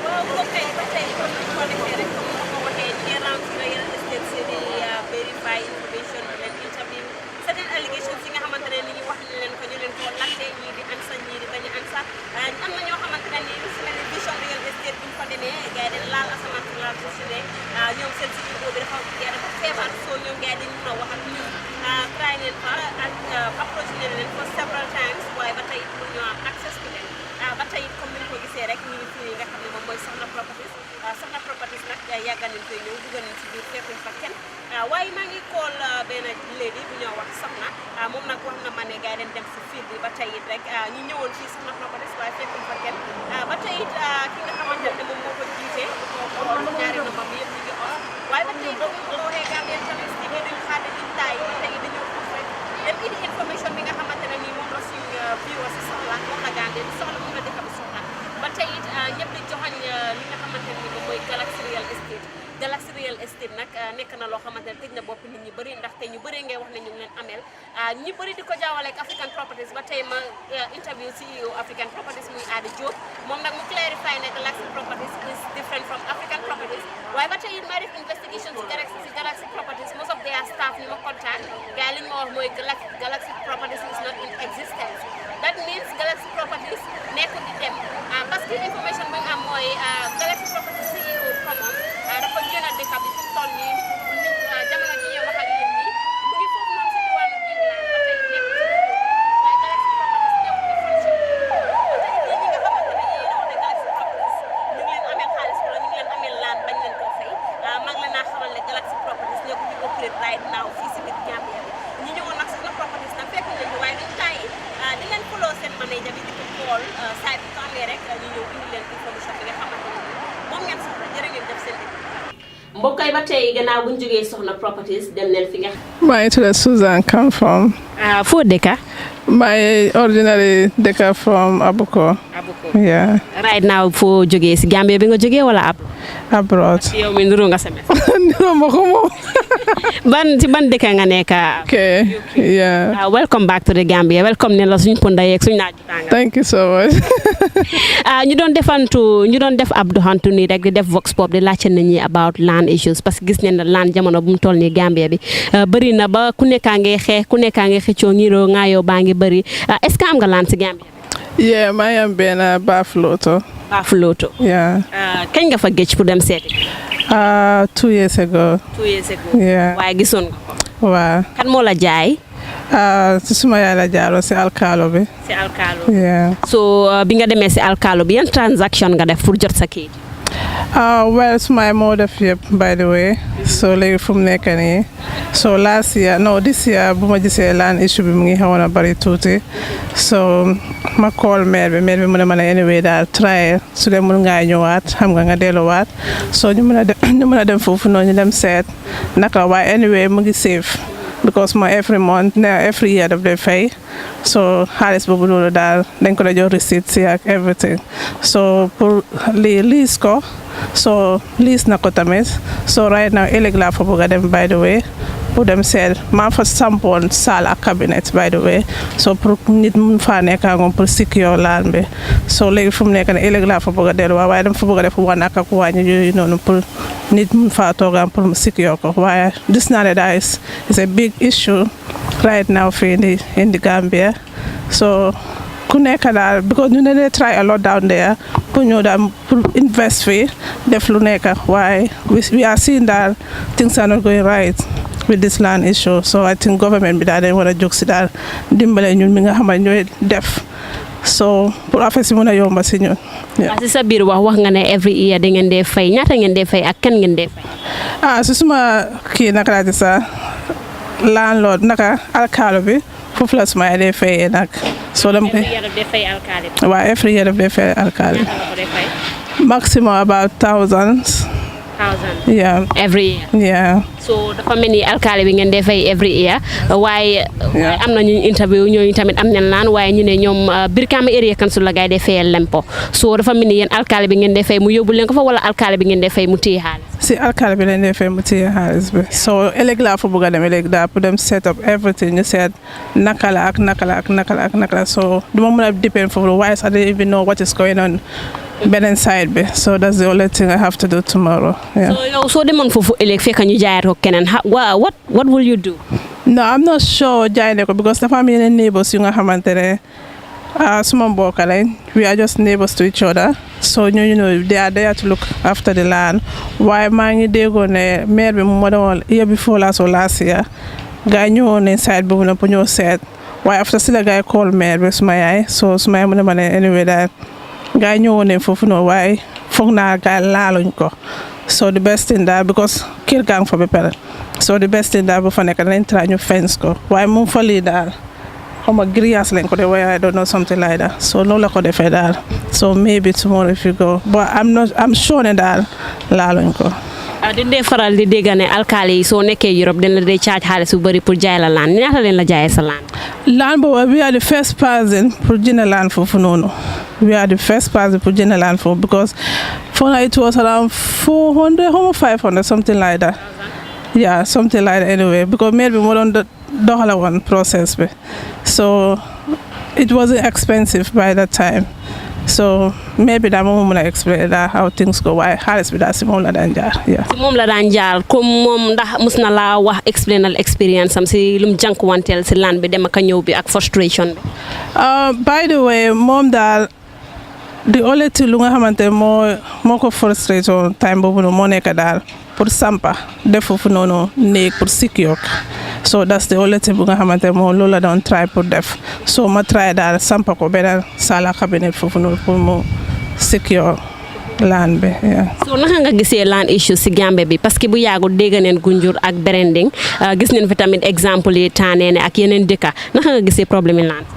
Well boobu moo it was the worst part of it because kenn fogutoon da lii def doon xew biir Gambia because nekk nañ fi Yaya Jammeh nekk na fi kenn mësut a dégg loolu so Barrow ñëw daal xam nga things are getting more worse and worse I think Taneene ak Brending they are just neighbors isn't it lu ma ko dégg I don't know I never been down there anyway so I think government bi daal dañ war a jël a step for that xam nga pour wane leen stop li because nit du mën a am kiram xam nga xamuloo nu mu ko amee ak nu mu ko jëndee ak yooyu noonu daal soo doo jékki-jékki rek xam nga according to lu ma déggoo daal xam nga ñu dafa am beneen boy ku daan jaay kër yi foofu noonu something like that soo def day am commissioner police something like that but I could remember so I don't know waaye I think the government bi dañ war a jël full step of la benn dee foofu noonu lu nga xamante kenn expect ko nit war a dee si biir land issue loolu mosut a am biir Gambia. musuta am fii nii waaye den luy yëngu loo gis lu ko yëngal la ko ëpp doole dem naa Ndia village pour interview leen ñoo it am na ñu leen wax ñu génn foofu noonu yëpp parce que foofu dañ ko jaay real estate si soo ko xoolee si beneen boori tamit ñu bëree ngee wax ne real estate si bëri na si dëkk bi bëri boo xam ne foo gestu rek gis leen naka nga gisee real estate si Gambia. man bu ma doon jógee fii foo na lu ma jotoo dégg mu nekk taaf ak global property something like that waaye léegi fu mu nekk lu ma daan dégg naka laa di sax cappaacole di joxe ay name si real estate yooyu noonu it's too much loolu needing ko fi Gambia because xam nga Gambia dafa tuuti su amee about 3 or 5 or 6 or 7 that's enough boy it's more than that right now so fu mu nekk nii kan ma mën a óolu nit léegi pour ma dem jënd laan du ma ko def so fu nga xamante daal loolu laa njëkk a dégg lu ma njëkkoon a dégg si Gambia TAF ak global property foofu moom kay I know that anyway those company are secure for me to go and buy a land from them definitely. So ban advice nga am pour general public bi when it comes to land issues? Well lu ma mën a wax gaay daal moo nekk daal balaa gaay di jënd land make sure daal gaay xam fu gaay di féeto because doo mën a dem ñu ne ma anyway daal kii mu ngi am office bi mu ngi jaay land so let me just go there and just pay for it. So that means that xamuloo kooku naka lay amee laan boobu noonu ba di la ko jaay so xëy na yaa ngi duga fu nga xamante waruloo faa duga so the best thing daal moo nekk daal bàyyi sa xel nga xam foo dugal sa xaalis ba pare nga xam ban compagnie bu nga xamante moo gën a secure biir Gambia fi bu nga xamante ne su ma fa duggee du ma ko réccoog suma xaalis ba pare next soo jëndee sa laan meg so nga liis ko because liis boobu noonu mooy tax daal yow sa laan bi secure definitely. loolu mooy tax sa laan bi secure tamit comme nu ma ko waxee woon si njëlbeen ñu bëri ngay wax ne problème laan yi bëri neen parce que real estate si tamit bëri neen waaye lan nga am pour wax government bi when it comes to that. well lu may wax Barrow daal moo nekk daal na gëstuwaat gannaawam because ñun ñoo tax daal ba moom war a toog fu mu war a toog so lii su ñoo commencé di yëngu-yëngu yooyu noonu I think the best thing moo na fu war a teel a jóg xam nga balaa affaire si di ëpp doole so moom su waxee ne government bi daal suñ toogee noonu ñu wane ne lii ak lii because all the time wataaku ba lu ma dégg daal moo nekk daal dañ dee dem si office bi o ñu dem si physical plan def lu ñoo def waaye government bi daal duñ si yëngatu so the best daal affaire si su demee daal ba ëpp doole so time boobu la gars day yëngatu fekk raw na le so the best daal Barrow daal daf si war a jóg daal taxaw daal ñaari tànkaam daal dimbale gars yi xam nga affaire si mën a smooth bi Gambia because su continuer nii su nekk du baax moom. su continuer nii du mën a baax ba tey mu ngi ñaax nguur gi pour ñu jóg def si seen jéego bañ mun a génnee problème yi laan bi fii di ko jaajëfal bu baax jërëjëf. thank you so much. ñu bëri dañ dee faral di wax ne ñoom ñu nekk si diaspora bi dañ dee am issues si laan bi fii suñu jëndee laan duñ gis laan ba tey duñ gis seen xaalis yow yan façon expérience nga gis foofu noonu ñi nga xam ne ñu ngi complain ak si mbiri laan bi foofu ñu nekk ak yow. well man suma laan bi daal awma si benn problème to be frank enough waaye lu ma dee dégg Paus man di wax Baba Jah tamit lu muy wax tamit daal because xam nga diaspora bi daal ñu bëri ñu ngi foofu ñu ngi daan seen doole xam nga pour ñoo invest fi ñu xamante ne daal fii la gars yi di mbujee because kenn du dee Europe soo fa dee di nga ñëwaat xam nga soo fu mu nekk nii moo dafa métti ñu mi nga xamante ne ñoo jóg fajar 5 o'clock si ngel di dem uti ji xaalis xam nga ñëwaat fii ñu ñëw invest Gambia xam nga so anything is not going right so da nga gis ne daal fii nguur bi ma ñëw la dimbale ba pare real estate yi dañ bëri nañ ko wàññi su dee mën nañ si am 3 or 5 that's enough because dem ba 20 real estate we don't need that one soxlawuñ ko wax dëgg. xam ne moom mooy Universal Properties nag moom it di compagnie boo xam ne seen i nit yi nga xam ne jëflante na ak moom si wàllu jënd land ñoom i nag ñoom ñoo ñëw si ñun daal di wax ñu yeneen ñu dem nag pour dem foofu noonu rek pour def gestuwaay xam loolu naka lam fa demee waaye buñ demee ba foofu noonu daal fekk neen si place secrétaire bi kuy uyoo si Adama buñ fa demee daal wax ko ne den bëgg a gis seen manager bi wala seen PRO bi pour am ak moom ay waxtaan moom nag dem na ba si ki nga xam ne moom mooy manager bi waaye manager bi lu mu ko wax mooy gars yi ñu mën a jox pour ñu waxtaan ak ñun parce que ki nga xam ne moom mooy CEO bi dafa génn waaye gannaaw loolu nag taxaw leen foofu def suñu report.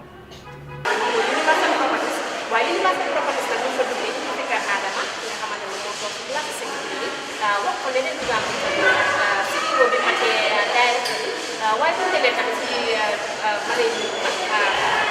general manager bi daf ko wax ne moom dafa busy bu ñu defee interview ba tey CEO bi dafa génn waaye ba tey bu xaar bi tay ñu ci ñëwaat beneen yoon su ko defee rek ñu mën a waxtaan ak ñoom ba tey su mën a nekk rek ñu leen jox information bi nga xamante ne yéen moom ngeen soxla dëgg la moom la Gambia bi moom la soxla ba nekk leen ci dinaa may wax leen jaajëfal ba tey ñu seen mbokk yi buñ jógee nag foofu nga xam ne moom mooy Universal Properties def nañ ay jéego pour lijjanti Galaxy Properties fan la nekk parce que Galaxy Properties daal ñu gis seeni complaint bari na torop tey ñuy claim ne seen xaalis gars yi ñu ngi ko amee bari na torop waaye ba tey ñuy def suñu gestu si Galaxy Properties nag gannaaw bu ñu jàngatee si Adi Jobe ki nga xam ne moom mooy CEO of African Properties wax na ne moom it Galaxy Properties la doon liggéey te place bu African Properties nekkoon foofu la Galaxy Properties nekkoon waaye ba tey Galaxy Properties ñoom gars yi dañ génn foofu noonu ba tey moom mu ñëw def foofu noonu compagnie tuddee ko African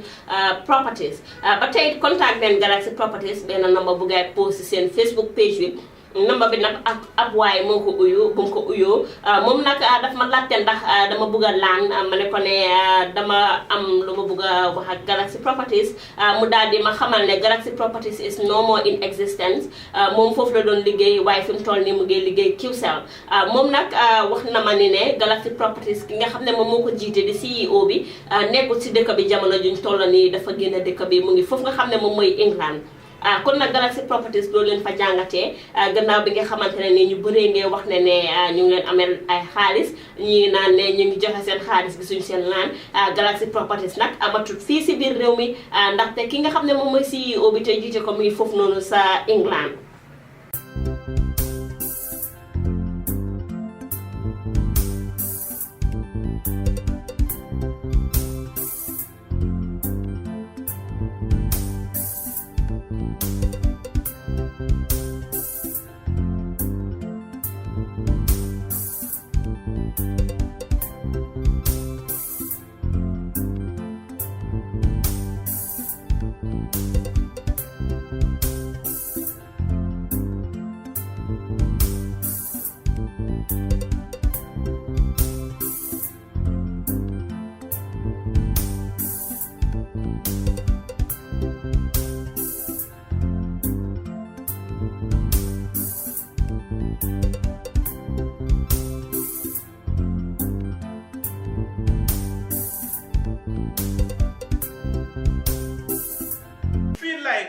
The leader is not doing well, it's our right to make sure that we take him up and somebody comes in who can take up responsibility. And he was also saying that he was disappointed with two people, and that is the alcalo and the assistant. Because hopefully everybody was hoping that they were going to be present today. But why, nobody knows, okay? So, thank you very much, Mr. Paul. I think I cannot say all because you have few people here who also want to come in, and time is really going away. And I think before I go out to somebody else, I would want to call Auntie Lizzie if she has one or two words to share with us. Auntie, you are welcome.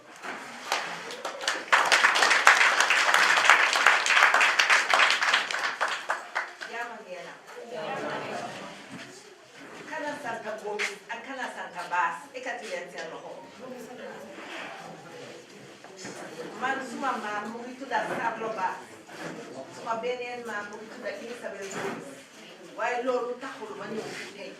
The chicken bari.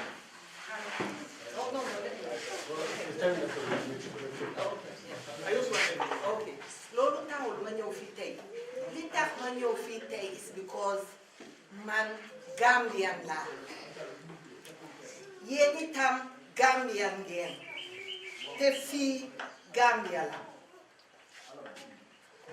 Bible bi dafa wax ne whatsoever you do to the least of my brethren, that you do unto me. Man nag, I stand for ethics, moral and value. Man bugguma ñuy jël advantage. Nee wax na leen ko fi nekk nii ne yéen nekku leen alone, jàppante leen. Bu leen def benn trouble, kenn xamee wut ma njaago trouble. Seet leen seen xale yi. Lu xew si dëkk bi, génnee leen seen xale yi, ñu taxaw si kanam. Génnee leen seen màgget yi, ñu taxaw si kanam. Yéen ngeen taxaw si gannaaw. That guy yi xam ne, they are dealing with the community. They are doctors, lawyers, nuns, priests amongst these little children. How can you displace these little children? Man bi maa ñëw fi dama fogoon ne Bama la ñoo evacuate. How ma woon ne a whole community of people la ñoo jéem a disorganize. So fu mu nekk nii man leen a ko wax ne seen fight bi I'm double committed to it. Dinaa ci taxaw ak yéen all the way.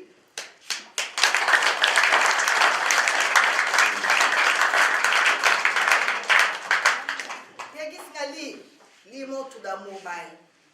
Lii du pour call di gossip about benn nit. Lii pour posterity la. Luy xew jël leen seen mobile si ngeen nataal ko.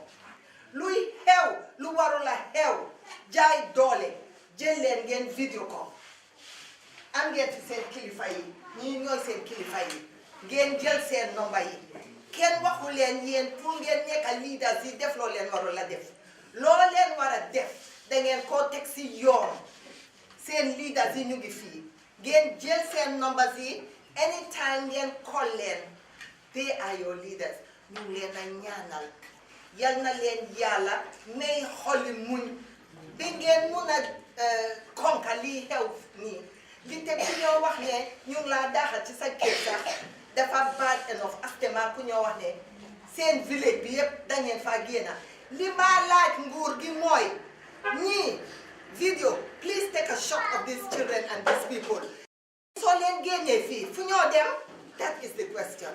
Thank you very much.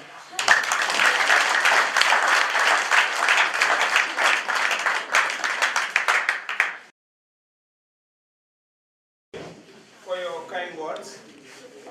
The teko ina je mafia ba chuma la teo yaki. The tea. Wow. Nula chirip. Where's that? I don't know. Okay. Hello. Legi de no, uchinda fenu kap de namni no, de finanu.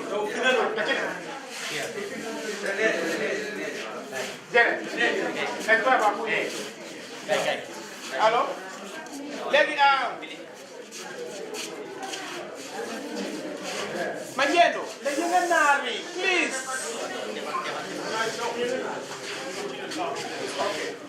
Okay, kwai anti lisi rowi kaja. Mafiar ba chuma la teo because sajana nyakani wi English ni nyakani niuja. Te ba chuma ngal be tek bi chitas. Ma kwai na rowi ka lincha de koma feru kwa kombi domu kijendre. Uchupati ki kombu ka yatu. Understand it? So ulina nyam kom gu mobile chitu pije yiri ku kote na nya. Ma mobile chu kom uchintari uchukoro. Kijeji kom yin kupati ki mobu kulifoti ni bawe afuku. Kupima numundu ne inkini kichuru ni proti uburu. Understand it? So kombi nyene vile nula nyaka ni ujaki mbachuma lete. So ingala tukaka kayapa nu nyaka because balona chiti bikine si maybe bangala pinyaka.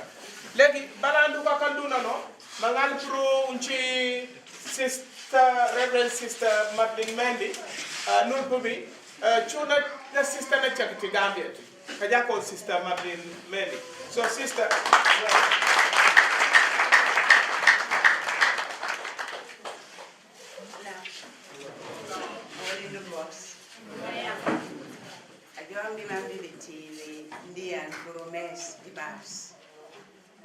andi lan publicité tari pibani ne an tew jot wan yere ndori ndo de ko bof ni ne pibani ne ci balone ku kan uno bi wa bi ko ni ja.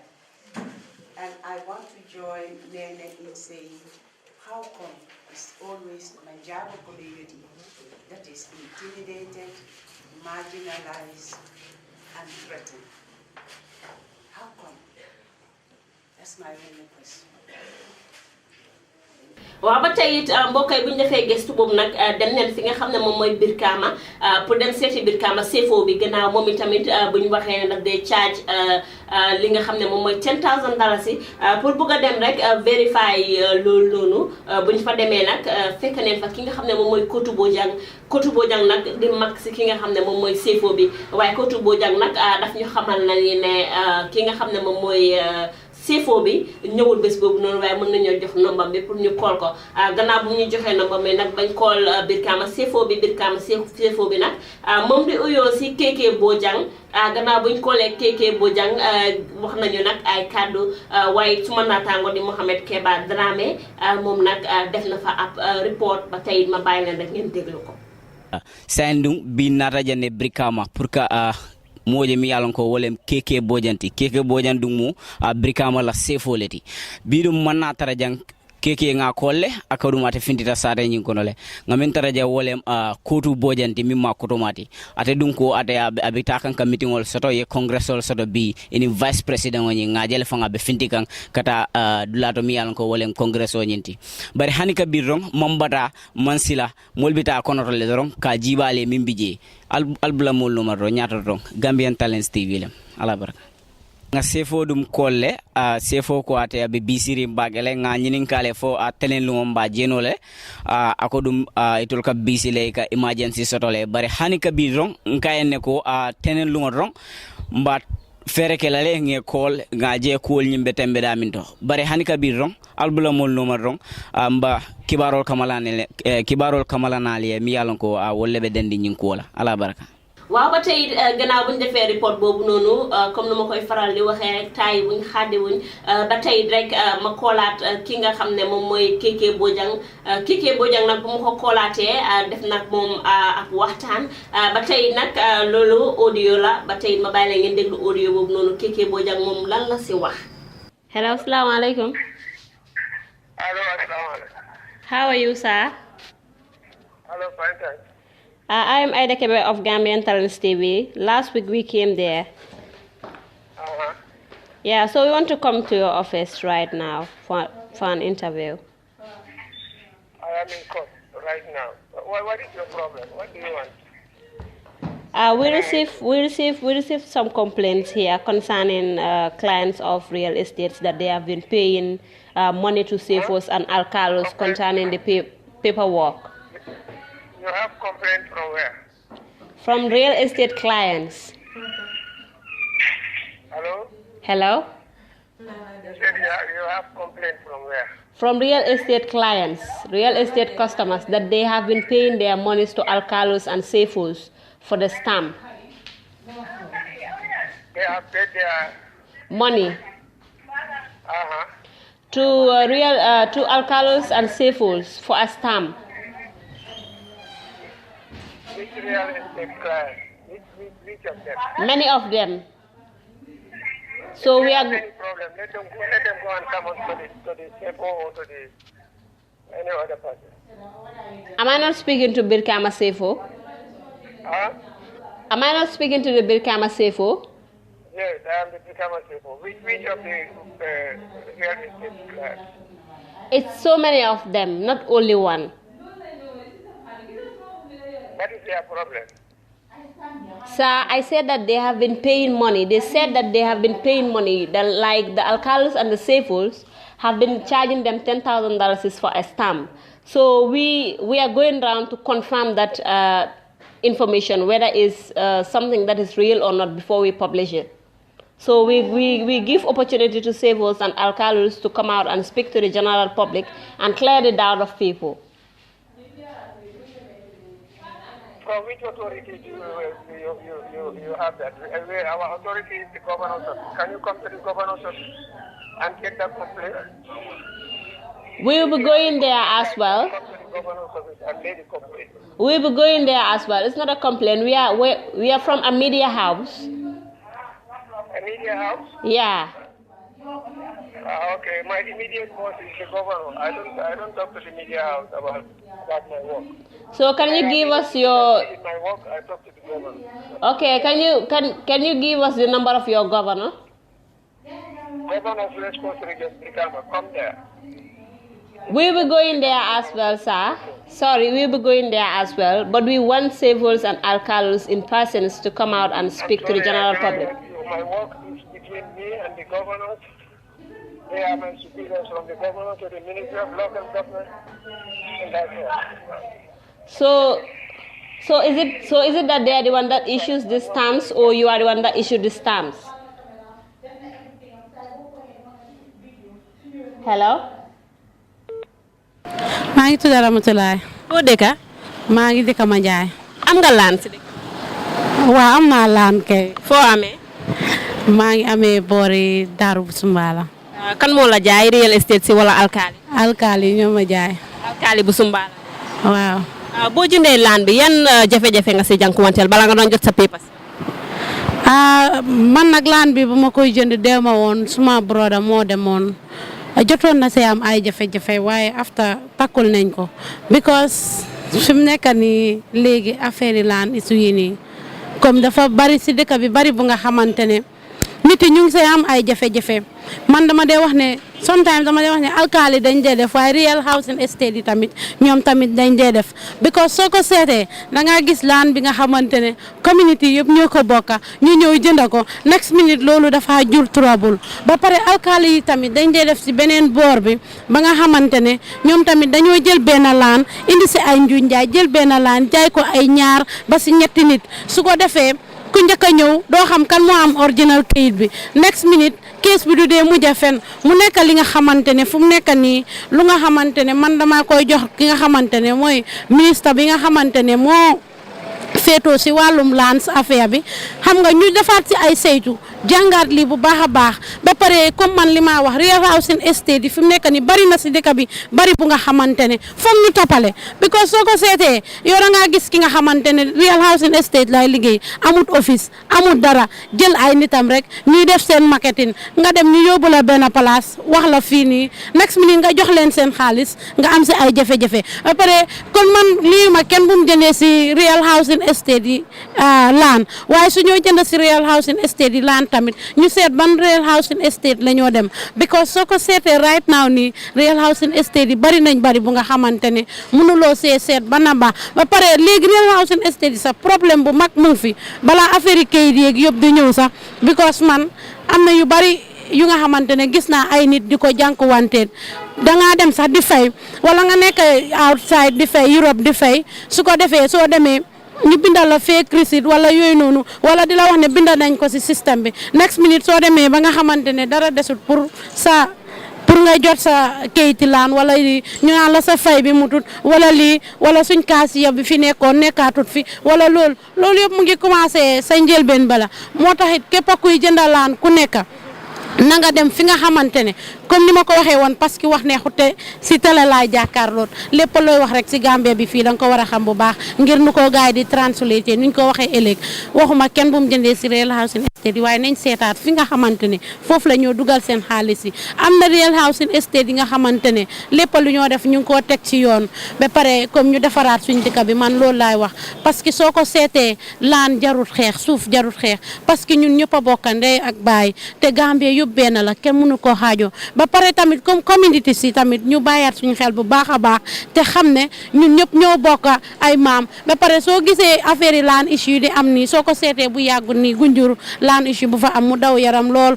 ba am ñu nga xamante ne seen bakkan jot na see ñàkkee ñuy jaale ñooñu di wax ne loolu laan jarut ko naka loolu yëpp lu koy waral alkaali yi la ak ñi nga xamante ne eldas yi nga xamante ne ma ne dafa jot pour ñu wax nit yi nga xamante ne ñoo ŋànk réew mi wala ñi nga xamante ne ñoo jiite yenn place yi muy kaabilo yi muy communauté si nga xamante ne njiiti ñoo ko jiite ñu wax leen dëgg parce que neexul nag neexut a wax ñoo nekk di indi jaxasoo bi parce que yow mënuloo fekk nit deka fi ay dikees gis nañ fi problème nga toppa am na ñi nga xamante ne danga leen a toppa rek waaye mooy loolu ñoom soo demee bañ win jàppale ma falu la suñ demee ba win duñ la xamante du sa bunti kër sax duñ xam nuñ demee nga jëlee si li nga xamante ne gaañu la wala leneen la te am nga loo mun a def dem lijjanti sa bopp dem faj sa soxla comme ni ko woykat bi waxee am soxla ambu sa poos jar naa xëy liggéey ba dee kon nag nañ bàyyi wax ji bari ji nañ bàyyi coow li nañ bàyyi ñiiroo ŋaaro bi te xam ne one Gambia lañ wax one nation one love one peace ñu nekk si benn nekk juboo booloo nekk benn seet luy jëmal suñu réew kanam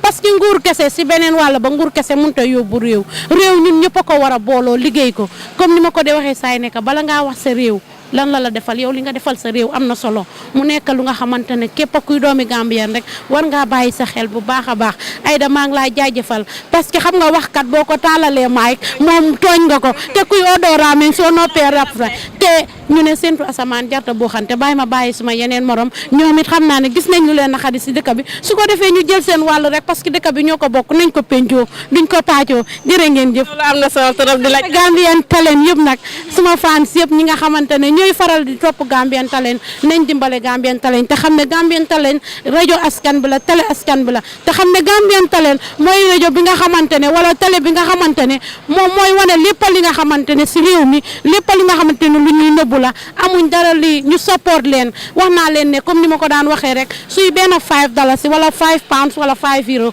nga def ko si Gambian Talent réew mi nga jàppale parce que am na ay ndaw yu nga xamante ne ñu ngi fa di bay seen waar te ñu ngi def lu nice si dëkk bi Aida di la jaajëfal nga nuyu ma sa boss di ma nuyu ñoom Samba Birane Dumbaan ak jàngi leen bàyyuma leen yéen ñëpp ci biir ñoom ngi ba tey mbokk yi bu ñu jógee foofu noonu dem nañ fi nga xam ne moom mooy Brikama Area Council ñoom it nag nekk ñi nga xam ne am nañ ak kàddu si mbiru jënd ak jaay laan bi nii gannaaw bu ñu fa demee nag ñu fekk fa ki nga xam ne moom mooy Maam Seet Jallow nag jot nañoo am ak moom ab waxtaan ma bàyyi leen rek ngeen déglu waxtaan boobu noonu. Thank you. Thank you for having me on this very important program. By the way, my name is Maam Seet Jallow, the Chief Executive Officer of the Brikama Area Council. What is the role of Brikama Area Council? Now, Brikama Area Council is an institution established by an Act of Parliament dated as far back as the colonial period. Its responsibility basically is to provide service and infrastructure to provide the citizens of West Coast region in particular all their development needs where possible, depending on the circumstances. Most importantly, availability of resources. We've learned that you also do issue paperwork when it comes to land. Is that the case? Yes, very well. We are very much involved in the administration of land. My office is involved in two folds. One is at the level of my office as the Chief Executive Officer. The other one is, as a member of the Land Administration Board of West Coast Region. I'm a member. Now, coming back to the first one, which of course is the land administration, which of course takes most of my time during the course of the day. We are very much involved in the sense that we are involved in the establishment of ownership, if you like, or occupancy, in relation, from one party to another. So that if time allows us, I just go into the process of that. Now, our involvement here is that, as an institution responsible of compound registration, we are also deeply involved in the transfer, of property from one party to another. Now, the process here is that, it starts at the level of the alkali. Where a document is required called the local transfer, where the two parties will come together in the presence of the alkali, do whatever they are supposed to do in terms of agreement in sales, which we are not concerned about. The amount of money that is involved, we are not concerned. Now, the alkali attests to the transfer that, it is from one party to another. Now, from there, you are requested to go to the physical planning to have a sketch plan, and not only a sketch plan, but an approved sketch plan, which of course is, attested to by the regional physical planning officer, and it is stamped to indicate that it is a land that is free of trouble. It's a land that is not within a designated area, and those type of things. When that is done, then that's why you are required to go to the bank with the two documents that you have. At the EcoBank for that matter, and then pay $5,000, which is the land transfer fee. When you pay that, a receipt is given to you. The money goes into the council's coffers. A bank receipt is given to you, and then you come to the office here and go to the land transfer office, where a lady will give you. There is a lady who is responsible of drawing the receipt to ensure accountability.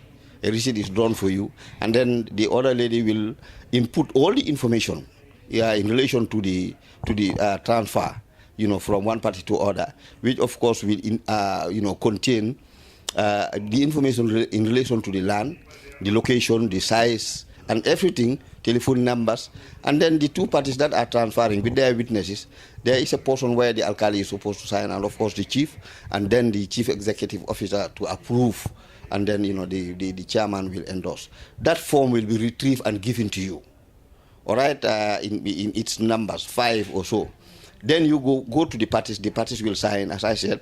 They get the chiefs to sign and the alkali. Then you go to GRA. You are obliged to go and pay your out of sales tax or whatever capital gain tax name you give it. All right, you go and pay your capital gain tax, and then come back to the council for the CEO's approval. Now, when you come to the office here, this is why I call SIRAT, because we always want to make sure that, all that is required as far as the land transfer requirement is adhered to. We have to ensure that you pay rates. We have to ensure that the party that is transferring, the identity of that person is attached. If it is an institution like real estate, we don't ask for the identity, we ask for the registration of the land, the real estate. All right, when that is all is done, we look at it and see that everything is attached, then that's the time that it is approved. And then, how the copies are distributed, where the alkali will have a copy, the chief will have a copy, the person that is taking over will have a copy, and this office will have a copy. Physical planning will also have a copy, just to ensure that, everything is intact. So as far as we are concerned now as a council, the strategies we have put in place has significantly reduced the dubious activities that have been happening, in terms of land transfer. So basically, that's the process. Yeah. From what you've said, I learned that it's like an individual have to pay $5,000 to Yes. get all the paperwork. Yes, very well. How about in a case wherein the alcalde sell one plot of land to multiple people? No, in fact, that is why we don't accept any payment unless and until you have an approved plan. Because what we take is that the physical planning, being an institution responsible of plans, for the country, should definitely have record of whichever land is already occupied. All right, so that we do not expect two people, as it used to happen. Two people to be given that green light to own or to occupy a particular land. So I don't think that if it is happening now, it's very minimal. I have not got that report since I took over this office for the past 4 years. The process I am telling you, incidentally, I am so lucky that it's a process that I introduced myself here in the 1995 when I was newly appointed as CEO of this council prior to going to the up-country. So is it that individual fee and then real estate fees are different? How much do you charge for real estate? There is no difference. There is no difference in what we charge. The land transfer, as far as the council is concerned, is $5,000, regardless of who. You see, you've just made mention of something that's very important, and that's the real estate. Let me say that it's very unfortunate that the council does not have that relationship or partnership or cooperation deal, or MOU, whatever name you may give it. That is, that would have looked like that relationship between the council and the real estates, which is a very unfortunate situation. I said it and I always say it. We do understand it's of recent, not quite long ago, that I came to know that there is an umbrella body, called AREC or whatever, that name. I just saw it on TV. I was so pleased, and I never knew that, the number of real estate dealers were so much. I was just thinking that they were 5 or 10. On the whole, they are in their tens. So that's why we are treating them just as, any other individual. So that's it. Sir, it's kind of confusing if you say like you don't have any connection with the real estate agencies, because we've received information, separate information, that your staff are the richest people in the Gambia, because within 2 months they build mansions. In other words, simply because it's like they do accept bribery and corruption from real estate agencies. What is your take on that? No, I think the answer to that, I don't have an answer to that, because that is people's guess. You see, let me make it very clear. The physical planning is a department of government. All right. As far as the council is concerned, we just employed technicians. All right, physical planning technicians.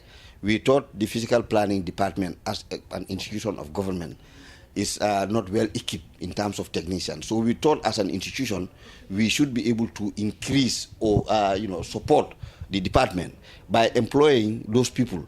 All right. When they are employed, now they are attached to the physical planning office. They work with the physical planning office, although the council pays them. But you know, all the service they are done, they do, are coordinated by the regional physical planning officer. So that, you know, they take briberies and those type of things. I don't think I have an answer to that, because that does not affect the council, nor does it affect you know, our this thing. So it's something that I don't know anything about. We've seen that land issues, land dispute cases is alarming in the Gambia. It's skyrocketing. You were hearing one incident from another. The likes of Faraba, Tanene, and days back I went to DN Village. Those people are also having the same issue. What do you think is responsible for this? Yeah, I think the answer is very simple. You see, we don't, here in this country, we don't have diamond, we don't have gold, we don't have anything. So basically what we have is land. All right, that's the asset. That's what we have. I always refer to, you know, land, especially in West Coast, particularly in West Coast. You know, land is now diamond. Land is our goal. You see, before today, land was nothing absolutely. I am a witness to that. You know, then when you are in need of land, you just buy kola nuts. Now it has turned to become an asset, and that is why there is a lot of dispute. I'm not sure whether I will be correct to say, but I think that is also a contributing factor. The traditional landowners, you know, have now realized that land is now diamond. So maybe they have at some point they have given out land free of charge, and now they know it is something, and they want to turn back. So do you think that is appropriate? You see, all land belongs to the state. I don't think that is appropriate.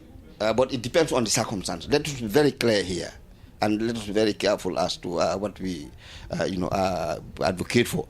I don't think if it is done in an other manner, it's not correct. If you give out something, it is already given out. You cannot vomit and eat your vomit again. I don't think that is proper for an individual or a human being. But then again, sometimes it is very complex. You need to know the arguments. You need to know the basis, the rationale, behind these arguments. Why people are in dispute about land. They are different. I told you much earlier on that I am a member of the Land Administration Board, and some of these issues, they come before us, which are sometimes it's not between the individuals. It is between the communities, village and a village, or a kabilo and a kabilo, and sometimes it's very complicated. So, there are a lot of reasons and factors responsible of the disputes. We could talk about them, from here up to tomorrow, because, we have a file full of, complaints, which, of course, are all about land, disputes on land. So, they are numerous. Yeah. That will bring me to my other question. You say it can be kabilo to kabilo, or village to village. In the case of Babylon and Makumbaya, we've seen that case also. You see a particular land in between Makumbaya and Babylon, and then the Alkali of Babylon will sell half, the other Alkali of Makumbaya will sell half. So how was the case? What was the outcome of Makumbaya Babylon case and land issues? Now, the name you've just mentioned, for us, as far as we are concerned, as an institution, we don't know anything about the existence of what is referred to as Babylon. We don't have it in record. We don't have it as a village. All right? What we have is, Mandinaring, and those villages that are there. But Babylon, we don't have it. We don't have Babylon. That is very clear. So to you, it sounds like Babylon is not existing. No, Babylon is not. As far as the council is concerned, Babylon is not existing. The argument is anybody's. We understand that they have gone to court, they have gone here and there are a lot of disputes. In fact, it came before the Land Administration Board, and we don't have the records to say that it's existing. Because the where you can get it is from either the area council or the Ministry for Land, Regional Government and Land, who also do not have it as a settlement. There are a lot of arguments given that it used to exist, and at one point it was revived. But that's why the multi-million dollar question is. Was it legally revived? How was it revived? How did they go back to settle there? I have no argument in that. But my question here, my worry here is that, was it done accordingly? And more of the reason why government as a government is saying that it does not exist. So the government is saying that it does not exist. You don't have it in your record. So what step are you taking towards that? Because they have been selling land to people. Cases have been coming. What's your take on that? That's a wonderful question. I'm very happy to shed light on that. Prior to this government, towards the last period or the last days of the previous government, a decision was made by the previous government at a meeting held in Lameng, where I was present, and the ministers present declared, of course, including the Minister of Regional Government, then declared that Babylon does not exist, and as a result, the Directorate of Physical Planning was assigned to go and do the demarcation, so that the area that is referred to as Babylon will be split and shared amongst the villages that surround the area. All right, that exercise, as far as I know, has never been carried out. But the decision that it does not exist is still what is with this present government. All right, so that's it. So how about in the case of Makumbaya?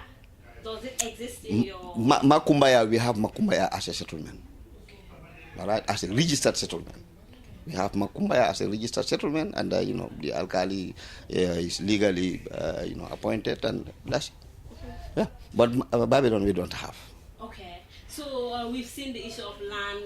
As you said earlier on, that Babylon doesn't exist. We've seen other villages, other communities. The people have been experiencing chaotic experience because of land. So what do you think can be the solution towards eradicating land disputes in Gambia? I think the solution is what we are doing now. We are making sure that we put in place strategies, we put in place conditions that will ensure that the buyer gets value for money. You see, all that we are doing here, all that I am insisting on the council, on behalf of the council, is to ensure that the buyer is protected, so that tomorrow there is nobody who can come around and say, no, I own this land, especially at the level of the family. When a family land is sold, that is normally where the problem is. A land that belongs to a family and is sold by either an individual of the family or a group of people, from the family, with the exception of one or two. At some point, somebody, family member can come and say, I was not aware and this thing. So that is why, let me be very clear here. That's why it's in two folds. One, if it is a family member, we always want to make sure that, all the family members, attest to that by signing the agreement and putting, a photocopy of their identity, so that tomorrow they cannot come back and say, no, I was not, because we have everything in record. And where the courts and the legal institutions need information in regard to that, we give them first-hand information, primary information, and not secondary. By extension, where a land that belongs to a person, a deceased person, we always insist that regardless of what, let it take the inheritance process. As far as I'm concerned, I don't accept that. Any land that comes before me and it is clear that the person that owns the land is no more, I ask you to go back and take the inheritance process, be it through the Muslim way or through through the Qadi, or you go to curator's office. All that is geared towards making sure that whenever somebody buys land, you buy it value for money. You are protected.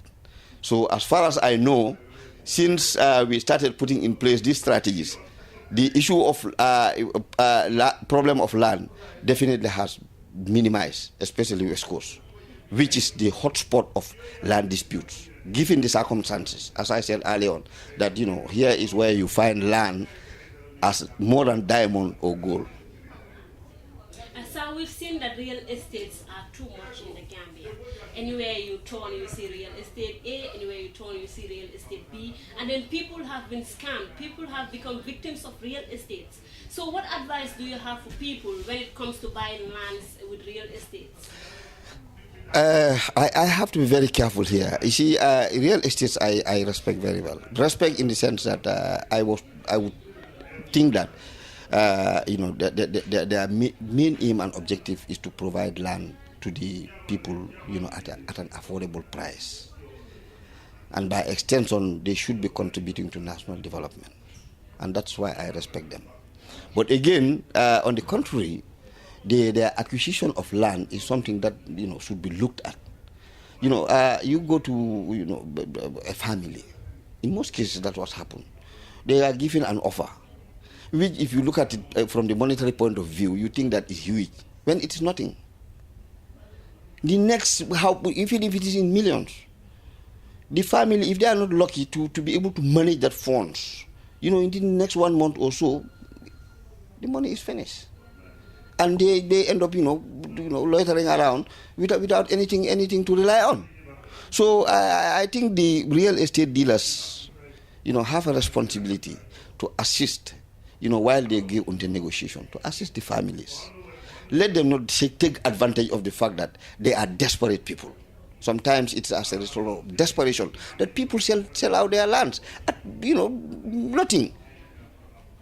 You see, this is my personal advice. I don't have an iota of idea as to how much they sell their lands. But all that I know is that in most cases, land are being sold, as a result of conditions. We all know the poverty situation of this country. We know what people are struggling with. And we know, what is available as far as, people are concerned in terms of asset is only land. All right? So basically, I challenge the land estate dealers as Gambians, as part of the community, to definitely be sympathetic with those people they deal with in terms of land administration. Thank you. It's like you so respect real estate agencies. I very well respect them. As I said, I see them as contributors to national development. As I said it earlier, I never knew that they number to that extent, that to tens of this thing. I thought they were just 5 or so.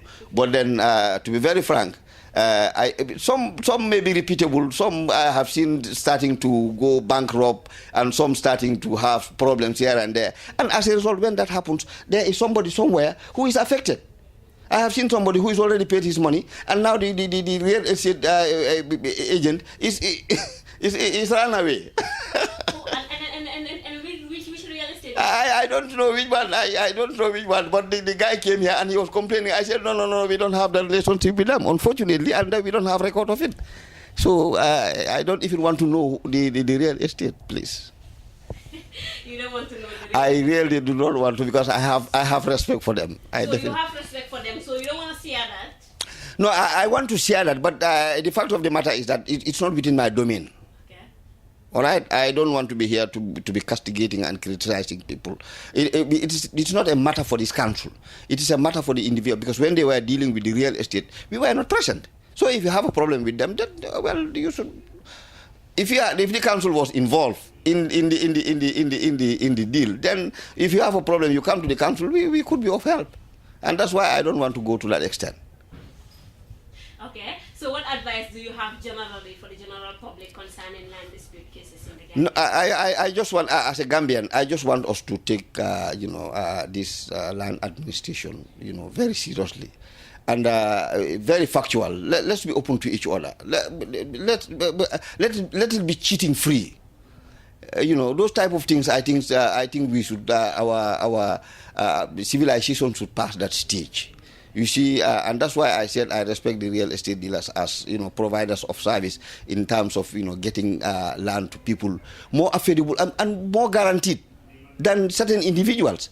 Because they acquire land through the normal process and the right way, and acquire it regardless of, whatever they do with it. I see it as an authentic, transaction. So more of the reason why I would advise that, let's all come together. Put our efforts together, and then help each other to make sure that we all let it be a give and take, win-win situation.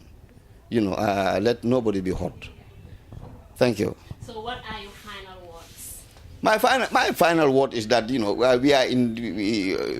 are all one. We are one family. It's the Gambia, and it's the new Gambia that we have been advocating for, and we have got it. So let's change attitude. Let's change the type of behavior that we used to have, if there were any. So that we have a better life. You mentioned something like a new Gambia. What makes it new? What makes it new, I think, it's not new to anybody. New in the sense that we thought we were in a dictatorship, and now that everybody is free. If you had come here maybe in 1996 or before 2016, you would not have had this opportunity to interview me, because I was restricted to talk. When I have a lot of information, maybe I have maybe sensible or not sensible to share with people, and where I am wrong, I could be proof wrong or right. So as I said, information is important, but then we were restricted. So that's why, just to name one, and other conditions, unfavorable conditions that we all are a witness to, and that is why, coming from that situation, now we call it a new Gambia, where everybody is free. Everybody is free to say what you feel you should say. Let us all know that we have, in as much as we have a right, we have a responsibility. Where your right stops, that's where somebody's right starts. All right? Let's not forget about the responsibility. As Gambians, please, let's push the agenda forward and get our country back on track. mbokk yi buñ jógee foofu noonu nga xam ne moom mooy Brikama Area Council dem neen fi nga xam ne moom mooy physical planning waaye physical planning nag nekk sa Banjul dem neen fa ñeenti yoon njëlbeeni yoon bi ñu fa demoon nag ñu ngi fa fekk Mr Manjang nag nekk director foofu noonu si physical planning moom nag buñ ko fa fekkee daf ñu wax ne dafa dem am meeting ba tey it duñu mun a jox pour ñu mun a am time pour ñu waxtaan ak moom waaye ba tey defoon naa fa ab report ma bàyyi leen ngeen déglu boobu noonu si njëlbeeni yoon. nguur gi nag ñu ñëw nag si Department of Land nag ñu xamal ñu ne physical planning moom moo nekk si wàllu real estate si tey nag ñu ñëw ko waaye bu ñu fa ñëwee dem ne nag si ki nga xam ne moom mooy directeur bi di Mr Manjang moom nag fekk nañ ko si office am explain na ko proposal tax ñu ñëw fii nii waaye nag xamal nañu ne moom dafa am meeting right now duñu mën a attend waaye ba tey jël neen nombam bi pour jokkoo ak moom rek su ko defee ñu mën a am ak moom waxtaan ba tey nag si biir waxtaan boobu noonu moom wax na ne real estate si maanaam luñ bëgg a ñëw def noonu ñoom sax gars yi ñu ngi si bëgg a jël step pour minimize real estate si mu nekk lu am solo ba tey rek duñ def dara pour dégg si lii lu bari rek dinañ jokkoo ak ki nga xamante ne moom mooy Mr Manjang su ko defee rek ñu mun leen naa indil information boo leen soxla information bu askan wi soxla concerning real estate issues and then njuuj njaaj yu gars yi nekk di dox. mbokk yi buñ fa jógee demaatoon neen fa buñ fa demaatee woon moom nag dafa toog wax ak man ba pare waaye lu ma wax ne moom mooy du mën a wax si mbiri real estate si dara parce que gars yi ñu ngay ñëw am si workshop ak ñi nga xam ne ñoom ñooy real estate agency si fii si biir dëkk bi ba tey moom du si mën a wax dara waaye ba tey nag bu loolu weesoo demaatoon naa fa bu ma fa demaatee woon àjjuma la tombé wala ma kool ko mu ne gars yi leen wàcca ñoom ñu ngi si yoon bi ñibbi ba tey duñ mën a am waxtaan bi bu loolu weesoo nag si mujjanteeli yoon bi dem naa fa waaye bu ma fa demee fekkuma ko bu ma fa fekku nag dama toog xaar ko kool ko ba soona nombam yi demul ba si mujjanteel bi la nombam bi dem bu nombam bi demee mu ne dina ma yóbbu si ki nga xam ne moom mooy assistant bi maanaam deputy director bi nag jot nañoo am ak moom waxtaan waaye ba tey ma bàyyi leen ngeen seetaan waxtaan boobu noonu. nag fi nga xam ne mooy physical planning nag réerewul mbir na ñëwoon neen fi bi moo nekk 4 times ñu fee ñëw ba tey mënuñoo am access to information lii mooy firndeel na access to information is very difficult ba tey nag ñëwoon nañ si first time bi ñu ñëw fekk ki nga xam ne moom mooy Mr Manjang moom mooy director physical planning bi moom nag mu ne dafa am meeting ne ñëwaat the next day ñu book appointment ñu ñëwaat bu ñu ñëwaatee ba tey bu waxtaan ak ñun waaye mu ne gars yi ñu ngi ñëw def si workshop pour réguler real estate si ba tey moom du mun a wax si loolu ñu ñëwaat boo nekk last week Friday bu ñu ñëwee ma call ko mu ne gars yi wàcce neen ñoom duñ mun a ñëw foofu noonu because everybody ñëpp a ngi ñibbi ma ñibbi ba tey ma ñëwaat tey bu ma ñëwee nag ba tey ma dugg si biir dem seet ndax dinaa ko fa fekka dinaa ko gis ak lan ñu am nag pour wax ñu comme ni ma koy faral di waxee rek Gambian Talents TV ñun duñ xaar di duñ tàyyi ba tey rek luy soxal askan wi rek si la ñuy dox tey si la ñuy wax ba tey rek duñ def dara rek dugg si biir dem seeti ki nga xam ne moom mooy Mr Manjang di director physical planning mu wax ñu moom itamit naka la gisee real estate si lan mooy si tegam lan la am pour real estate si ba tey duñ def dara rek toppaleen ma si biir ma indi leen loolu. We have been informed that some of your staff are usually bribed by real estate agencies to either prioritize their projects or to demarcate lands for them in which you know that it favors them. What's your take on that? I have no knowledge in that. You have no knowledge in that? I have no knowledge. Nobody reported that matter to me, and I've not seen any body who, well, with that allegation anyway. Okay. There are so many land disputes in which one plot of land is being sold to multiple people. What is your take on that as a physical planning agent? Do you have any say on that? No, actually we don't have, because as I said, here our rule is to give, when it comes to land administration, our rule is to give land use report. That is, if an applicant comes to us and wants a land to be leased, we will go there to advise whether that place is suitable for residential purpose or agricultural purpose, and we state on our application form that this does not determine ownership. So ownership is not our role. We don't have any role in the ownership. So what is the relationship between physical planning and real estates? Actually, I think the real estates, as I know, they are trying to complement government's effort in order to provide land for people, but we don't have a specific relationship, because in our acts there is nowhere the real estates are adequately included. Okay, so is it like real estate is a company that is there to complement government's work? That's what they said. That is what they said. Yes. So if they have land in a particular area, like in government reserve areas or around the beachside, do you come in there to tell them that this place is for government or this place is not for resident or for sale? That's what I told you. I say when people come, like any other person, being a real estate or an ordinary person who wants to get this paper or document, will come to us to seek our advice. Then we will advise them whether this area falls within government area or whether it is suitable for that purpose, what he is asking for. If an real estate comes to us and we realize that this place is within the government reserve, or as we said, along the beach, we will not give them any approval. So last time when I was discussing with Mr. Manjang, he said that few real estates registered under physical planning. So can you take us through that? As I said, there is no registration between us and real estate agencies. We don't control registration. Registration is justice, ways of justice. So we know some companies are registered, but not on the physical planning.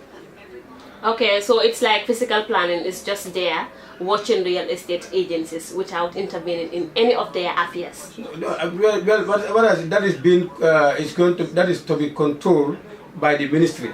That ministry is our supreme body, our supreme head. They are responsible for that. You want to come in? They are responsible for that. They should control or regulate them. Our role here also was we tried to engage them some time ago in order to bring them together, because we have seen that they are a stakeholder in the land administration, but we have not gone too far. We are trying to invite them to a stakeholder meeting. First, they have their own association, we know that. They have their board of directors, we know that. They have their constitution, we know that some of them, not all of them. But we want to engage them to a stakeholder meeting whereby we explain to them our role in land administration. Okay. Land dispute is becoming one of the most alarming issues in the Gambia. What do you think is responsible for that? Land disputes? Yeah. Okay, land dispute, as I said, that one also is not under Department of Physical Planning. We are not involved in any ownership. The other office is responsible for that, and there is a commission which is recently set up, which government refer all the land disputes to that commission. They call it Land Commission. So that is already established, and they have started working. Okay, so what I mean is like problems of land are getting too much. In your own opinion, what do you think is responsible for that? Of course, it's demand. Demand on land is higher than supply. So if more people need a commodity and the commodity is very, how do you call it, scarce, it will be chaotic. People will quarrel over it. It depends on the demand. The demand is, higher than the supply, I believe. So what is the relationship between your agencies and alcalos and seafoods? Yeah, when, for example, people come to us, I told you at the beginning that if you want to lease your land, you come to us. First, you start with us because we advise those people, all the stakeholders, about the use of the land. But we are the custodian of the land use. We have a map called land use land. So when you come to us, we will advise you that this place is suitable for what you ask, or it is not suitable. From then, you go to the alcalo. From the alcalo, you go to the chief, and it goes on like that. But you start, ideally, people should start with us first. So we advise. Our role is to advise other stakeholders the use of that particular land. So as we can see, as I mentioned earlier, that land dispute cases is skyrocketing in the country. What do you think can be the possible solution towards eradicating that in our country? That's a very difficult question. I don't think I can, because as I said, it's not my responsibility. That I believe should be addressed by the Land Commission. Okay, this is land physical planning. We are right here in physical planning, discussing the issues of land. We've received certain allegations from people. We've seen victims of real estates, those whom that real estates scam them, take their money without any land, without any money. Sir, now we'll give you the opportunity to give out your final words. No, actually, my advice would be, as I said first, the Department of Physical Planning is not responsible for ownership of land. Our role is just to advise people what use the land will stand for, and then we advise the government. For example, if there is a need for amenities to be created, be it industrial, commercial, institutional, we always advise the government. But when it comes to ownership, we have no stake in that. So physical planning is that. We don't involve ourselves in any ownership. waaw mbokk yi ñoo ko gisandoor ki nga xam ne moom mooy Mr Manjang nag dem neen si biir fekkuñ ko fa call naa ko 5 times jërut funam bi waaye mujjee si jël na bu mu jëlee nag mu rifaama si ki nga xam ne moom mooy deputy director bi ñu gën koo xamee si Mr Camara moom nag dugal neen si biir interview ko yéen a déggal lu mu wax si vidéo bi foofu noonu ba tey it moom mu ne bëggut nit ñi jël ko bëggut caméra bi feeñ bëggut a génn si media bi waaye ba tey it mën nañoo jox information bi dem neen waxtaan ak moom nag ansal nañu certain question waaye it ba tey it nanguwul ñu jël ko si suñ caméra bi ba tey physical planning lañ ñëwoon ku def suñ gestuwaay si land issues yu nekk di xew si Gambie bi parce que lu nekkaa ngee xew lu nekkaa ngee lu nekka ñu ngi ko seddaj waaye ba tey it métti na it si Gambie bi pour am access to information moo tax ba tey it ma leen di wax ngeen ñuy jàppale di ñu dooleel parce que information am ko si dëkk bi yombut nga nar a fay sa staff yi nar a jënd caméra nar a def yeneen yi si koo xam ne amuloo kenn ku la dimbale li ñoo wax rek la ngeen bokk suñu monthly subscription bi every month $5 dina nekk lu ndaw si yéen waaye ñun appreciate nañ ko bu baax a baax duñ mën a dem nag si government bi wala si private sector si di ut donation parce que olof Njaay dafa ne ku la abal ay bët won la fi nga xoolee te ñun nag bugguñ ko ñu tënka bugguñ ko ñu wax indi leen lii bu leen indi lii su fekkoon tey government bi wala ñeneen ak ñeneen ñoo ñu nekk di sponsor private sector si kenn gars dañoo wax ne bu leen ñëw physical planning wala ñu ne jox leen seen li leen naa laajte wax leen ko force bala ñoo dem caméra waaye ñun nag duñuy yëngu si loolu askan bi liñ bugga si loolu la ñuy dox ba tey it ma leen naa ñaax ngeen jàppale ñu su ko defee ñu mën a dem si kanam. waaw mbokk yi ba tey gannaaw bu ñu jógee foofu nga xam ne moom mooy physical planning dem neen fi nga xam ne moom mooy Carefinder Magistrate Court parce que nag seetlu nañ ko ba seetaat ko ne real estate si buñ jotee seen ñi nga xamante ne ñoom ñooy seen client yi rek dañ leen di faral di yóbbu court waaye ba tey rek gannaaw buñ déggee tamit si ñi nga xam ne ñoom ñooy stakeholders yi ak authorities yi dinañ dem nag si legal practitioners yi ñoom nag ñu wax ñu naka la gaay gisee mbir mi ba tey legal practitioners yi ñu bëri tamit sànni nañ leen ab allégation maanaam ab si li nga xamante ne si loolu la ñuy yëngu waaye ba tey nag dinañ dem foofu noonu laajte leen naka leen gisee mbiri jëlee laani fii si biir Gambia bi teg si tamit ndax lu nit ñi di wax si gars yi dëgg la am du dëgg ba tey nag dinañ dem foofu nga xam ne moom mooy Carefinder Magistrate Court bu ñu fa demee nag dinañ fa fekk ki nga xam ne moom mooy uyoo si Magistrate Adama Silla ba tey nag bu ñu demee Carefinder Magistrate Court fekk fa nag Magistrate bi def nañu ak moom ab waxtaan ma bàyyi leen rek ngeen déglu waxtaan boobu noonu ma amoon ak moom. I'm called His Worship Silla. His Worship Silla. Yes, but my name is Adama Silla. Your name is Adama Silla. Magistrate, barrister and solicitor of the Supreme Court of the Gambia. Wow, that's interesting. Adama, we've been receiving different complaints when it comes to land issues in the Gambia, and then those practicing legal practitioners also are being accused of different accusations. So as a media house, we don't just jump to conclusion, but rather we verify our information. So before we go in detail, can you tell us how often do you have land cases? Well, precisely, land cases will depend on the jurisdiction that a magistrate will preside over. For instance, within the Brikama area, land issues usually come quite often and very frequently, unlike here in Carefinder. So also in the other parts of the country, for instance around the Bruceby area as well, the Bruceby Tribunal also sits over land cases. We also here in Carefinder, I sit over land cases, but they are more of rent, but not nothing to do with title or ownership or possession. Most of them are rent cases that I deal with here. So where does your jurisdiction stop? My jurisdiction throughout the KMC. My jurisdiction is throughout the KMC.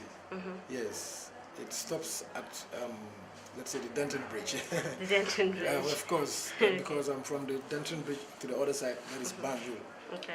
That is BMC, the Banjul Magistrates Court, that have jurisdiction over those cases that are within those areas. But normally, there are usually no problems within the Banjul area and within the Carefinder area, because the land or the area of land within these territories have been delineated and they've been registered in the government cadastre of land. Yes, so this is why there is no much problem. Yes. So is it that you never receive a land case concerning real estates and individuals? Of course, I have presided over multifarious of land cases, but they don't. It doesn't have to do with title. Most of them.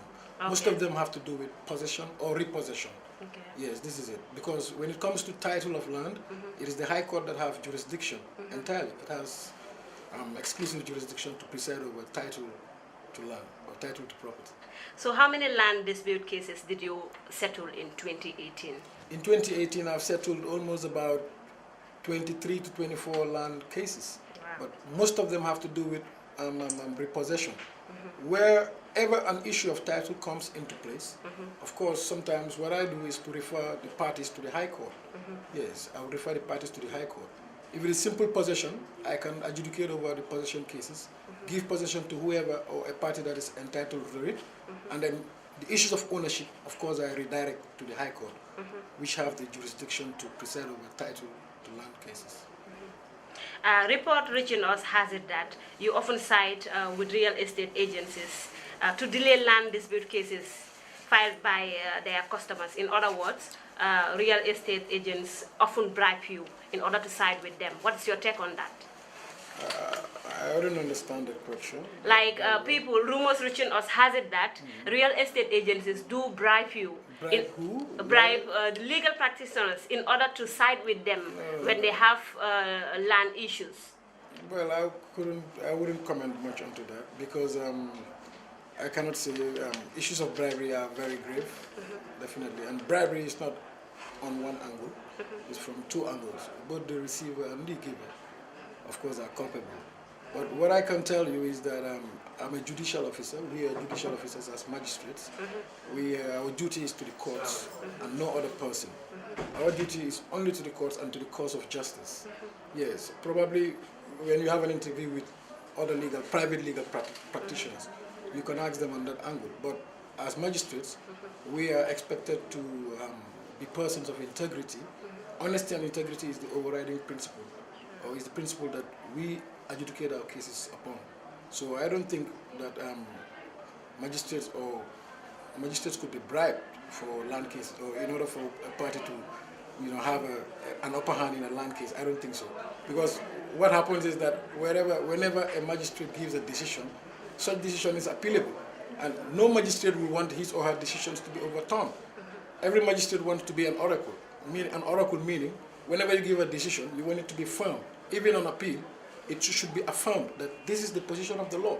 So I don't think that any person of integrity and honesty, or a person or legal practitioner with high standards, will do such a thing. Because normally, all legal practitioners are governed by the Code of Ethics, which is embedded in the Legal Practitioners Act, and we also have a Code of Ethics for legal practitioners. So we are also bounded by those rules and principles. Yes. So what is the typical time frame to make a judgment or to close a land case dispute? Well, pursuant, according to the Constitution, the 1997 Constitution of the Republic of the Gambia, which is still in force, Section 24 of it has provided, it has multifarious of subsections, but in its subsections it has provided that wherever a judgment or wherever a case is before an adjudicatory body, it must be concluded within 3 months, or it must be concluded within a reasonable time. The reasonable time depends on the time and the circumstances of each case. But the Constitution says 3 months. So we are expected to preside over land cases within 3 months and give our decisions in order to expedite cases and not to delay justice as well. So we've seen that land cases it is getting rampant in the country. Yeah. So what do you think can be the solution to Gambia land problem?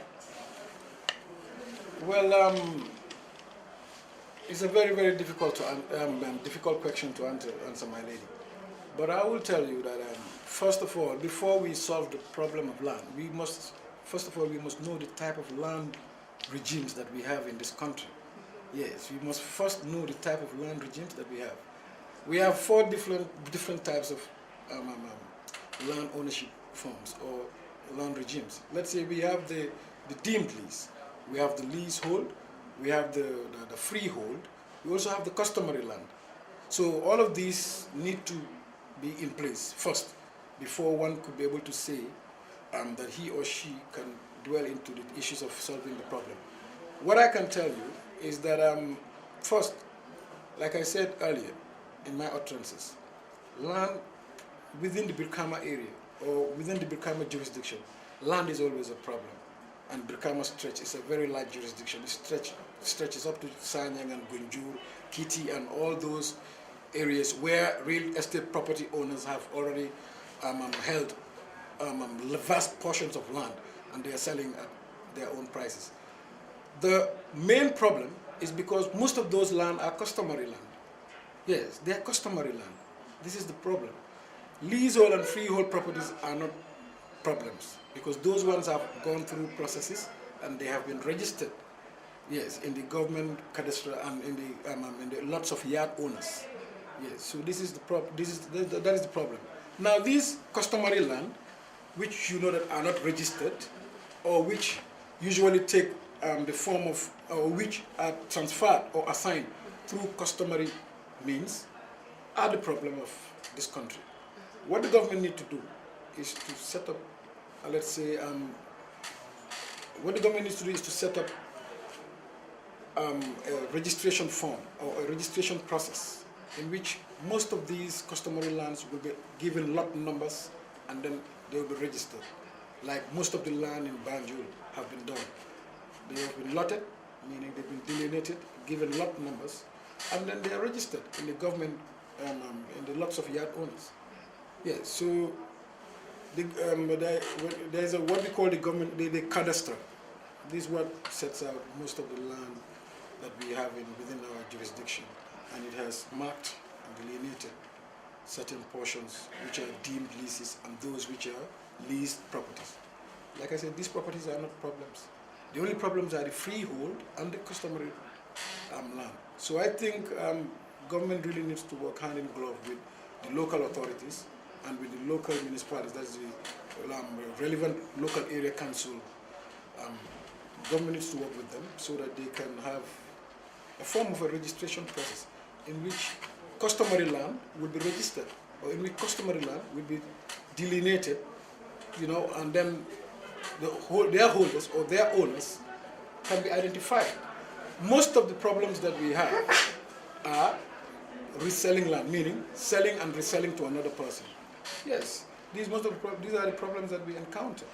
You will realize that most of the cases that come before us, I'm just saying this out of Yeah, most of the cases that come before us, you will realize that because probably the alcalo have sold a portion of the property to one person and have sold the same property to another person.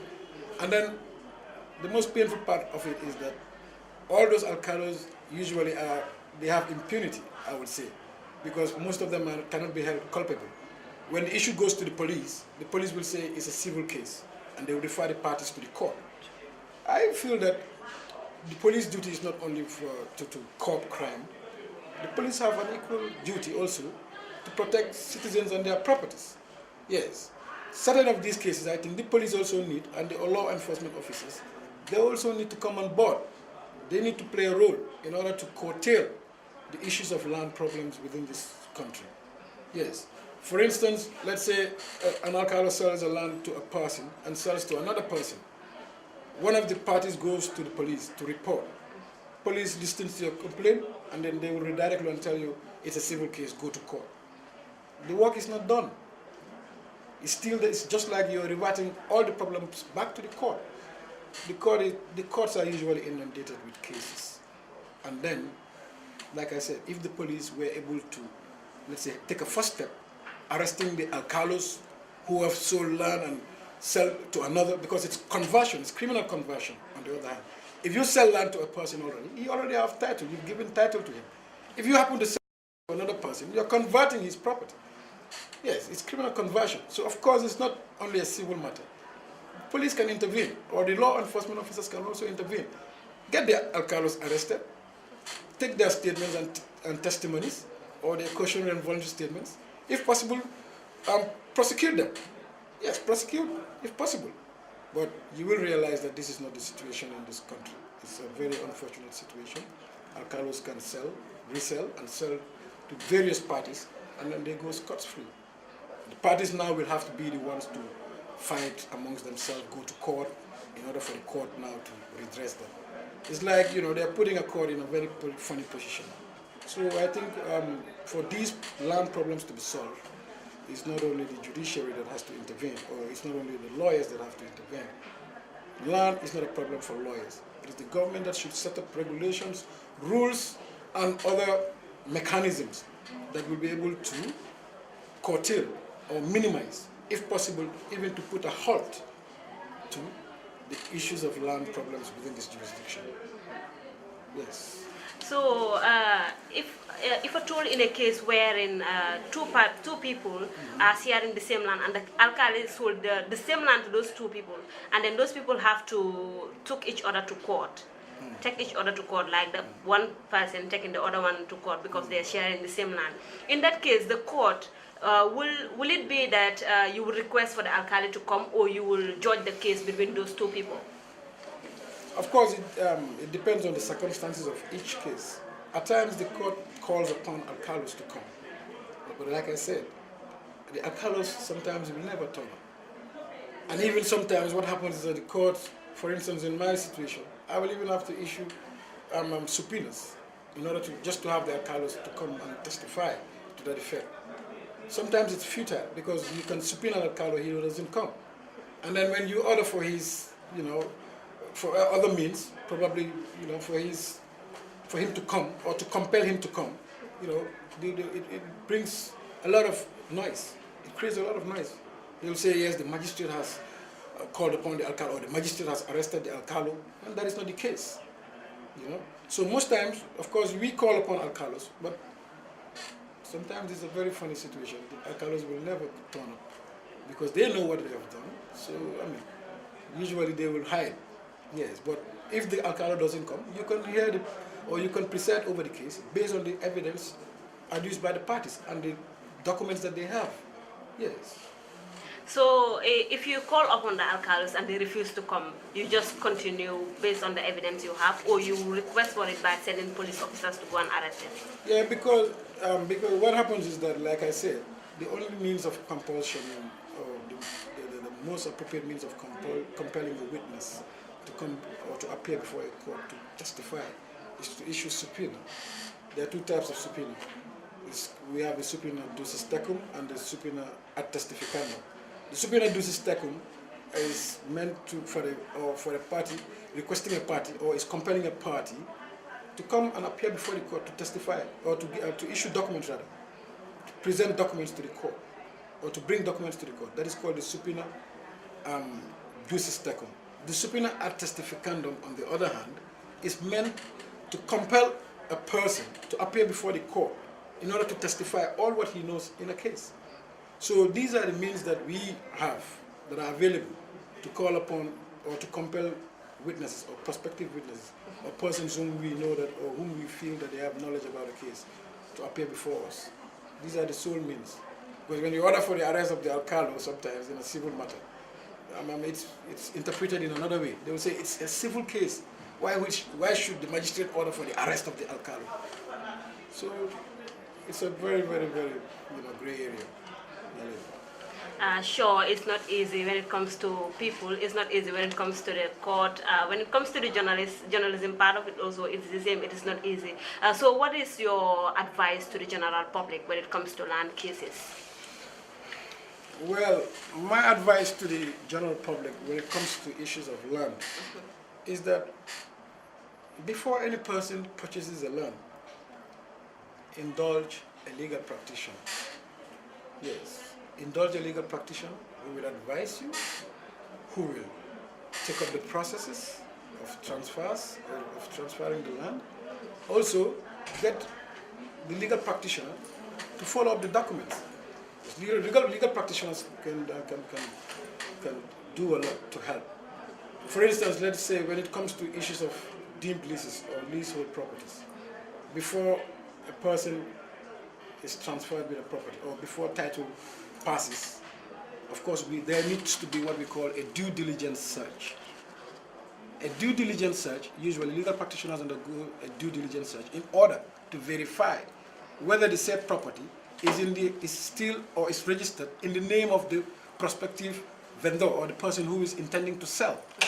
If the property is in the name of that person, then the lawyer or the legal practitioner may go ahead to help the person who contracted him or who instructed him to get other documents. So my advice to the general public, like I said, is first to get a legal practitioner before you buy any property. Secondly, before you buy land from the alcalos, ensure and make sure that you're buying from the rightful alcalo, because certain people will just claim to be alcalos when they are not. That is the situation in Babylon. You've heard about the famous Babylon place. Yes, wherein the alcalo, or the person who was there, who made himself an alcalo, as they will say, sold a lot of land. And that is still a problem. Babylon is still a problem even. So, of course, before you buy from alcalos, ensure that this is the rightful alcalo. Don't just see a person declare himself alcalo and sending land haphazardly at cheap prices, and you buy. That is a very, very dangerous thing to do. So, as well, I will advise the general public to be very wary when it comes to issues of land. I will advise them as well to buy from real estate owners as well, because most times, real estate owners usually get their properties, or they get their vast properties from the hands of the community. That is really sincere. Yes, it's from the hands, sometimes it's from the hands of the community, and that's sincere. So you can buy from real estate agents as well, provided that, like I said, you are being assisted by a legal practitioner. It really, really adds salt to everything. Yes. So as well, let Gambians, or let the general public not feel that, like you said, that legal practitioners side with real estate agents. No, that is not the situation. I don't think that is the situation. Legal practitioners are persons whom you know that they owe their duty to the courts and they owe duty to their clients as well. But their duty to the court overrides duties to their clients. If a real estate agency firm, right, let's say, procures a legal practitioner to act on their behalf, what do you think? The lawyer's duty is to act in the best interest of his or her client, provided that it does not cause an injury to justice, or it does not prejudice justice. So this is it. So I will debunk your argument that lawyers said with real estate agents. Every lawyer knows what he or she is tasked to do. If you, as a lawyer, if you know that the real estate agency is not registered, or the real estate agency is operating on land or is selling land which you know that it has not obtained lawfully, then it is the duty of the lawyer to advise the said legal real estate agency on what he or she needs to do. And also it's the duty of the lawyer, if the real estate agency is failing to adhere with the laws of the land, it is the duty of the lawyer to say, my friend, look, take your brief, I'm out of it. I'm a lawyer and I'm a respecter of laws. This is the position. Interesting. He said that he would debunk my argument. It's not my argument. It's people out there who are saying that, who are arguing among themselves. So we are here to clarify it. We thank you very much for your time, wonderful viewers. This was the magistrate here in Carefinder Magistrate Court. You've heard from him. You've learned from him. Now we will give him the mic, and then he'll say out his final words before we close this session.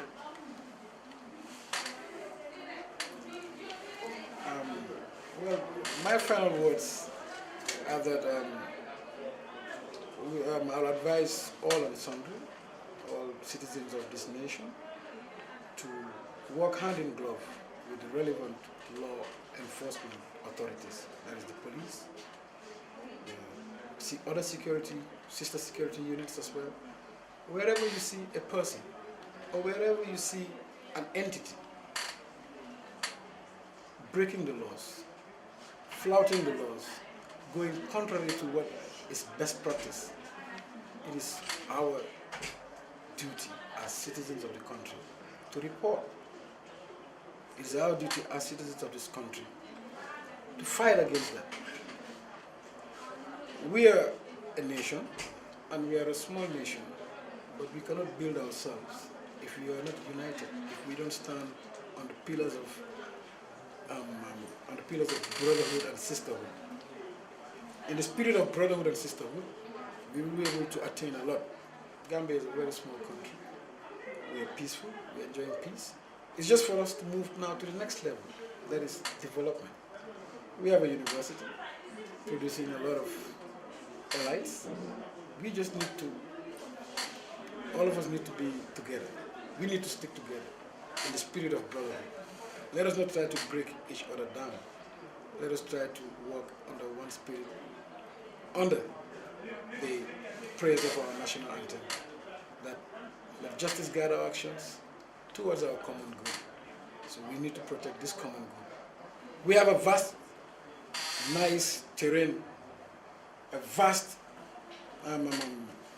green land. Gambia is green, like they usually say. Gambia is green. So let's protect our flora and fauna. Let's protect our land.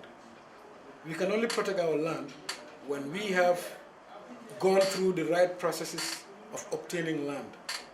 It's very, very important. It's very important that we go through the right processes of obtaining land, going through the relevant district authorities, going through the relevant physical planning office, going through the relevant government, let's say municipality, that is either the Bama Area Council or the Carefinder Municipality Council. Let's go through them. Let's go through those processes. You know, if we are buying or if we are purchasing land. Do you understand? Once we go through the due processes, I'm sure we will never, ever falter. So this will be my advice. As well, let the police take the issues of land seriously. It is not only a civil case. It is also it could also be remedied by the police. Another person, you are converting his property. Yes, it's criminal conversion. So of course it's not only a civil matter. Police can intervene, or the law enforcement officers can also intervene. Get the alcalos arrested, take their statements and testimonies, or their cautionary and voluntary statements. If possible, prosecute them. Yes, prosecute if possible. But you will realize that this is not the situation in this country. It's a very unfortunate situation. Alcalos can sell, resell, and sell to various parties, and then they go scot-free. The parties now will have to be the ones to fight amongst themselves, go to court, in order for the court now to redress them. It's like, you know, they're putting a court in a very funny position. So I think for these land problems to be solved, it's not only the judiciary that has to intervene, or it's not only the lawyers that have to intervene. Land is not a problem for lawyers. It is the government that should set up regulations, rules, and other mechanisms that will be able to curtail or minimize, if possible, even to put a halt to the issues of land problems within this jurisdiction. Yes. So, if at all in a case wherein two people are sharing the same land and the alkali sold the same land to those two people, and then those people have to take each other to court, like the one person taking the other one to court because they are sharing the same land. In that case, the court, will it be that you will request for the alkali to come, or you will judge the case between those two people? Of course, it depends on the circumstances of each case. At times, the court calls upon alcalos to come. But like I said, the alcalos sometimes will never turn up. And even sometimes what happens is that the court, for instance, in my situation, I will even have to issue subpoenas in order to just to have the alcalos to come and testify to that effect. Sometimes it's futile because you can subpoena an alcalo, he doesn't come. And then when you order for his, you know, for other means, probably, you know, for him to come or to compel him to come, you know, it brings a lot of noise. It creates a lot of noise. They'll say, yes, the magistrate has called upon the alcalo, or the magistrate has arrested the alcalo, and that is not the case, you know. So most times, of course, we call upon alcalos, but sometimes it's a very funny situation. The alcalos will never turn up because they know what they have done. So, I mean, usually they will hide. Yes, but if the alcalo doesn't come, you can hear or you can preside over the case based on the evidence adduced by the parties and the documents that they have. Yes. So if you call upon the alcalos and they refuse to come, you just continue based on the evidence you have, or you request for it by sending police officers to go and arrest them? Yeah, because what happens is that, like I said, the only means of compulsion, or the most appropriate means of compelling a witness to come or to appear before a court to testify is to issue subpoena. There are two types of subpoena. We have the subpoena ducis tecum and the subpoena ad testificandum. The subpoena ducis tecum is meant for a party, requesting a party, or is compelling a party to come and appear before the court to testify, or to issue documents rather, to present documents to the court, or to bring documents to the court. That is called the subpoena ducis tecum. The subpoena ad testificandum, on the other hand, is meant to compel a person to appear before the court in order to testify all what he knows in a case. So these are the means that we have, that are available to call upon or to compel witnesses or prospective witnesses or persons whom we know that, or whom we feel that they have knowledge about the case, to appear before us. These are the sole means. Because when you order for the arrest of the alcalo, sometimes in a civil matter, it's interpreted in another way. They will say it's a civil case. Why should the magistrate order for the arrest of the alcalo? So it's a very, very, very gray area. Sure, it's not easy when it comes to people. It's not easy when it comes to the court. When it comes to the journalism part of it also, it's the same. It is not easy. So what is your advice to the general public when it comes to land cases? Well, my advice to the general public when it comes to issues of land is that before any person purchases a land, indulge a legal practitioner. Yes, indulge a legal practitioner who will advise you, who will take up the processes of transfers, of transferring the land. Also, get the legal practitioner to follow up the documents. Legal practitioners can do a lot to help.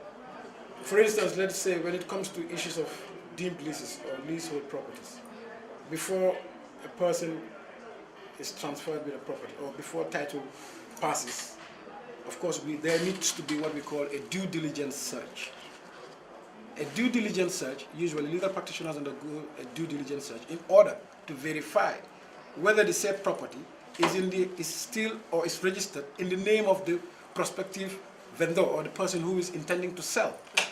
If the property is in the name of that person, then the lawyer or the legal practitioner may go ahead to help the person who contracted him or who instructed him to get other documents.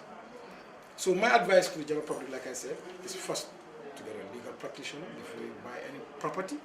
Secondly, before you buy land from the alcalos, ensure and make sure that you're buying from the rightful alcalo, because certain people will just claim to be alcalos when they are not.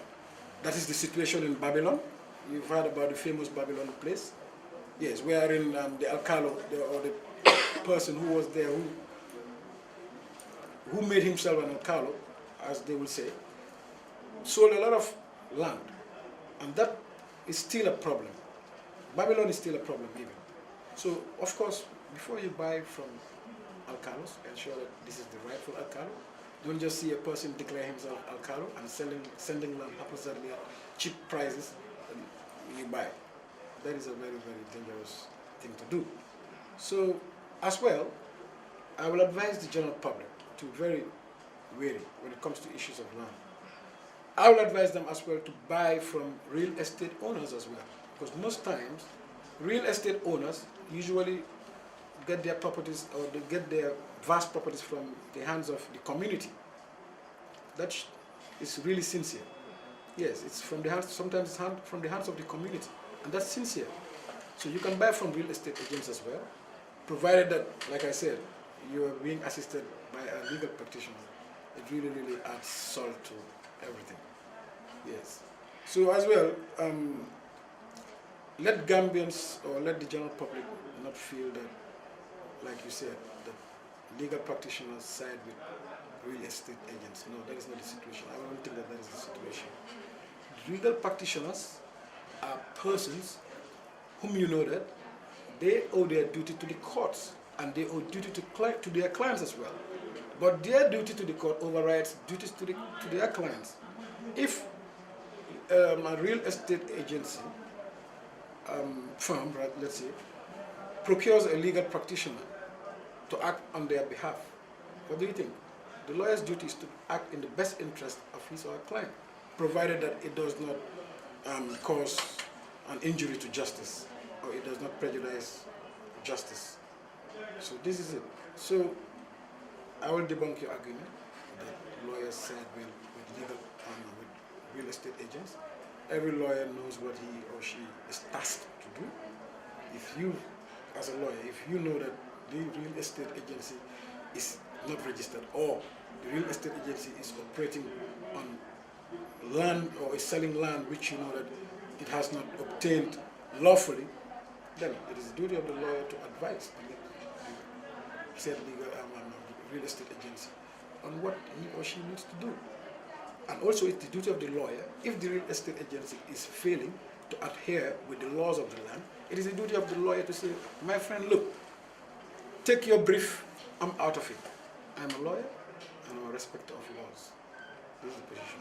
mbokk yi ba tey it yéen a dégg ko nga xam ne moom mooy magistrate Adama Silla lu mu wax moom nag wax na lu bëree bëri maanaam lu mu wax ñu bëri jàngee nañ si nag si land problems yu dee am customary land leasehold ak yeneen moom nag leeral na foofu noonu waaye ba tey nag mu ngi ñaax nit ñi ñu bàyyi seen xel bu baax a baax si nu gaay di jëflanteeg real estate si ba tey it rek di leen jaajëfal. waaw ba tey it mbokk yi demoon neen foofu nga xam ne moom mooy comfort zone real estate comfort zone real estate nag dem neen fa ñaari yoon bu ñu fa demee woon si first time bi fekk neen fa ki nga xam ne moom mooy Mr Sanyang nag nekk foofu noonu director waaye ba tey nag moom nag bu ñu ko fa fekkee mu ne du mën a wax ak ñun fekk consultant ki nga xam ne moom mooy CEO bi nag di uyoo si Mr Ousseynou Sow moom nag bu ñu ko koolee wax nañu ñu dem si following day bi muy Saturday waaye bu ñu fa demee nag jot nañoo am ak waxtaan ki nga xam ne moom mooy Mr Sanyang nag waxtaan bu ñu def ak moom nag suñ sañoon ñu indil leen vidéo bi yëpp waaye ba tey it technical problems moo tax mënuñoo indi vidéo bi ba tey nag ma ne naa jël lii rek di leen fàttali ne ngeen dooleel Gambian Talents su ko defee ñu mun leen naa indil vidéo yu baax tey it ñu mun naa indil audio yu baax waaye si biir waxtaan boobu noonu nag waxtaanoon neen ak ki nga xam ne moom mooy Mr Sanyang si mbiru ki nga xam ne moom mooy Ousseynou Diouf nag nekk client comfort zone real estate moom nag daf ñu seen receipt bi nga xamante ne nii mu ngi ko jëlee foofu nga xam ne moom mooy comfort zone real estate gars yi ñu ngi ko jaayoon laan foofu nga xam ne moom mooy Baafuloto nag leen ko jaayoon laan bi nag ñu ngi ko jaayee si $120,000 tey receipt bii nag mu ngi ko fay si 4th of July 2017 la fay receipt bii nii waaye ba tey nag bu ma demee waxtaan naa Mr Sanyang si wàllu kii nga xam ne moom mooy Ousseynou Diouf waaye Mr Sanyang lu ma wax ne Ousseynou Diouf mu ngi ko jugee kool si suba boobu noonu la jugee wax ak moom kon nag Ousseynou Diouf su demee ba war a mun a wax façon wax yi nii moom nag dina ko surprise loolu nag leen jotoon a waxtaan ak moom ak yeneen si wàllu li nga xam ne allegations yoo xamante ne ñaa ngi ko doon wax si gars yi waaye nag allegations yu gars yi wax na yëpp si loolu la gars yi di yëngatu moom nag mi nga xam ne moom mooy Mr Sanyang tegg na ko ba mu set wécc ñoom comfort zone musuñoo yëngatu si wàllu njuuj njaaj musuñoo yëngatu si wàllu nu ñu mel tegg na ko ba mu set wécc ne comfort zone mun naa assure nit ñi ne ñoom they are reliable ku fa ñëw mun nga faa am laan si jaama jël sa laan si jaama nga dem si jaama waaye si ñoom si wàllu njuuj njaaj yi gars yi nekkuñ di si yëngatu bu ñu sukkande ko si ay kàddu moom mi nga xam ne moom mooy Mr Sanyang nag loolu la daal di taatal ba tey nag comme ni ma ko waxee rek buñ sañoon daal ñu mun a indi vidéo yëpp lu ñu am yëpp waaye comme ni ma koy faral di waxee rek Gambian Talents ku leen dooleel rek dooleel sa bopp la parce que ñun askan waa ñu tax a jóg ba tey ma ne naa ñaax ngeen subscribe suñu page bi $5 rek nekk na lu tuuti si yéen waaye it lu bëri la si ñun tey it xeebuñ ko ndaxte $5 yooyu noonu mën nañoo yóbbu fu sori ba tey nag lii leen jëlee woon comfort zone mbokk yi gannaaw bu ñu defee gestu si ñi nga xam ne ñoom ñooy real estate agency si ñu dem si Brikama Alcado Sefoli fële nga xam ne moom mooy Brikama area council ak physical planning emuñ foofu noonu rek call leen ki nga xamante ne ni moom mooy police PRO bi di APX Lamin Jaay moom nag call leen ko ba sonna waaye it uyuwut ñu tey it grantud ñu li nga xamante ne ni moom mooy interview gannaaw bi nga xamante ne ni amoon neen ay questions yu bëri yi nga xam ne pour laaj ko yi nga xam ne mu ngi jëmale si wàllu laan bi taxadeeri nag ñoom lan mooy si seen jël bu loolu weesoo nag foofu place yooyu noonu yëpp leen dem waaye soo ko seetee ba seetaat ko lii mooy firndeel ne information pour am ko si dëkk bi yombut métti na torop tey it dangaa dem war a am interview ak nit tey mun naa la demal ba ëllëg demal ba gannaaw ëllëg nga nekk si yoon bi jaabante rek nekk na loo xamante ne ni métti na si biir réew mi torop waaye bu loolu weesoo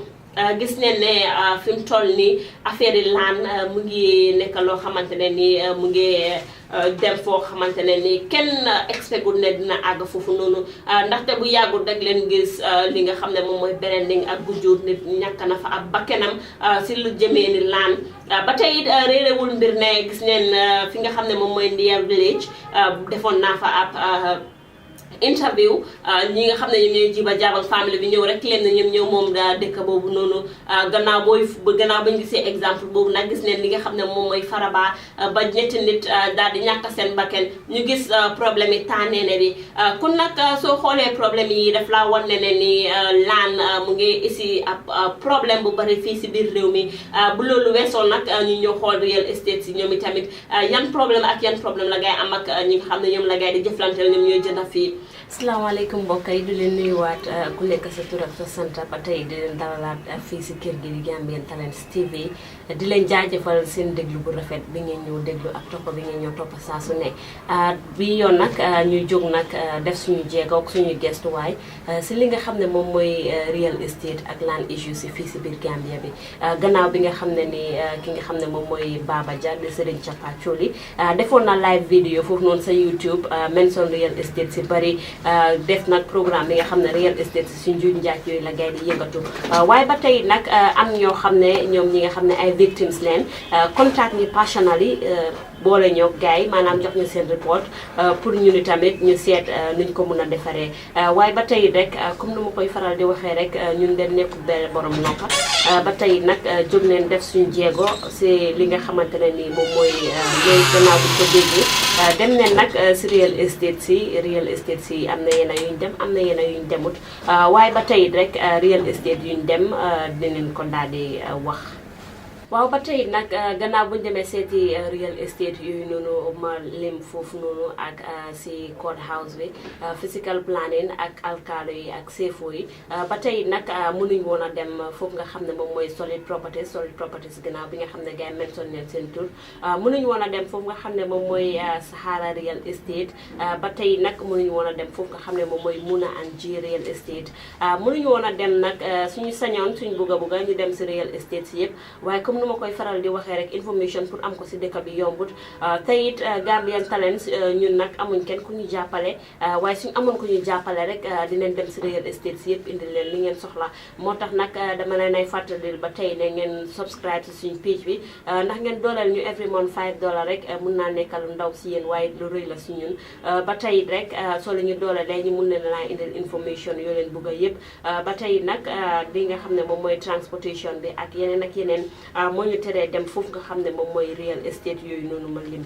ba tey nag gannaaw bu ñu defee gëstuwaay si li mbiri land issues si ni gis nañ ne jamono juñ toll nii si Gambia bi Gambian si su ma mëntee wax Gambian si yëpp waaye half of them bugga neen li nga xam ne moom mooy dëkkuwaay mooy land ak fu ñu dëkk fu ñu yiir seen njaboot te nag li nga xam ne moom mooy land si jamono juñ nekk nii dafa seer boo xam ne nii baadoole yi mënuñ koo afford ñi nga xam ne seen loxo jox seen gannaaw mënuñ koo afford ba tey nag gannaaw bi nga xamante ne nii land ñu bëree ngi soxla land teyit land a ngi seer real estate si ñëw ne course dëkk bi fees fi del foo gëstu rek dajeeg benn real estate foo xool rek gis fa real estate koo wax rek mu ne la operate na real estate maa ngi yëngatu si wàllu jënd ak jaay laan te it ñi nga xam ne ñoom ñoo open real estate si nii real estate si bari si ñoom dégguwuñ gannaaw buñ defee nag suñ gëstu nag si li nga xam ne loolu leen def ñu bëri si wàllu njuuj njaaj mbiri njuuj njaaj yi la gaay day yëngatu te nag gis ngeen ne nag land issues si dëkk bi mu ngi bëri ba bugg a dee te nag lu si bëri mooy customary land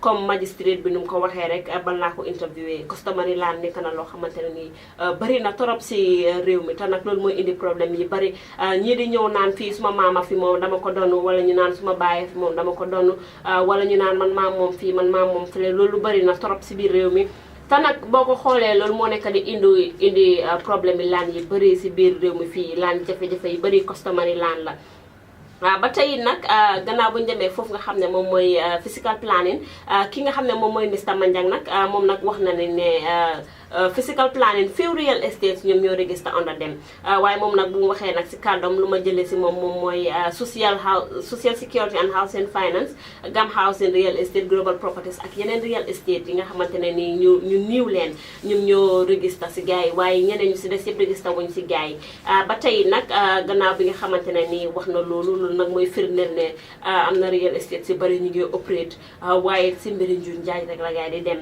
ndaxte boo ko xoolee fi nga xam ne moom mooy Vision Real Estate dem neen fa pour am ak gars yi interview ma bantuwaat ko dem neen fa pour am ak gars yi interview waaye ba tey mënuñoo am ak gars yi interview parce que ñu fekka kii nga xam ne moom mooy seen PRO bi di Awa Ba moom nag mu ne mënu see wax dara fekk si gars yi seen CEO bi ñëwut waaye nag dem naa fa yoon ñu ne seen CEO bi dafa feebar wérut ba tey gannaaw bi nga xoolee nag Vision Real Estate nag nekk compagnie boo xamante ne ni mu ngi dem ak seen client yi bëri gars ñu ngi dem si yoon ba tey nag documents yooyu noonu dina leen ko wan pour firndeel ne Vision Real Estate nag ñoom fi mu toll nii ñu bëri leen naa ak yow si wàllu corruption ak juñ njaaj yooyu ñu bëri ngeen wax ne ñu ngi fay seen xaalis jotuñ seen laan jotuñ seen xaalis ba tey it nag gannaaw bi nga xamante ne nii problème yi laan yu bëri leen torop tey it xeex bi bëri na si xëcco bi bëri na si ñiiroo ngaayo bi bëri na si ñuy joxe nag li nga xam ne moom mooy suñu recommendation si li nga xam ne moom mooy wàllu land issues yi land problème si gannaaw bi nga xam ne def nañ suñu gestu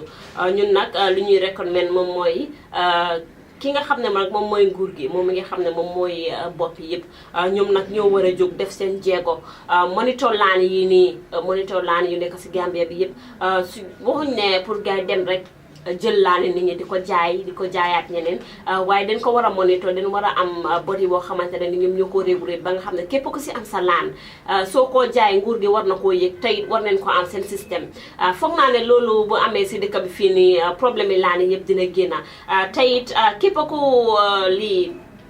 képp kuy jaay laan war ngaa consult ñi nga xam ne ñoom ñooy government bi su ko defee problème yi laan bi mun a wàññeeku fii si biir dëkk bi ba tey nag lu ma recommend moom mooy emut si ñi nga xam ne ñoom ñooy number tànkay rek waaye ba tey it ñi nga xam ne ñoom ñooy judi National Assembly bi muy parlement si di lawmakers si ñoom la war a njëkkee si suma gis-gis parce que soo xoolee ñoom ñoo dee defar loo fii si biir dëkk bi lu waaye réew mi ñoom ñoo ko dee defar waroon nañoo pass loo bi nga xamante ne nii dina wax si wàllu laan bi how to regulate it naka la ko gaay di regulate ak naka la ko gaay di defaree maanaam sax mun nañoo defar loo bi nga xam ne dafa state ne képp ku jël sa laan jaay ko without the consent of the government you are breaking a rule tey it mun nañ laa charge si loolu noonu foog naa ne loolu suñ ko defee problème yi laan yu bëri dinañ wàññiku fii si biir dëkk bi ba tey it nag boo xoolee si arms of the government executive bi tamit am nañ a big role pour play ñoom it tamit war nañoo bàyyi seen xel bu baax te it xool nañoo demalee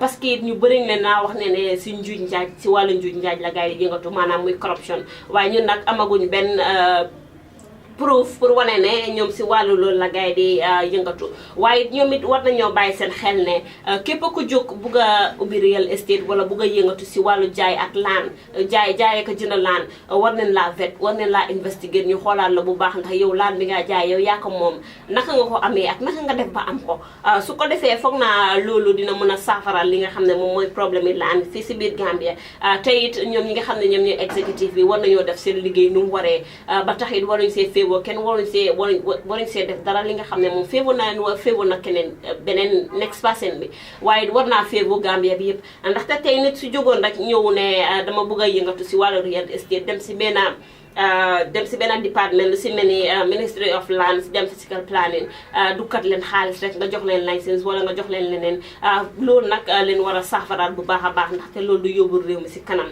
ba tey nag may suggest ne ñi nga xam ne ñoom ñooy exécutif bi war nañoo def seen liggéey nu mu waree su ko defee ñu mun a saafaraat li nga xam ne moom mooy land issues si biir réew mi ba tey ñi nga xam ne ñoom ñooy judiciary bi ñoom itamit am nañ a big role to play parce que ñu bëree ngee wax ne ñi nga xam ne ñoom ñooy lawyer yi ñoom daal soo amee land case nga dem jox leen xaalis rek ñoom daal neen daal di jël case boobu noonu di ko ajoin ba du mujjee si fen loolu nag nit ñaa ngi ko wax faral di wax waaye it amuñ si proof ne loolu lu am la wala lu amul la waaye nit ñaa ngi koy faral di wax ba tey nag man lu ma suggest mooy ñoom nag ñi nga xam ne ñoom ñooy yëngatu si wàllu néegu àttekaay bi muy jooji si ñoom nag war nañoo def seen kéemtalaay kattan pour ñu mun a jël cases yi nga xamante ne ni is about land cases land dispute cases ñu àtte ko nu mu waree ñu àtte ko fairly tey nga xam ne duñ féewu kenn tey duñ def dara li nga xamante ne nii dina offend next person bi parce que soo ko xoolee jamono juñ toll nii ñu bëri bu ñu amee land issues soo bëggee dem court rek dina naan jarul ngay dem court parce que soo demee si court bi case bi du mujjee fenn dangaa dem ñu la ajoinal next week di la ajoinal next week ba tax na it yow individual bi sax dangaa give up dangaa wax ne lii kay xam nga bàyyee ko rek noonu mu sedda am na si ñoo xam ne nag amuñ taay boobu noonu pour dem di ajoin case di ñëwaat ba tey nag ma ne naa ñaax ñi nga xam ne ñoom ñoo nekk si néegu àttekaay bi ñu daal di àtte nu mu waree dégg bi ko moom ñu jox ko bu ko defee di bëri ñu mun koo saafaraal fii nii parce que boo ko seetee problème yi laan yu bëri yoo dee gis fii nii am na ñoo xamante ne nii dañuy dem court waaye ba tey dañoo xeex seen biir parce que dangaa gis ne court bi dañ koy ajoin rek di ajoin te yow su fekkee ne yow da nga nekk that person ki nga xam ne yow waa impatient amuloo patient mënuloo muñ di nga def li nga xamante ne nii sax balaa court bi di ruur yow di nga ruural sa boppa mu nekk loo xam ne nag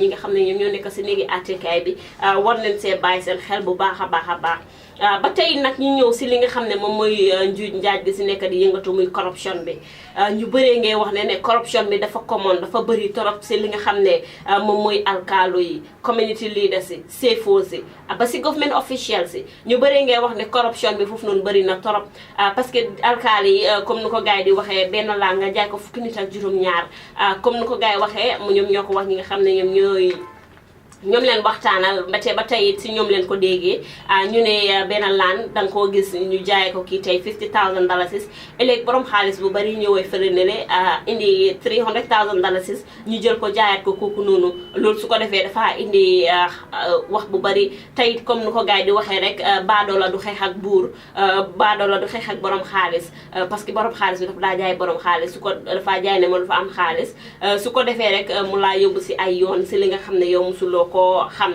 ba tey nag alkaali yi ma ne naa ñaax ñu bàyyi seen xel bu baax tey di jaay seen laani nu mu waree waaye ba tey nag ñi nga xam ne ñoom ñooy CFO si ñoom itamit ni ngi di wax ne ñi ngi yëngatu si wàllu njuuj njaaj gu rëy moom mooy di jël xaalis si ñeneen pour rek defaral leen yéen a kayit yoo xamante ne nii méngoowul ak sax tey réew mi tey kenn santu leen pour ñu def ko nit ñi nag gannaaw bi nga xamante ne loolu leen wax ma ne naa ñaax pour ñu bàyyi si seen xel bu baax a baax government official si tamit ma ne naa ñaax ñu bàyyi seen xel bu baax parce que nit ñaa ngi wax ne ñoom it dañ dee yëngatu si wàllu njuuj njaaj gii nii waaye njuuj njaaj gi muy corruption boo ko xoolee si biir réew mi bëri na fi torop tey ku nekk war ngaa bàyyi sa xel bàyyi sa waar nu mu waree su ko defee ñu mun a yóbbu réew mi si kanam mbokk yi nag wax bi dem na ñëw na ci nga xam ne moom mooy nguur gi moom mi nga xamante ne ni nguur dëkk bu nekk nguur gi am na kàddu si laan bala si suufi dëkk boobu noonu nguur gi nag ñoom ñoo war a jóg taxaw jël seen jéego doo ñu ngee def dara de waaye lu gay nekk di def is not enough parce que soo xoolee am na yenn part of the Gambia yoo xam ne nit ñaa ngee sofa si wàllu laan nit ñaa ngee xeex si wàllu laan bari na torop ba tey nag ma ne naa ñaax pour ñu jóg rek def seen jéego ba mun a saafaral li nga xam ne moom mooy land dispute cases land dispute issues fii si biir réew mi su ko defee ku nekk mun a am xel bu dal ku nekk mun a xam ne fii maa jënd nii su ma fi jëndee duma fi am benn problème parce que nguur gi is aware that man fu maa jënd nii xam ne fii maa ko moom te maa ngi koo jënda su ko defee kenn du ñëw ne fii maa ko moom parce que soo ñëwee nga ne fii maa ko moom te nguur gi xam ne ploti land bi nii diw sangam leen ko jaayee ploti land bi di diw sangam leen ko jaayee problème su jógee rek da ngaa dem direct to the department that is responsible su ko defee ñooñu mun la ko solval su ko defee da ngaa gis ne problème yi land sax duñu àgg court di ngeen ko mën a solve within yourself parce que su nguur gi c'était a regulatory body bi nga xamante ne dafa regulate every land in the Gambia fii nii kuy jëndal land rek gars yi ñu ngi ko am seen système bi ne diw moo jënd plot of land size bi nii fii la ko jëndee fii la moo nekk location bi xaalis amount bii nii la ko jëndee gars yi am everything si seen système bi foog naa ne nit su jógee ñëw rek ne fii suma maama ko moom wala suma papa ko moom kooku moom ki nga xam ne jënd na land bi ba pare kooku moom deram dina set parce que gars yi am neen ko already seen système bi soo demee lii out sa complaint bi dineen mën a jóg rek taal seen computer wala fuñ ko mën a amee rek wal na ne fii diw moo ko jënd fi la diw moo ko jënd foog naa ne loolu daal dina saafaraal li nga xam ne moom mooy problème yi laane fii si biir réew mi ba nga xam ne ku nekk sa xel dina mën a daal sooy jëndal laan government bi nag bare naa ñaax pour ñu jóg def jéego pour ñu set regulatory body bi nga xam ne nii dina mën a réguler laan si jënd ko jaay wala jënd ko jaay laan fii si biir réew mi su ko defee ku nekk mun si am xel bu dal mbokk yi di leen jaajëfal seen déglu bu rafet lii leen daal di defoon daal di def suñu gestu waaye si real estate si yëpp ku nekk nag wax si sa kaddu tayit am na ñoo xam ne nag di fenneen seen boppa ne ñoom nekkuñ di yëngatu si wàllu loolu am na si ñoo xam ne nag ñoom nag call leen ba sonna gars yi jëluñ lu si mel ni Vision real estate ñeneen real estate si nag mënuñ faa dem because fu gars yi nekk dafa sori tayit pass bi ak yeneen yi si umba moo taxit mënuñoo dem ba tey nag mën naa fàttali rek pour ngeen jàppale Gambian Talents su ko defee ñu mun leen a indil information yu bëri ngeen subscribe si suñu Facebook page bi every month $5 rek mun naa nekk nag lu ndaw si yéen waaye lu rëy la si ñun su ko defee ngeen dooreel ñu mun a dem si kaw ak si kanam ñu mun naa indil information yu bëri ñu mun naa defal façon gestu yu bëri ñu mun naa indil li ngeen soxla ndaxte man dama koy faral di wax askan waa ñu tax a jóg tey kàddu askan wi la ñuy waxee seen bët la ñuy xoolee tey seen noppa la ñuy déglooyee ma ne naa ñaax rek ngeen jàppale ñu su ko defee ngeen ñu mun a dem si kanam ak kanam jërë ngeen jëf si seen déglu bu rafet bu la ñu doon déglu may jaajëfal suma nattaango di Mouhamed Keba Dramé moom mi ma gunge woon si gestu bi nii nga xam ne moom laa doon def ba tey nag di jaajëfal suma caméra woman bi ak suma éditeur bi ki nga xam ne spend na a lot of time pour mu edit vidéo bii nii tey pour mu shoot vidéo bii nii muy Nguy Njaay ma ko jaajëfal bu baax a baax di leen jaajëfal seen déglu bu rafet ma nekkal leen woon si gannaaw microphone bi Aida Kebe jërë ngeen jëf